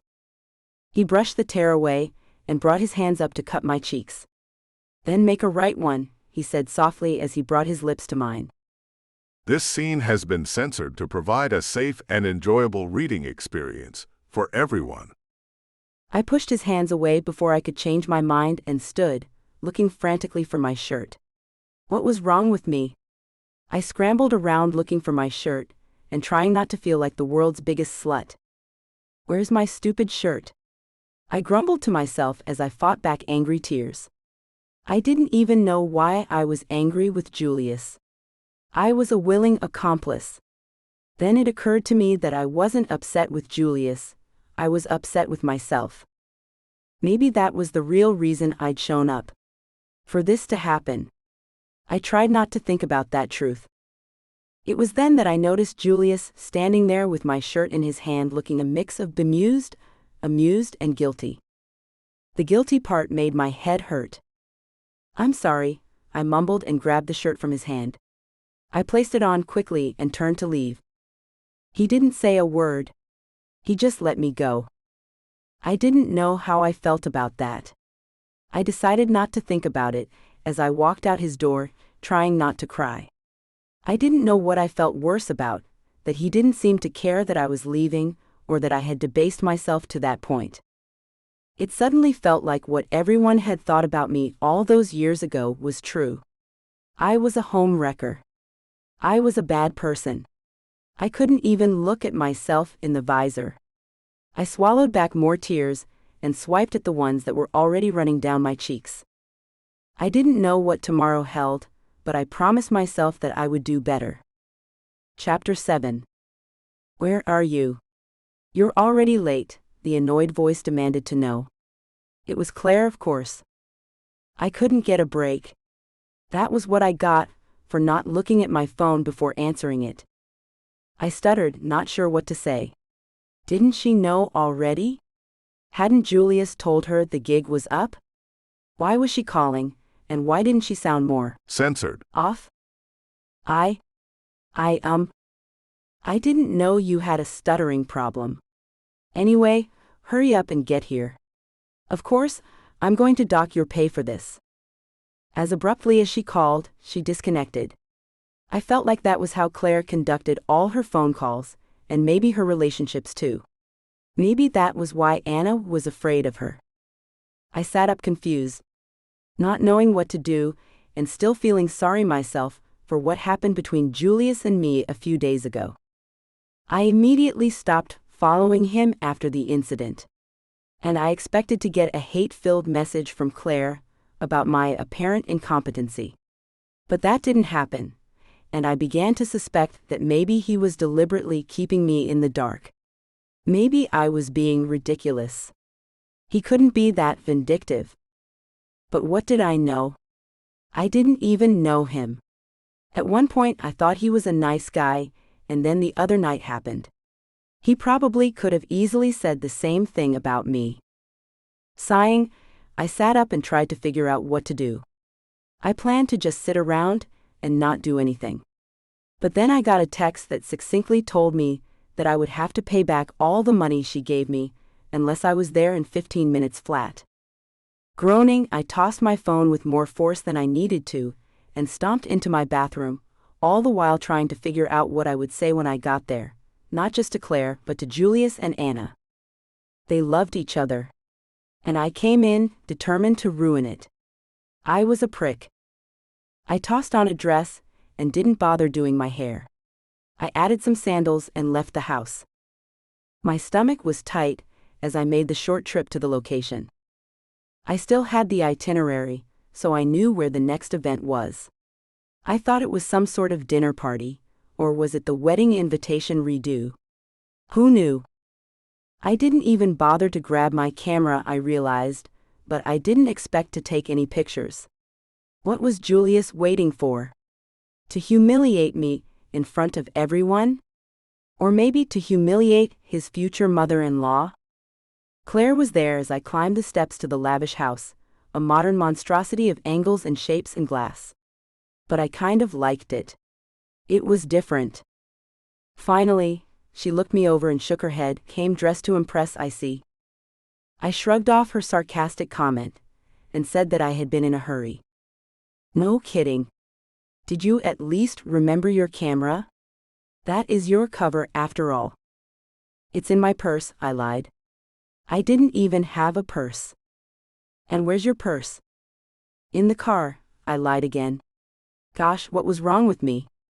I was a semi-adulteress and a liar. I felt God wouldn't want to see me walking through the pearly gates. I was a disaster. Well, go back and get it, she commanded, and then smiled in the direction of someone to the left of me. Richard. You made it. Then she turned back and growled at me, get that purse, before stomping away in the direction of her beloved Richard, whoever he was. I turned to go back to my car, grateful that now I could just ditch the scene and never have to worry about Claire or Julius again. And as my luck would have it, that was exactly who I ran into. Except he was with Anna. She was laughing at something he said, and they smiled at each other before noticing me. Anna gave me a big smile and waved me over. She looked so happy. I was such an a-hole. Hey, you made it. My mom was having a meltdown. I'm not sure why. There's nothing to take pictures of here, except a bunch of old people eating food. Glad you're here anyway. Aren't we, Julius? Up until that point, I kept my eyes off his face. When I finally raised my eyes to meet his, I couldn't tell what he was thinking. I knew my face was the definition of guilt, though. He didn't answer her question and instead said, "I'm sure your mother is ecstatic that Becca finally made it." Oh, take her to that little setup in the back. That's a photographic moment just waiting to happen. She walked away, leaving us to awkwardly stare at each other in silence. I didn't know what to say, and apparently he didn't either. As far as I was concerned, he was a terrible person for cheating on Anna, and I was equally terrible for letting it happen. We were scum. I apparently attracted that kind. First Tom and now Julius. I was starting to think maybe I was the reason guys behaved so terribly. Maybe something about me just said that I was open to being the other woman. But I wasn't. I wasn't going to be the other woman. I scanned my surroundings and saw that no one was around, and I opened my mouth to tell him exactly that. Incidentally, we both started talking at the same time. "I'm sorry," we both said and then paused awkwardly. It was hard to meet his eyes. I couldn't do it. So I stared at the ground and dug a hole with the tip of my shoe to distract myself from feeling something I wasn't allowed to feel. "I think we're sorry for different things." I looked up then. That comment was unexpected. So what exactly was he apologizing for? "I take it your mother-in-law and Anna don't know what happened the other night." "Yep, and I'd like to keep it that way." "Is that why you haven't exposed that I'm not just a photographer?" "Pretty much." "So by saving my hide, you save your own." God, I sure knew how to pick them. Kind of. We stared at each other in silence, and then he finally said, "I guess you need to go get your camera." "Yeah. Okay. Meet you out back in 10 minutes. He walked away toward the area Anna disappeared to, and I sighed. My cover wouldn't be blown, but wasn't it wrong to just play along? Now I was deceiving everyone around me, except Julius. He knew the real me. He knew way too much. I didn't do vulnerability well. I was torn between being disgusted over what I had done to blaming Julius for it all. He didn't seem to feel guilty at all. Had I stumbled into another situation where I was dating a man without a conscience? It certainly seemed that way, and I wasn't even dating the guy. He was about to get married. I felt like I was the worst. And I felt terrible for Anna. I knew I didn't have the courage to tell her what happened. I was a coward, and I didn't know how she would respond. What if she tried to clobber me with a champagne bottle or something? What if, even worse, she just started sobbing? No, I couldn't do that to her. I didn't want her to know what type of person I truly was. I had sunk to a new low, an unforgivable low. Feeling dejected and sad, my shoulders slumped. I just had to make sure nothing like what happened the other night happened again. Determined, I walked to my car to retrieve my purse. I ended up taking pictures with my phone and reassuring Claire that I would just use Photoshop to make sure the pictures came out looking great. It was almost as if she forgot that I wasn't really there to photograph everything. I wasn't sure why she cared. It wasn't like she would show them to anybody. After all, she didn't want them to get married. I didn't know how I felt about that. I knew it wasn't my call to make. Did Claire have a valid reason for not wanting Julius with her daughter? After all, I had first-hand knowledge that he wasn't completely faithful. Maybe Julius was a womanizer. What would have happened if I hadn't stopped him that day at his home? Something inside me didn't want to believe that Julius was a bad guy. But he had to be, right? I wasn't entirely to blame, nor was he, but he had more to lose, more at stake. He hadn't invited me over. He hadn't invited me in. I created that situation. And there was no denying that I was attracted to him from the start. But he was taken, and I needed to constantly remind myself of that. We were both to blame, but I had a feeling that more of that blame fell on me. God, I had issues. When the brunch or whatever it was ended, I made my way to the car, only to see Julius leaning against it. "We need to talk," he said, not bothering to move. "No, we don't need to talk." I had already decided that I would never be alone with him again, since it appeared that I couldn't control myself or my actions when Julius was involved. "Yeah, we do. Get off my car." I tried to sound intimidating, but my voice shook, belying my false fierceness. To my surprise, though, he stepped away from my door. "Go away before someone sees you talking to me," I hissed as I pulled the door open and climbed in. He seemed unconcerned and closed my door for me before continuing. "If someone sees us talking, they'll just assume I have questions for you. No biggie. But we do need to talk, clear the air." "Nope," I said, putting the key in the ignition. "Come on, Becca." "Don't come on, Becca me. We need to be far, far away from each other." I rubbed a frustrated hand through my hair. "Look at what we did. We were pawing at each other like Censored. crazed bunnies. You're getting married, and look at what we're doing," I harshly whispered to him. "I'm not getting married." I was stunned. Oh no. Oh no. What had I done? "No, no, no, you're getting married, mister." He gave a small smile. "No, I'm not. And by the way, I like it when you're trying to sound tough. It's cute." I ignored his comment and found it kind of lame. You can't do this to Anna. You can't." He looked taken aback. "Do this to Anna? She's the one who told me to go for it." Now it was my turn to look taken aback. "I'm sorry. I'm just having a hard time digesting what you just said. So you think she would be okay with her future husband having Censored. with other women? It's not. We're not." He paused and tried again. "Anna's my friend, but our relationship isn't exactly how you believe it to be." "Oh my gosh, are you guys swingers? Anna looks way too sweet for that." He laughed, but I ignored him and kept talking. "You guys are, aren't you? I should have known." He opened his mouth, but I continued to talk, not giving him the opportunity to confirm or deny what I had guessed. "Are you guys one of those open marriage couples?" I knew there was a lot of judgment in my tone, and although I was in no position to judge, that didn't stop me.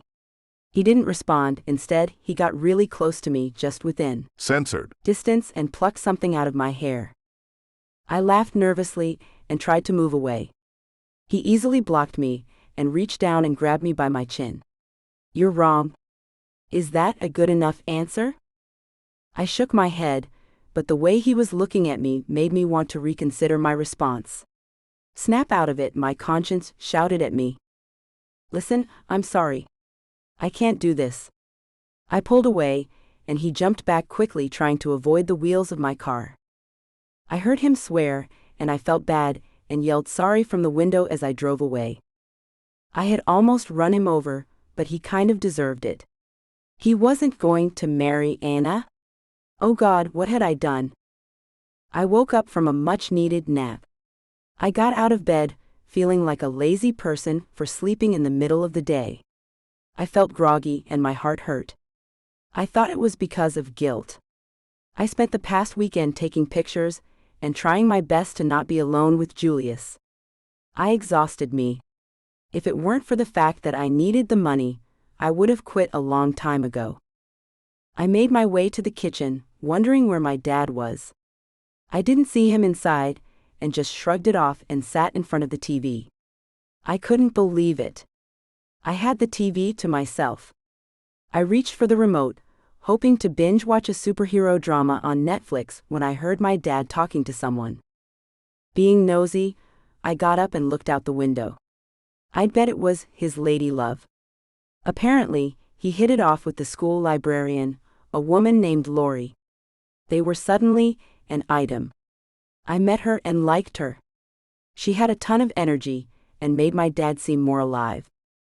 Dad was old and had found love again. I was young and still crap at it. I peered through the window, then screamed and jumped out of sight. My dad was talking to Julius. 1. How did Julius know where I lived? And 2. Why was he here? And most importantly, number 3, Did he hear me scream and jump from in front of the window like a crazy person? I rushed to the bathroom and brushed my teeth, added a little extra deodorant, and tried to do something with my hair. It was at an awkward length, so there wasn't much I could do. I briefly thought about putting on a hairband, but I was told that I resembled a Disney princess, so I didn't want the headband to make me look even more cartoonish. I looked down and tried to rub the stain off my shirt. It was orange as if I had been eating chips. I groaned to myself. I had been eating chips. I went to pull it off, when I remembered it was the only clean shirt I had since I hated doing laundry. I scrubbed at it with a piece of tissue, and only made it worse. Now I had a huge orange stain, and little pieces of tissue stuck to it. It was yucky, but there was nothing I could do. Thinking quickly, I went back to my room, grabbed a jacket and tied it around my waist. I inspected myself in the mirror, and tried not to groan. I looked like a 1990s boy band member that my mother was so fond of. But hey, it would hide the huge stain. Sighing, I realized that I really didn't know when to quit. My life was like the huge stain on my shirt. If I had just left well enough alone, I wouldn't be such a mess. My father and Julius were in the kitchen when I came out. They looked up at me at the same time. "New look?" my dad asked with a smirk as he checked out my jacket. I rolled my eyes just like a teenager, and sort of felt like one again. I didn't want my dad talking to Julius. That sounded embarrassing. Who knew what he'd probably already told him? And then I saw it, a photo album. He was showing Julius my baby pictures. I walked over and snatched the book up. "Seriously, Dad?" "What?" he said with a light shrug. "You were a cute baby, and you never invite anyone over, so I never have anyone to share them with." "That's a good thing. You're the first friend she's brought over in a while." "I was beginning to think she didn't have any," my dad said with a grin. "Dad, seriously, come on." "What?" "You're embarrassing me and making me look like a lonely, friendless old lady." "If the shoe fits." Julius added to the conversation, letting his voice trail off. Now I wanted to hit him. I was being double-teamed, and I didn't like it. I put my hands on my hips and turned my ire in Julius's direction first. "What are you doing here?" I demanded. "Uh-oh, someone's cranky," Dad laughed. "And when did you become such a comedian?" I folded my arms over my Censored. trying to look mean. I failed apparently because my dad said, "She used to pout just like that when she was a little girl. In fact, I think I might have a picture." Dad got up and started wandering through the house in search of a picture of me. I rolled my eyes and turned in Julius's direction. "What's wrong with you?" "What?" "You're practically stalking me. I told you that I didn't want to be alone with you." "We're not alone, your dad is right here." "You know what I meant." "Maybe I didn't." "Don't play stupid." "I have no idea what you're talking about." "I'm talking about you showing up here, uninvited and bewitching my dad. You're like a charismatic stalker." "Thanks. I think." That was supposed to be an insult, not a compliment. Stalking people isn't okay. "Oh, you mean like how you followed me around for days on end? So you're saying that's not okay?" I narrowed my eyes at him. That was the job. "So it's okay to stalk people for money, but anything else is just wrong?" "Yes," I said, feeling stuck in a corner. "That doesn't make any sense." "You don't make any sense." He smiled at me and reached for my hand. "I think we just had our first official fight as a couple." I snatched my hand back and looked around, wondering where Dad had gone. Our condo wasn't that big. We're not fighting, and most importantly, we're not a couple. "Whatever you say, sweetheart." "Don't call me sweetheart." "Sure, babe." I wanted to strangle him, but I forced myself to take a deep breath. I wasn't going to let him get a rise out of me. "So, stalker, why are you here?" He shrugged. "I was in the neighborhood and figured I'd stop by." You just happen to be in my neighborhood? Nearly an hour away from where you live? You really expect me to believe that? He shrugged. It was worth a shot. I couldn't help but laugh. Finally, a smile, he said, and my heart went pitter-patter. My stupid heart. I know this is kind of a weird move. Kind of? But if you won't spend time with me, then I'll spend time with you. You know it doesn't work that way, right? He shrugged yet again. I'm open to trying something new. What about you? I wanted to say yes. So much so that it scared me. And for that reason, I knew what I had to do. I can't see you, Julius. You're getting married? I told you. Stop. Just stop talking. I'm not. I won't. I can't be that person. This is all wrong. Becca? No. You have to leave. Is that what you really want? No. Definitely not. That wasn't what I wanted. I wanted him to hold me. Censored. Me and touch me. I wanted to know him better. Where did he grow up? Who were his friends? I wanted to know everything and more about this man. But this man was already taken, first and foremost. And so I lied, yes. That's what I really want. I immediately felt terrible.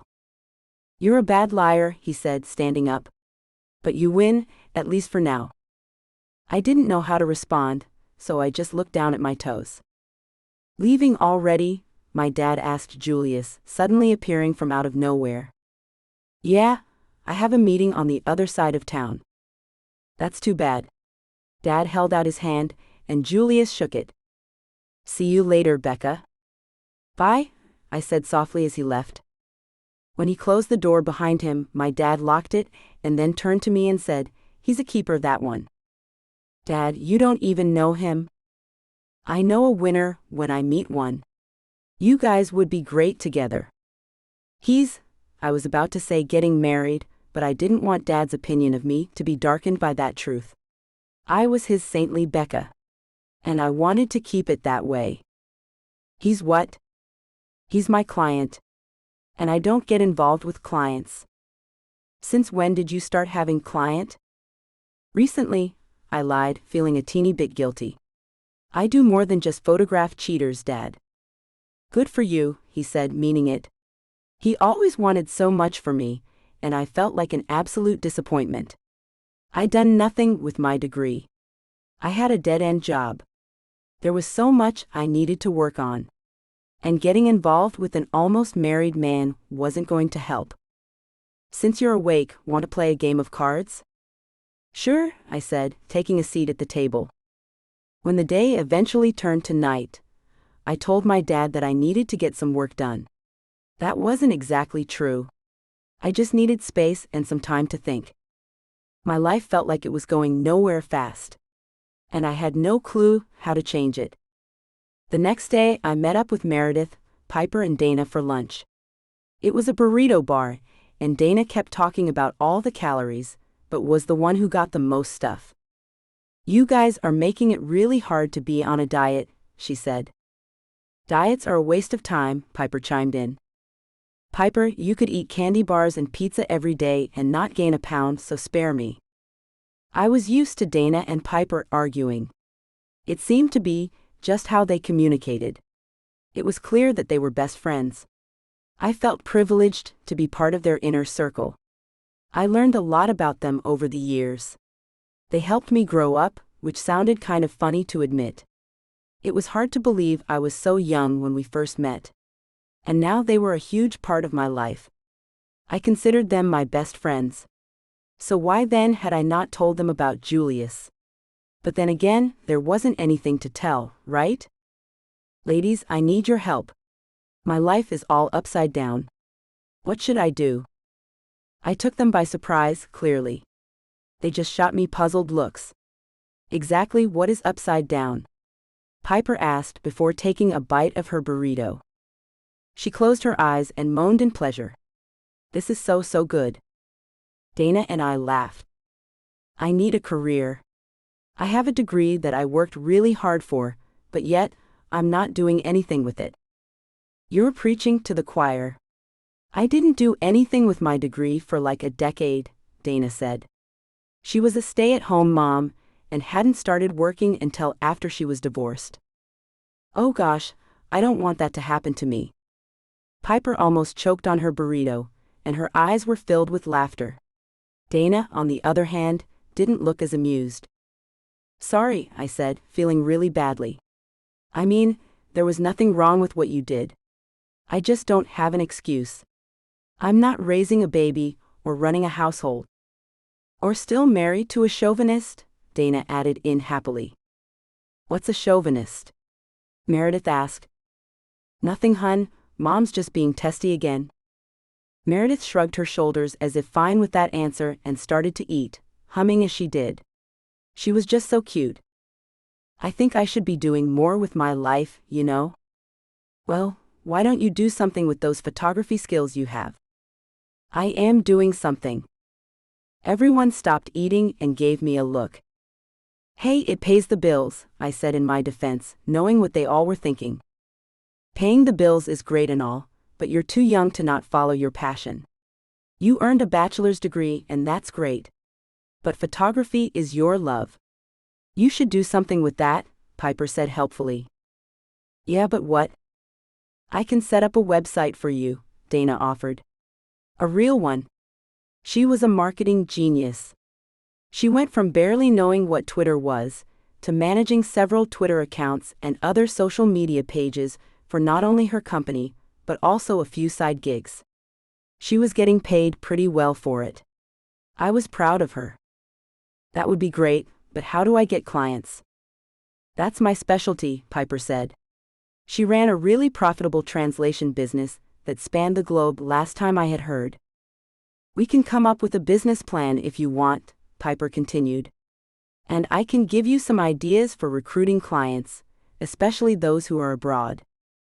That would be so amazing, I said, feeling honored and touched by their kindness. It's a plan then. We hashed out the rest of the details while we ate, and when we were done I was feeling a sense of accomplishment.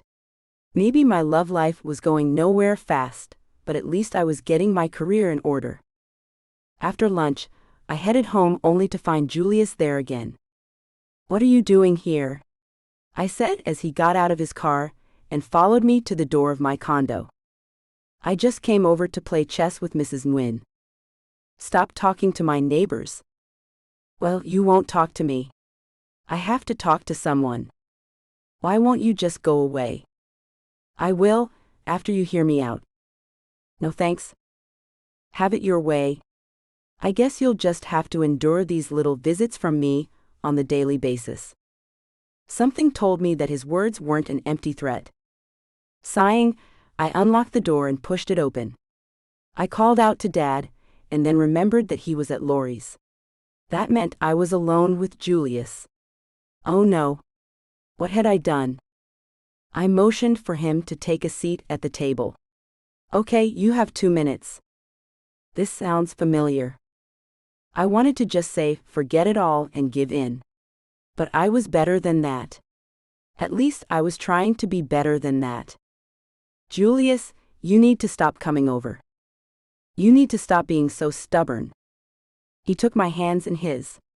I've missed you lately. Life isn't the same without you following me around wearing a very hideous wig. I fought the smile that threatened to expose me. Go ahead, he said, still holding my hands. Show me that pretty smile of yours. I've missed that the most. Julius, we can't do this. You shouldn't be here. Who are you trying to convince? Me? Or yourself? He didn't wait for me to respond. He simply pushed the plastic table out of the way between us and pulled me in his arms. I wanted to protest. I wanted to push him away, but I couldn't bring myself to move. Being in Julius's arms was where I wanted to be. I told myself that I would just let him hold me for just a moment or two. What harm was a moment? And so he held me, initiating nothing. Just holding me against his. Censored. I sighed and confessed, I could stay like this forever.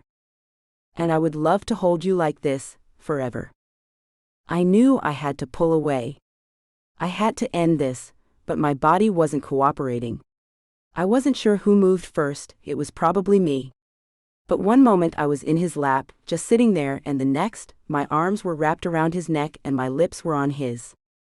I wanted him badly. The other night was still in my head. It was as if our night together had only whet my appetite for him. We stumbled into my bedroom, and I found suddenly that I was the aggressor. This scene has been censored to provide a safe and enjoyable reading experience for everyone. Julius looked for an escape, and I gestured to my bedroom window. You have got to be kidding me. Go, I yelled, tossing his keys to him that had fallen from his pants pocket. We're adults, he protested as I pushed him through the window. Tell that to my dad, I whispered loudly as I raced away from my bedroom window and through the living room. I was so thankful that Mrs. Nguyen was a talker. I fixed the table, and then jumped into the shower. Please don't let him suspect anything. Please, please, I said to myself, as I scrubbed away the scent of Julius's lovemaking from my body. Yes, I was an adult, but I couldn't bear the thought of my dad knowing what I was just up to. A few minutes later, I was clean, dry, and dressed. Dad was sitting at the table, whistling. Why are you so happy? I said, rummaging through the pantry for something to eat. I grabbed a box of cereal and started eating directly out of the box. I was starving suddenly. I guess rambunctious midday Censored. could do that to you. He held up a letter. This is the last hospital bill. Officially done, he said, sending me a big smile. I hugged him. That's great, Dad. You and Lori should go out somewhere to celebrate. He nodded. That's a good idea. You should come too. And Julius, if he wants. I shook my head and tried not to blush at the sound of Julius's name. I'm sure he's busy, I mumbled, stuffing my mouth with cereal. Really? Dad held up something that looked exactly like Julius's wallet. I could feel myself turning red. Next time Julius decides to go sneaking out windows, remind him to at least not leave his wallet on the floor. He tossed me the wallet, and I caught it. Dad laughed, ruffled my hair, and got on the phone with Lori. I groaned and shut myself in my room. There you are, a voice said from the window. I think Mrs. Nguyen is getting suspicious. Have you seen my wallet? I stared at Julius in shock. He was still outside my bedroom window. At least he was fully dressed. What are you still doing here? I left my wallet. I can't drive without my wallet. I tossed it to him. Now go home, I hissed. I'll call you later, he promised. I won't answer. He winked at me. Yes, you will. He blew me Censored. and scrambled away. I watched him leave with a smile on my face that slowly faded as I thought of the enormity of what we had done. How could something feel so right but be so wrong? Chapter 8. There was determination in my steps as I made my way to the entrance of Claire's home. Her home was located in a rich gated community, clear across town from where I lived. The gatekeeper readily waved me in, having seen me several times already. I decided to give myself a break and unplug for the weekend. It was what I needed to do before I had to tell Anna the truth. I decided that I was going to just walk up to her and tell her. I was going to tell her that I betrayed her trust in more ways than one. It was going to be hard, but I couldn't keep lying to her. She was the innocent one in all this. I didn't care that Julius tried to convince me that she would be okay with us seeing each other. I didn't believe him. No woman was okay with sharing a man. As far as I was concerned, that just wasn't the way the world worked. And even if she was okay with it, I wouldn't be. I wasn't going to share Julius with Anna. I simply couldn't. I loved him too much to share him with anyone. First, I would start with Claire. I'm done lying, Claire. I quit, I said as soon as I saw her. Thankfully, She was alone and just getting off the phone with someone. She barely glanced at me. Fine. I don't need you anymore anyway. I have what I need. What did she mean by that? And why wasn't she upset? Wasn't this her cue to throw a tantrum and threaten me? Why was she so calm about it? What are you talking about? What do you mean, you have what you need? She couldn't possibly know about what was going on between me and Julius.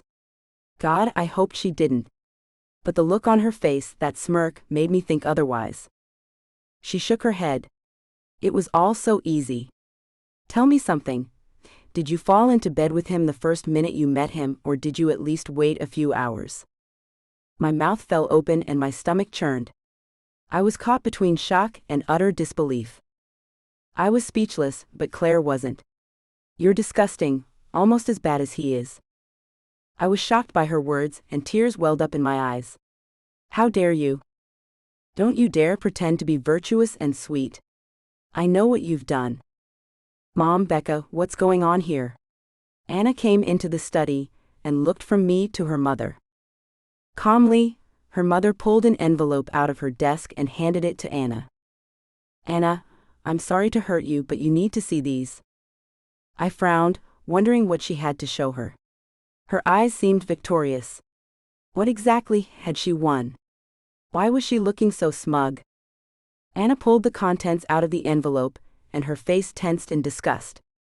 She tossed the envelope on the desk in front of her, and looked up at her mother, her face showing an emotion I wouldn't have recognized if I hadn't looked at my own mother that way so long ago. It was hate. How dare you? What? How dare you? Anna said again, furiously knocking the pictures off her mother's desk to the floor. What did you do? Did you seriously hire someone to follow him around? To invade our privacy? I did what I had to do, Claire said, clearly surprised that Anna's anger was directed toward her. What you had to do? Anna's tone was venomous. It was then that Julius walked in. What's going on in here? What's going on is that it's over, Julius. There's no way Anna will marry you now. He looked from Claire to Anna. Anna, what is your mom talking about? She hired someone to follow you. Take a look. Anna gestured toward the envelope now on the floor. He bent down and looked at the pictures that spilled from the envelope. Wow, you stooped to a new low, Mom. I was confused. What were the pictures of? I hadn't given her any pictures. At least not any pictures that were incriminating. I reached for the envelope. There were pictures of me leaving his home. There were pictures of us walking together. There were pictures of us embracing. And then there were others not so innocent. Someone had gotten quite a few shots of us, of that night I visited him in his home. There were pictures of us. Censored. There were pictures of me in various stages of undress. And then there was a very telling picture of both of us looking disheveled and satiated. There were others of us. Lots of others. Who had taken them? How did you get these? I asked, finding my voice. Your boss. It all made perfect sense now. I remembered running into her at the park while I was following Julius. I remembered thinking how nonchalant she was about me taking on fewer clients. Because the whole time I thought I was following Julius, she was actually following me. But how? Oh, please stop playing innocent. I knew he was attracted to you when I saw how pushy he was about paying you that day at the botanical garden. And I wasn't surprised. At all. All guys fall for the doe-eyed blonde. It was only a matter of time, so I had your boss tail you until it happened. I felt sick. She deceived me, and I played straight into her hands. I wanted to disappear. I had to get air. I had to get away from her. This was insanity. It was one thing to know that Anna didn't care about what happened between Julius and me, but it was another for her mom to know what happened too. I was humiliated. It made me feel dirty. I felt like a whore. She was right about me. It had been only a matter of time before Julius and I slept together. I went to leave when Anna grabbed my arm, catching me by surprise. The steely look in her eyes made her practically unrecognizable. It was a look her mother definitely mastered. "Don't leave, Becca. You're not at fault here. You're a real class act, Mom. A real class act." Her voice was low and vicious. Claire looked shocked. Now she was the one at a loss for words. "What? Are you angry with me? I'm not the one who cheated." Her voice cracked, and she tried to regain her composure. "How dare you take that tone with me, young lady? I only did what was best for you." "What was best for me? Setting up my fiancé? Violating his privacy? That's what was best for me? None of this is my fault. He made the decision to pursue her, I just provided the means." She sounded so self-satisfied. But she was right. So right about me. I made it easy. I knew Becca and Julius were seeing each other, Mom. Claire shook her head, not understanding. "And you still plan to marry him?" she said with her voice full of disgust. "That's just it, Mom. I never planned to marry him." "What? What are you even talking about? This is insane." "No. That's what I've been trying to tell you for years. You're insane. Watch your words, young lady. I am your mother. And that's what makes what you did so despicable." "What I did? What about what he did? Are you even listening to me? What is your problem? This was never about me or Julius. He was just being my friend, saving me from dealing with you on my own." "You're not making any sense. You kept going on and on about how I needed to choose a career, make something of myself, settle down, etc., etc. Nothing I did was ever good enough. Where I went to college, my career, who I loved." Claire laughed hoarsely. "Being someone's secretary is not a career. You see." Anne cried out, her voice breaking. "You're still doing it. Even now. You're still trying to make me feel bad." "I'm not trying to make you feel bad. I'm trying to get you to live up to your potential. I just want you to be somebody. Instead of a nobody, right?" Anna said, sounding dejected. "I never said that. You didn't have to." Anna wiped away at a tear. "So this whole marriage thing was just a sham? A lie? Did you put her up to this?" She looked accusingly at Julius. "He didn't put me up to anything, Mom. This was all my doing. I didn't want to disappoint you again, and when you went on and on about how your best friend's daughter was getting married, I just lied and said I was too. It was silly and stupid. But for a moment, you seemed to be actually happy for me, and it felt good to see you actually supportive of me. To see you pay attention to me. Are you kidding me? What are you? Two? You're lying now to get attention. God, this is humiliating. What am I going to tell people? What are you going to tell people?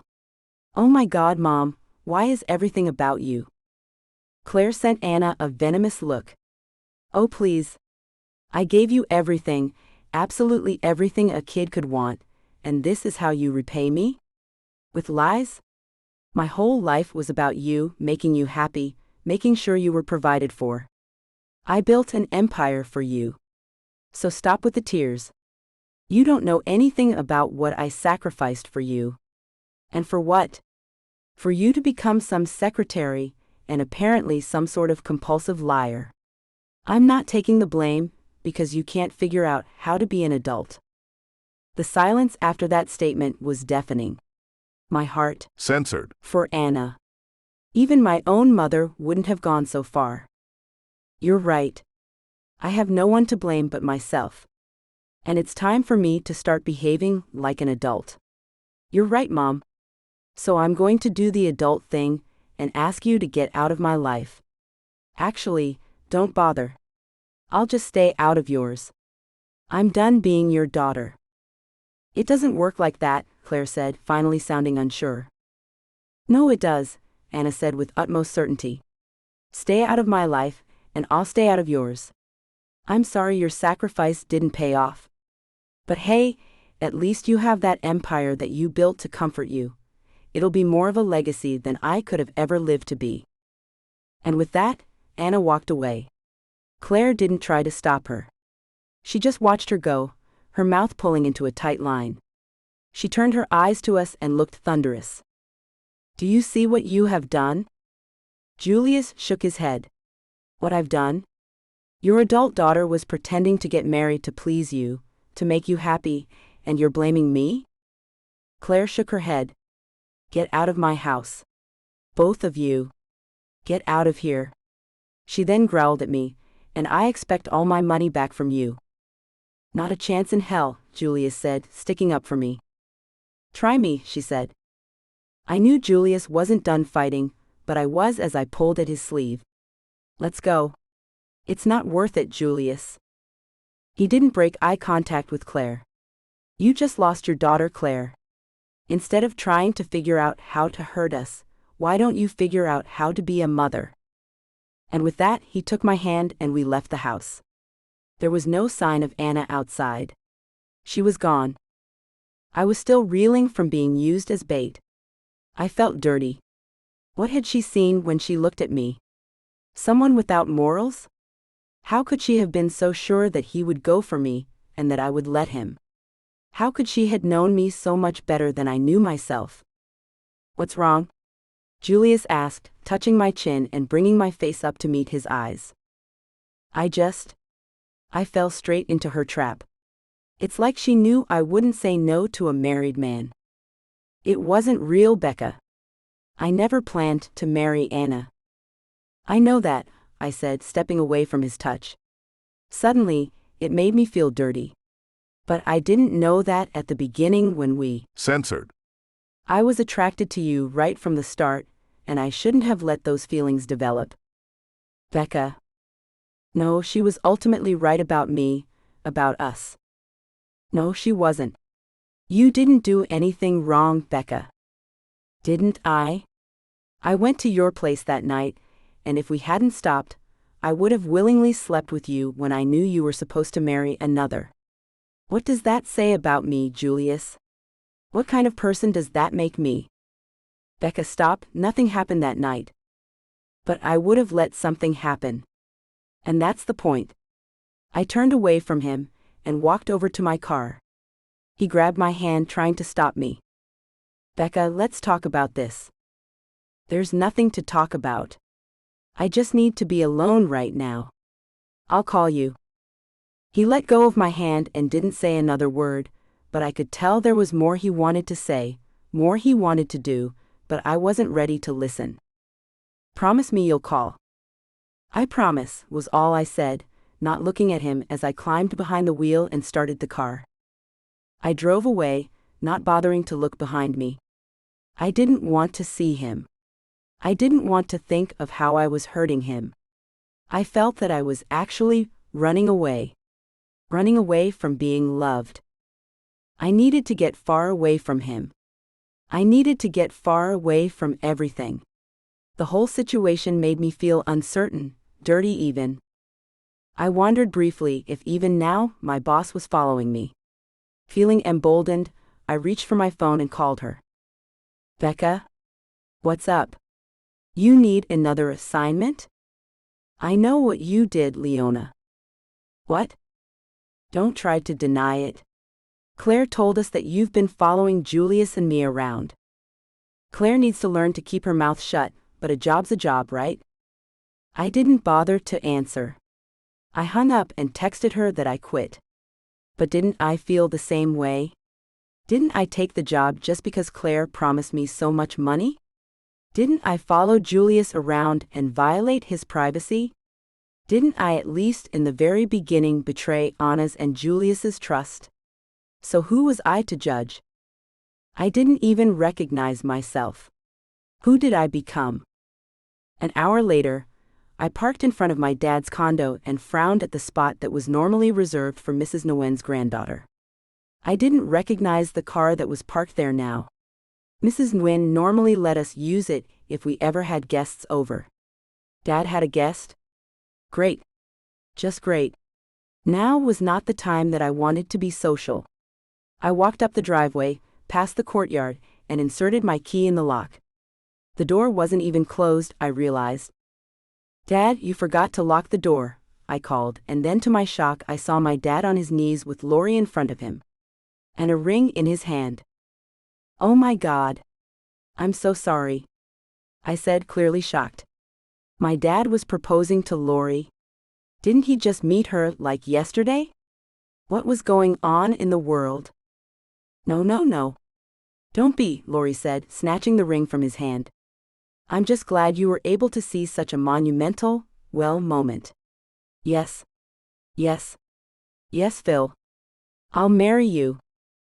My dad tried to stand up, but he was a little off balance, so Lori helped him. He shouldn't have been kneeling on his bad knee, I thought to myself, completely forgetting the romance of it all. Oh, Becca, can you believe it? Can you really believe it? It's happening. It's really happening. Lori looked more like a retired Las Vegas showgirl than a librarian, in my opinion. She had deep-set almond-shaped gray eyes and jet black hair that hung to her waist. She was well endowed up top and wore very low-cut shirts that seemed to magnify the size of her cleavage. I think Dad said she was half Albanian and half Egyptian. I honestly couldn't remember. She was a knockout and knocking on her early 60s. And did I mention, she was seriously the sweetest, most excitable lady I knew. I tightly smiled. My life was imploding around me. I didn't know where I stood with Julius. And now I was going to have a stepmom? Life just needed to slow down. I couldn't keep up, and I wasn't sure if I actually wanted to. Now Lori was holding me in a vice grip, hugging the life out of me. She was only 4'11", but strong for such a petite woman. Now it's time for some champagne? She turned to my father. Did you get champagne? He looked caught off guard. Was I supposed to? Lori laughed. I love you so much. I'll get the champagne. Be right back, you guys. And with that, Lori disappeared out the door. I watched her go, still kind of shell-shocked myself. Dad was rubbing his knee and looking at me strangely. You okay? He asked. Yeah. You don't look like it. I guess I'm just shocked, that's all. I know it's sudden. Yeah, I said again. Boy, I wasn't very articulate lately. His face fell. You're not happy for me? I immediately felt terrible and went over to my dad and gave him a big hug.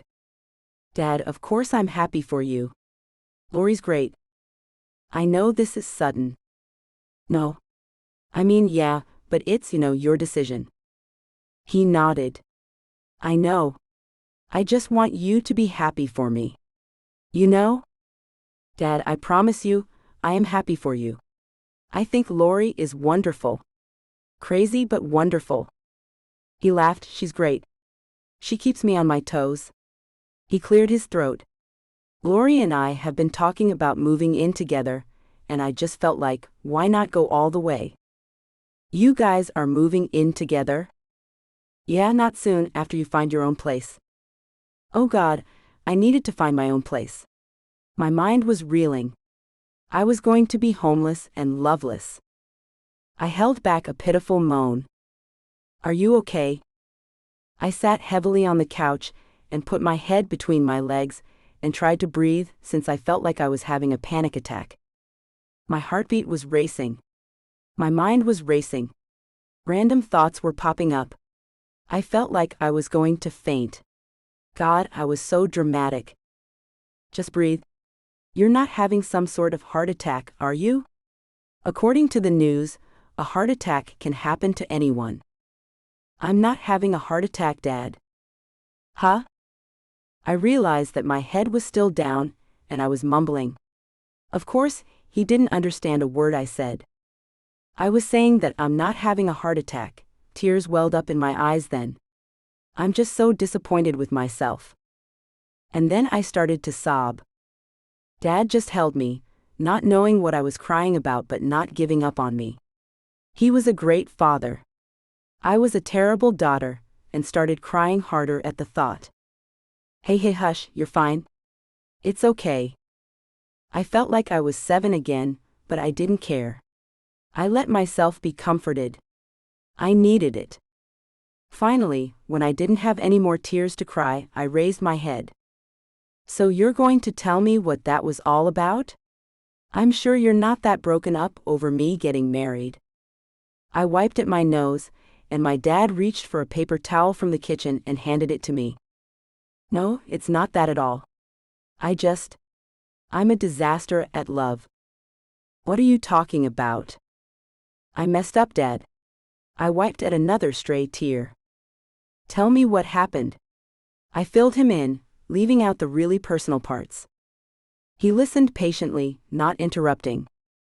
Wow, that's quite a doozy. So Julius was supposed to be getting married, but wasn't really.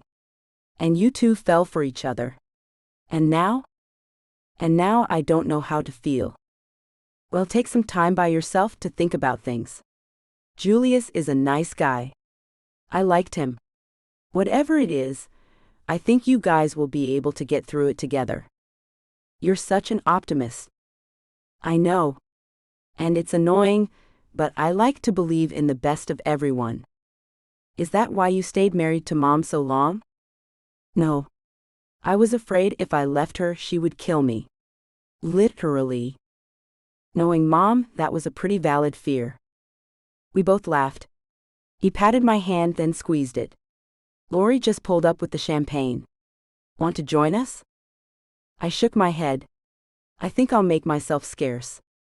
This is a special time. You guys go ahead and celebrate. I stood and Censored. My dad on the forehead. Congrats. Lori's a lucky woman. I was heading down the walkway as Lori climbed out of her car. Hey. Where are you going? I have champagne, she said, waving a bottle at me. I couldn't help but smile. Lori was going to make a nice addition to our family. I hugged her, surprising her, and she gave a surprised laugh. Welcome to the family, Lori. Thanks for putting up with my dad. Ha! I should thank him for putting up with me. And with that, she made her way into the house.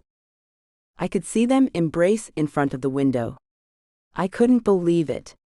Dad found his own version of happily ever after. I didn't know where else to go, so I drove over to Dana's place. She wasn't home, and I was tempted to pop up where she worked, but I didn't want to risk running into Douglas. I didn't want to go back home, and I didn't want to bother Piper. Everyone was busy. I felt pretty alone. I figured moments like these were when people would call their mothers, but I totally didn't want to do that. I wanted to feel better, not worse. So I pulled up to a quaint bookshop and sat nosing through a magazine that I had no interest in buying. I didn't pay attention to anything I was reading. I was just turning the pages. I must have fallen asleep because what seemed like a few seconds later, someone was shaking my shoulder. Sorry to wake you, but you were snoring really loud, a teenager said with a bit of amusement in his eyes. I looked around and saw people looking at me, but pretending not to. I was sure I was blushing. Sorry, I murmured and walked away, not making eye contact with anyone. Now that I had officially embarrassed myself, I was very much awake and feeling really put out. I didn't want to go home. I didn't want to bother Piper or Dana. And so, like a sad character in a made-for-TV drama, I sat in my car and cried. An hour later, I was done feeling sorry for myself, so I drove past my dad's house to see if Lori was still there. There was no sign of her, so I went inside calling Dad's name as I did. I noticed the note on the table and picked it up. Went to Vegas to celebrate our engagement. See you in a few days. Dad. Oh man, I want to go to Vegas, I said to no one in particular. I wasn't done feeling sorry for myself. I passed the next few days wearing a onesie that I normally only wore during Christmas season, even though it wasn't any time near Christmas, and it was hot outside. I did nothing but sit in front of the television and watch reality TV shows. I ate chips and drank soda. I ignored the calls and texts I was getting from Julius. I couldn't talk to him right now. I didn't know how I felt about us. It was nightfall when I heard someone knocking on the door. I had fallen asleep again. It seemed to be a habit of mine. Maybe I was depressed. I got up and stumbled toward the door. "Who is it?" I said groggily.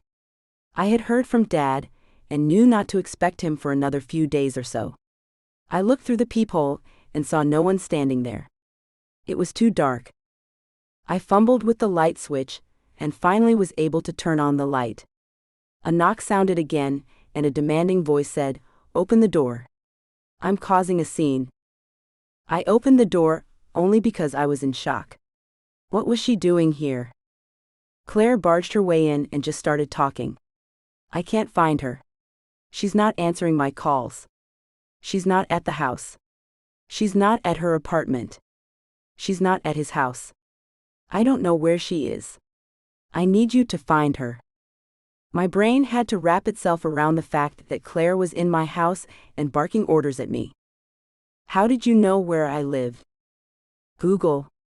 "Can you find her?" she said, sitting down and gripping her purse tightly. I could tell that she had been crying. Her eyes were puffy and red. "Anna's missing?" "Yes, child. Isn't that what I just said?" I sat heavily and said exactly what I was thinking. She's probably not missing. She's just avoiding you. Maybe she's tired of dealing with your craziness. I know I would be. My craziness? Craziness. Insanity. Whatever you want to call it. I didn't. Censored. Myself. I was so over Claire and her nonsense. Anyway, get out of my house. You're not welcome here. But I need your help. Don't care. But Anna needs you. I'm sure Anna is fine. The only thing she needs is for you to leave her alone. Leave her alone. Leave me alone. Get out. You don't have to be so rude. Claire, your entire existence is rude to the universe. Get out." She looked ready to fight, but then her shoulders slumped and she started to cry. I didn't move to comfort her, but I did hand her a few tissues. As far as I was concerned, she was responsible for my unhappiness. "I'm not a terrible person. I swear," she choked out, and I made a non-committal sound. "I just want what's best for her." "Yeah, really? Trying to sabotage your daughter's happiness doesn't sound like wanting the best for her. The whole engagement was a sham anyway." I rolled my eyes. "Fine, keep making excuses for your behavior and I'll keep eating chips. Get out. Do you know where she could be? She's your daughter. She doesn't want to talk to me. The only person who might know where she is Julius. So go cry on his couch. He won't speak to me." "Well, can you blame him? I really messed things up." "Yeah, trying to ruin your daughter's life doesn't exactly make you Mother of the Year." I felt like I was channeling Dana. That was totally something she would say. "Why are you being so mean?" "Mean? You're the definition of mean. Do you think that's why Anna won't speak to me?" "Yes. That's exactly why." Was Claire really that dense when it came to human emotions? Apparently so. "Do you ever think she'll talk to me again?" She sobbed harder. I thought about it. "Sure, on Christmas and maybe your birthday. She's all I have, Becca. She's everything to me." "Then tell Anna that." "She won't listen to me." "You can't blame her for that. If I were in her shoes, I wouldn't want to hear anything you have to say." "Thanks. I'm just being honest. You were pretty nasty the other day. I will admit, I was a bit unkind." "A bit? You were terrible." "I was," she said, sobbing again. "I've lost her. I'm a terrible mom, a terrible person."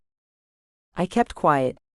She already felt bad enough, there was no point in making her feel worse. What should I do? Apologize. Okay. And then give her space. What if she doesn't accept my apology? What if she truly doesn't want anything to do with me anymore? Anna loves you. Loves you so much that she'll do anything to please you, even making up a fake fiancé to do it. I don't think she'll ever cut you out of her life, but I think you do need to give her some space to think. She'll forgive you just in her own time. Do you really think so? Yep. I got up then and said, "Now, can you leave?" She stood and stuck the tissue in her pocket. "Thank you for being so kind. I've been terrible toward you, and I'm sorry." The way her voice quivered made me think that apologizing wasn't exactly her forte. "Don't worry about the money," she continued. "You earned that plus more just putting up with me." Oh yeah. I had totally forgot that she wanted the money back. As if that was ever going to happen. Yeah, right. I know I said a lot of harsh things, but I was wrong for saying those things. I know you're a good person. Better than most people I know. You're definitely a better person than I'm sorry for making your relationship with Julius seem dirty? Yes, I'm sorry for making you look like a whore. She swallowed hard. Yes. I'm sorry. I sighed. I was still angry with her, but that anger was misplaced. The person I was really mad at was myself, but I wasn't letting Claire know that. Thanks. And with that, she let herself out. Sighing, I locked the door and sat back in my dad's recliner. Her words had at least taken away a little of the shame and pain I felt, but not all of it. It still hurt that I had done exactly what she had expected, gotten involved with Julius. I didn't like to feel manipulated. And I hated that she knew me better than I knew myself. Even if it all was a ruse, I was so easily manipulated, or rather not manipulated. I was exactly the person she thought me to be. And that was why I was so angry. I snuggled under a blanket and tried to watch some more bad TV, but my stomach started to growl. I needed more junk. I stood and went rummaging through the kitchen cabinets and found another bag of chips and my dad's hidden stash of cookies. I figured they had probably gone stale, but whatever, cookies were for eating, expired or not.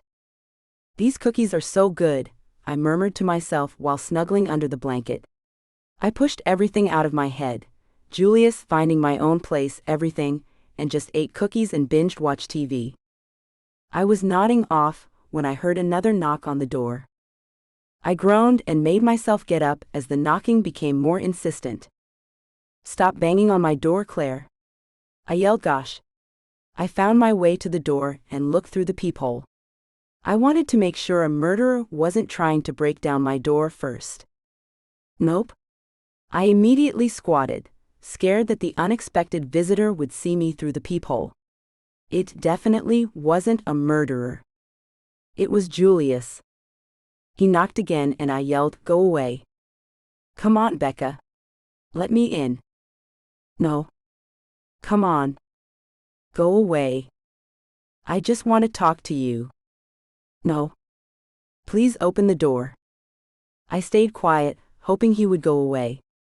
A minute passed, and then another. And I stood up a little, to look out the window. He was peering through that exact window, and I screamed, startled. "Sorry," he said, and I heard him laugh. I couldn't help but smile too.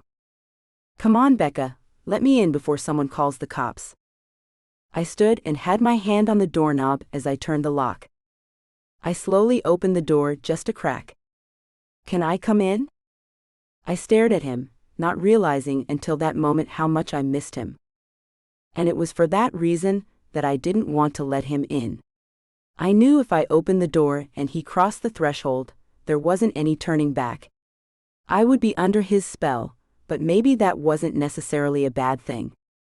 "If you let me in, I'll be on my best behavior." "I don't believe you." He pretended to actually consider his next response before saying, "I promise." I opened the door, hoping I wasn't making a huge mistake. He came in quietly and took off the baseball cap he was wearing. It seemed like he had gotten dressed in a hurry. He was wearing sweatpants and a hoodie. "I've been texting you, calling you, what's going on?" I sat down wearily. "I just don't know how I feel about us anymore." He sat heavily across from me and removed his hoodie. His hair was sticking up all over his head, and it looked like he hadn't shaved in a while. "Are you sick or something?" I asked, concerned. "Do I look that bad?" he asked, looking up and rubbing his beard. "I'm not sick. I was just worried about you when you wouldn't answer my calls." "Gosh, now you sound like Claire." "You talked to Claire?" "She stopped by upset that Anna isn't talking to her. Yelling that she was missing." "Anna isn't missing, I just saw her." Silence settled between us. "Is she okay?" "She's fine. She just needs some space." Standing up to her mom really drained her. She's never done it before. She did a great job. She did. I was proud of her. Me too.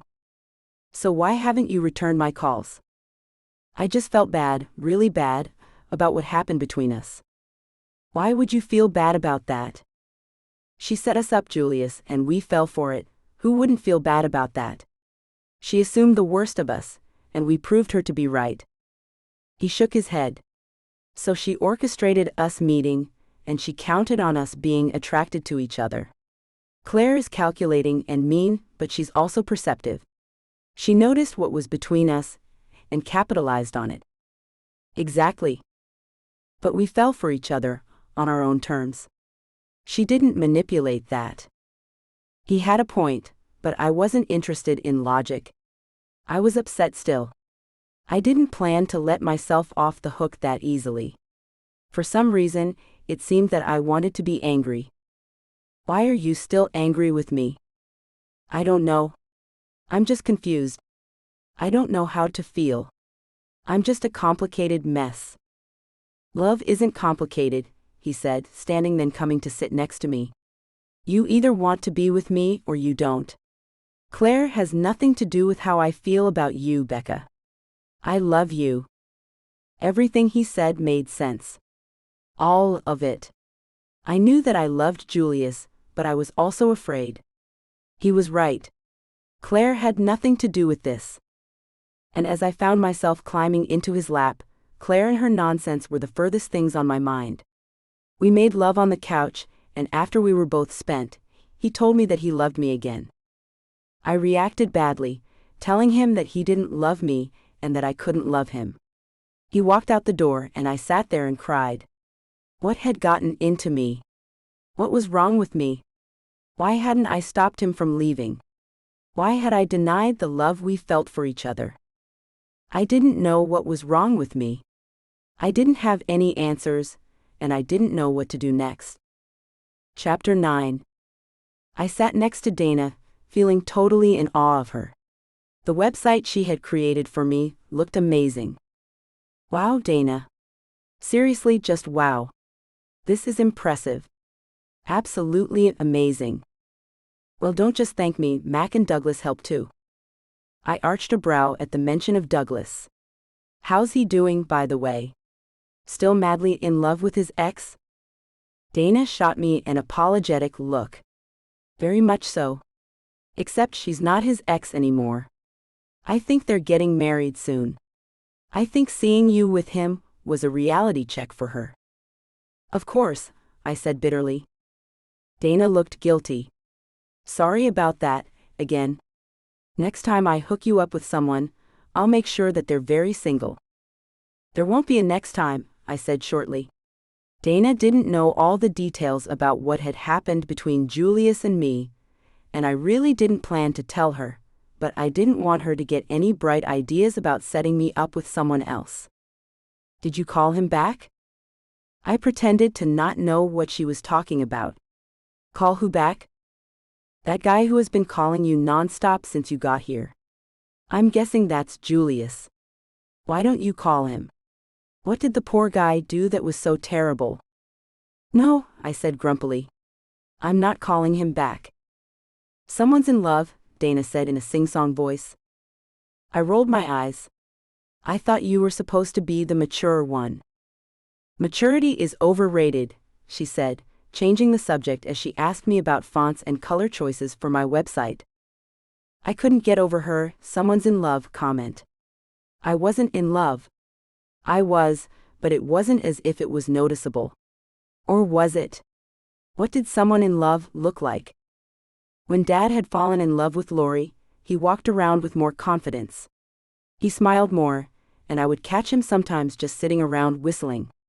He had become a whole new person. It was almost as if the weight of love had relieved some of his stress and anxiety of life. That was what love did, it made life better. And truth be told, I felt different when I fell for Julius.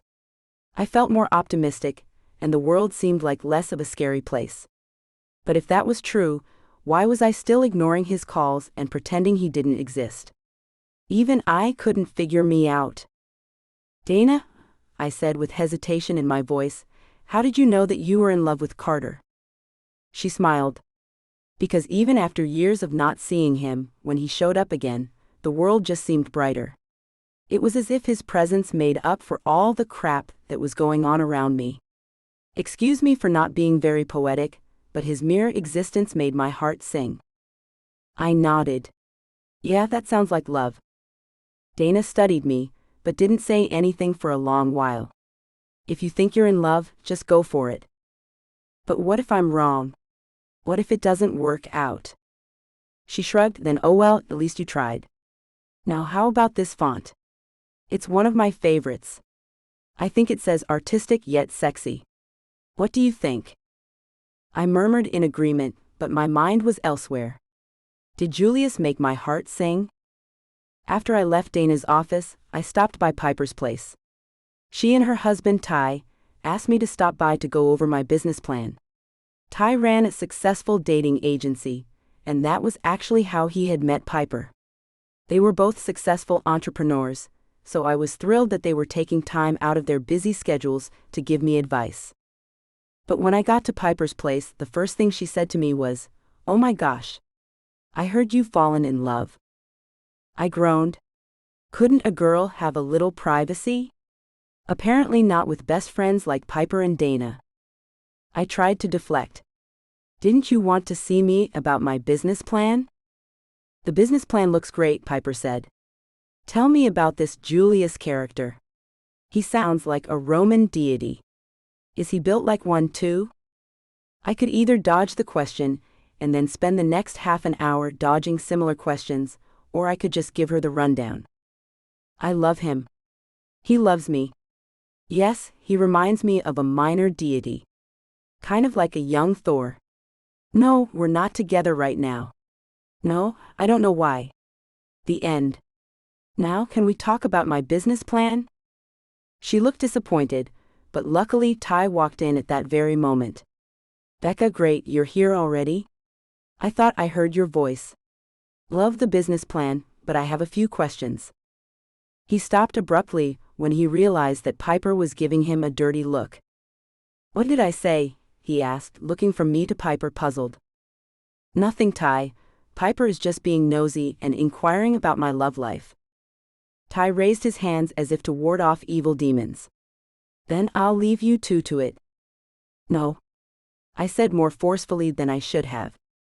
"I don't want to talk about my love life. I just want to focus on my career. That's all I can handle right now." I was tearing up, and I didn't know why. Piper handed me a tissue. "Oh, Becca, I'm sorry. I didn't mean to make you cry. Are you sure you don't want to talk about it?" I shook my head. "No. I just want to talk about my business plan. I don't want to talk about love. Or men. Or anything. Just business." "Okay." Piper looked ready to argue, but Ty shot her a look. "Sure, Becca," Ty said. "That's fine. Just business." "Okay, Piper. Just business." Piper looked at me and then at Ty and sighed, "Fine." God, I needed a break from so many prying questions. I just really needed a break from love. "So do you have a new boyfriend?" Meredith asked as I helped her look over her sheet music for her next play. I shook my head. It was the next day, but it seemed I just couldn't get away from conversations directly or indirectly related to my love life. We were at a park near her home. We hadn't spent a lot of time together since the whole Julius and Anna debacle, so I was trying to make up for that by taking her to the park and practicing music with her. "What makes you think I have a boyfriend?" I asked. She shrugged. "I don't know. You just seem, happier. Sort of like when Mom got together with Carter." I thought about her comment, and Dana's comment from the day before. I guess that was what love did to you, even when you couldn't really act on it. Love made the world seem brighter. It made you happier. That was why love was so powerful. And I knew that was why I couldn't resist Julius. I loved him. It was as simple as that. I was in love with Julius. I couldn't tell him that, or rather I wouldn't tell him that. I hadn't actually spoken to him since the night we made love on the sofa. I was too scared to speak to him. I couldn't trust myself. He called over and over. He texted me and even emailed me, but I ignored all his attempts at communicating with me. I was also ignoring Claire. I didn't care if Anna never spoke to her again. That was Anna's decision, not mine. I realized that Meredith was waiting for me to say something. If I had a boyfriend, you would be the first person I would tell." "Really?" Her tone was dubious. "Yes, really? You promise?" "Pinky swear." She smiled. "You would be the first person I would tell. I wouldn't tell Mom. She would freak out. I would probably tell Carter. He's the more rational one of the two." I held back my laughter, but she was right. I knew Dana would flip out if she knew Meredith was even talking about boys. She barely tolerated Meredith's best friend, Danny. Speaking of which, I wondered if Danny might know what was going on with his great-aunt and her daughter. I was trying to think of a subtle way to ask Meredith when someone tapped on my shoulder. I turned around, half expecting Julius to be standing there, but no, even worse. It was Anna. "Hi," I said, giving her a tight smile. I hadn't seen her since the picture incident at her mother's house. I still wanted to hide my face in shame at the thought of them. She smiled back and said, "I was just taking a walk and saw you two hanging out and thought to say hello. Is this your niece?" "No, this is Meredith. My stepdaughter." "Stepdaughter, best friend, partner in crime. I fulfill all those roles plus more," Meredith said, extending her hand for Anna to shake. "What a precocious young lady you are," Anna said with a smile. "Well, it's nice to meet you, Meredith." "You too." Meredith then looked from me to Anna. "How do you guys know each other?" "I was the photographer for her engagement party," I said, shooting Meredith a meaningful look. Meredith sort of knew the whole story, or at least G-rated bits and pieces. Meredith's mouth formed a perfect O, but she smiled politely and said, "Oh, cool." I breathed a sigh of relief. Sometimes Meredith volunteered a little too much information. I was glad this wasn't one of those times. "Can I talk to you for a second? In private?" Anna asked, and I desperately wanted to shout, "No." Where had all my bravery gone? Now I was behaving like a coward. Courage wasn't my strong point. We walked to a spot under a tree, where I could still see Meredith, but we were out of earshot so she couldn't eavesdrop.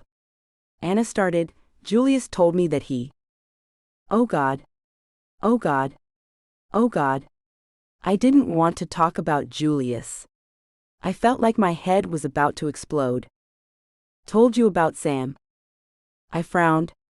"Sam? This conversation was about Sam?" I nodded. "I'm sorry. I had no idea." She looked down at her hands. "Sam was one of my best friends. And when he died, it was almost as if part of me died with him. I know how trite that must sound, but it's true." I didn't interrupt. I wanted to hear what she had to say. Julius was there for me through it all. And I knew he was hurting too, but he was strong for both of us. She looked up from her hands, but still didn't meet my eyes. What I'm trying to say is that Julius has always been there when I needed him the most. But I can't say I did the same in return. She hung her head in shame, and I couldn't help but feel for her. I tried to make her feel better, saying, "I know he values you as a friend." She looked up and shook her head. "I've been a terrible friend. Always taking and never giving. Always making things about me." She gave a bitter laugh. "I've turned into my mom." "You're definitely not your mother," I said fiercely. Anna laughed and then shrugged. "In some ways I am. But now I'm seeing that's not necessarily a bad thing." She continued, "Anyway, Mom and I will figure things out, we always do. I'm just more worried about you and Julius." "We're not." "I don't. He's in love with you." Words of denial got stuck in my throat. "Did he tell you that?" She nodded. "And you're in love with him. So why are you pushing him away?" I didn't have an answer. Why was I pushing him away? There was nothing stopping us from being together. Nothing at all. I was the only thing standing between us. Well, not me, just my stupidity. I could see that now. When Sam died, Julius was there for me. When I felt my life had no meaning, Julius stepped in and showed me how much more I had to live for. When I couldn't stand up to my mother and created this whole crazy, elaborate, fake engagement, Julius still stood by me instead of telling me that I was crazy, which I was. That's the kind of man Julius is, Becca. He'll do anything for the people he loves. Now I don't know what's stopping you from building a life with him, but don't make the same mistake I did. I looked at her sharply. What was she talking about? The same mistake, what did that mean? Sam died without ever knowing how I felt about him. I loved him so much. And I was his roommate. I had plenty of chances to tell him, she said with a regretful laugh. I could have told him any day. At any time. I didn't have the courage, and now he's gone. And I don't know if I'll love anyone again like I loved him. And what I'm trying to say is, I don't know. Just don't take Julius's love for granted. Tomorrow isn't promised to anyone. If you love him, be with him. Don't let whatever hang-ups you have from your past stop you from being with the person you love. She wiped away a tear. Okay, speech over, she said with a shaky laugh. I don't know what to say. And I have nothing else to say, Sue.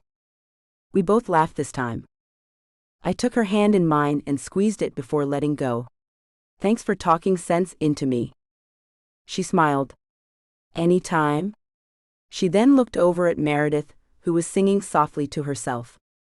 And if your stepdaughter ever needs any help with her vocals, give me a call.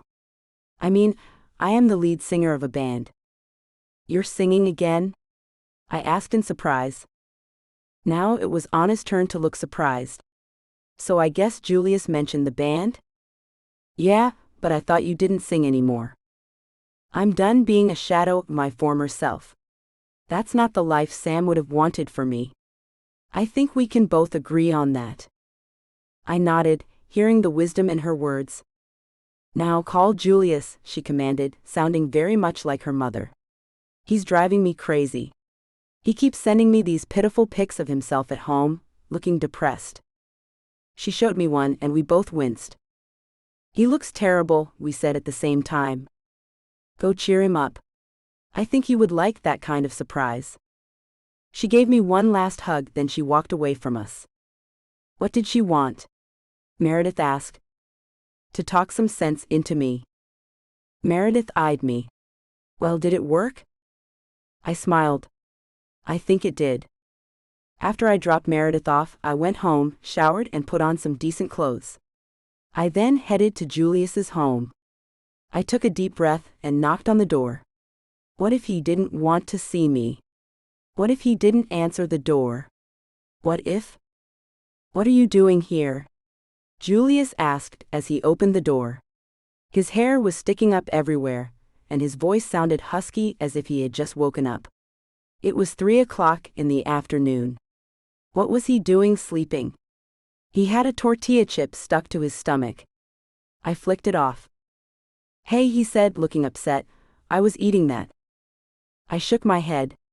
Had I really had this effect on the poor guy? Aren't you going to invite me in? He narrowed his eyes at me. That depends.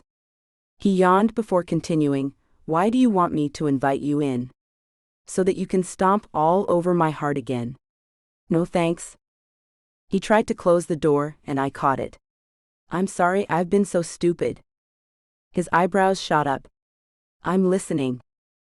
I shrugged. That's all I got. I'm sorry I've been so stupid. And I want to be a part of your life. I want to grow old with you. Marry you. Have your babies. He stopped me. Hold on a second there. Let's not get ahead of ourselves. How about we start with going out to dinner, as an official couple or something? That sounds like a pretty good plan. He scratched his Censored. Life with you will be very interesting, Becca. Interesting is better than boring, right? I don't know, he said, leaning against his doorframe and scratching his head.